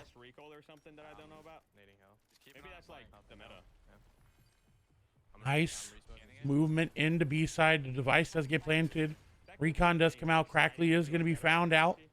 A 4v5. Nice grenade. Going to take down one to 65 HP. Unsure who it was. Impulse is coming through. Shots. Zero. Nice slide there. Taking down Crackly. Chloe will get one. Haru going to go down to Milks. Quanti still up a 3v3. This is really good for Zimmy. They still have the rip point down. They have to worry about the defuse. Tippy Tap going to take down 2. Milks going to try to just stay up for that pressure on the defuse. And Tippy Tap going to take him down. Tippy Tap and Casper will be the only ones up. That will be the defuse going into this game. On the swap, they're going to be up 6-0 for Team Chica. And this is just such a crazy advantage for Team Chica. You can be as innovative as possible at this stage if you're Team Zemi, but knowing that you have to go essentially 6 in a row, that would just be such a ridiculous feat to accomplish. Like, give them the tourney at that point, right? If they're able to do that against Team Chica. I just don't really see that happening. I think if anything, the conversation for Zemi's team right now, Clay, should just be surrounding, okay, if we're attacker side again, first against Team Chica for this third map, how can we actually coordinate strong attack strikes? And look at that. That was such a beautiful execution of what they do every round. They always, that first round, push through the middle and go to B. But there was the team was there waiting for it, so they immediately pivot towards the A side and get elimination. But Milks is popping off Quanti, taking down Zero. So this could be a round loss for Team Chica, as she is the only one remaining. Team is going for the defuse. That's going to be the bubble on top, and Team Chica is going to drop a round. And this isn't the first time that we've seen Team Chica be put into a circumstance of finally dropping a round. Going 7 in a row is incredibly difficult, Clay. Even when you have the type of swing that Team Chica has been bringing throughout the course here today, all they need is one. Like 5 more still left in store here for Team Zemi. That is just such a ridiculous aspect to consider. Yeah, that is actually ridiculous. It's pure domination from this team, and I would expect nothing less from Chica. She's so good at every video game she plays, and she's been playing them for so long. So excited to see them performing well. Now getting the plant immediately on A. Flash will come through, but they've secured a nice spot. Chica does get spotted out, though. Are you heaven? Yeah, I'm heaven. I'll peek. Ooh. 137 underneath you. 137 underneath. This could maybe be another one for Team Zemi. Don't get your hopes up just yet, though, because Chica, as long as Aru, Tippy Tap, Zero, and Casper are left kicking, can never really count these guys out. And the writing's on the wall at this phase, Clay. Only 2 members left to defend, and they've got to deal with the defusal. That's going to be the hardest part. And it doesn't matter. They were able to get the elims. Chica will win 7-0 in that game. They are now going to be up 2-0 in this best of 5. They just have to win one more set of games, and it will be done. Yeah, and even after having dropped that singular round, I don't think that it had any sort of impact against Team Chica. They have just been the real ballisticers of tonight's competition, Clay. It's crazy to think that one team could just look so powerful and so consistent throughout the course of today, but Team Chica, they're just managing to pull out all the punches, and Team Zemi, I can't help but feel for them. It's so hard. I'd be at a total loss of how to respond to this type of aggression, this type of defensive maneuvering. Like, what do you do realistically? It just seems like Team Chica is firing off on all cylinders right now. It does indeed. It does indeed. I don't know. I don't know what I would do if I'm them. There's not much that you can do. You're going to have to try something crazy. Maybe impulse down mid like Muzz did. Send a couple people with you that way. Maybe team impulse, you know, send everybody. Get the shotguns out. You know, we haven't seen the sniper but once, and it was the hands of Muzz. So I'll be excited to see what ends up happening with it all in this next game. But I mean, let's just talk about, like you said, Chica's dominance. And okay, everybody, we have an update for you all. We tricked you. It was on us. We tricked you, and it was a best of 3. So congratulations to Team Chica.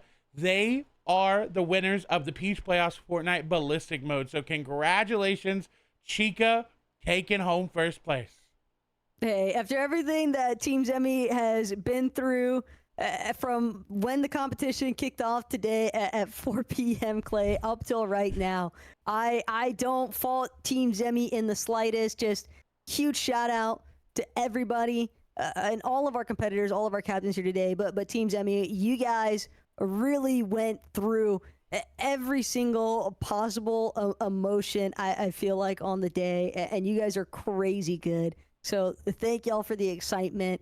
I 100% respect the decision to just throw Chica the win. Team Chica, they earned it. They deserved it. And congratulations to them for winning the Peach playoffs. Congratulations again. Remember, Peach, this is the price before the Peach playoffs. Chica going to go home with $6,000 for their team. They're going to split it up evenly. Zemi and them going to get $4,000 to split up evenly. It's going to go all the way down to those even in 8th place. So third place, that is going to be Reverse 2K. They're taking home that $3,000, and everything else will be posted, I believe, on social media. So you'll be able to see it all on Peach's End. But that's it for us, Taco. That's all she wrote. A nice almost 8 hours down. We're here. We're ready. That was some awesome Fortnite Ballistic. I'm excited. I'm so excited to have done it with you. Thank you so much. No, I appreciate you, Clay. This has been an awesome Yap Sesh. I had a great time getting to witness some competitive action in the Fortnite Ballistics game mode. It just made me all the more excited to see what kind of developments actually take place. I have a lot of confidence in Epic, especially seeing the way that the community has kind of rallied behind this game mode drop in the first place. I really hope that they do some crazy cool stuff with this in the future. I do as well, and that'll be it for us. Thank you, everybody, so much for hanging out. We appreciate y'all. If you want to check out the Best Taco, go show them some love. I'm assuming it's the Best Taco everywhere on all social medias because they've got good branding. Mine's Clay Sailing on every social media. Go hang out with us. Go show Peach some love, the Peach Cobbler on all their social medias.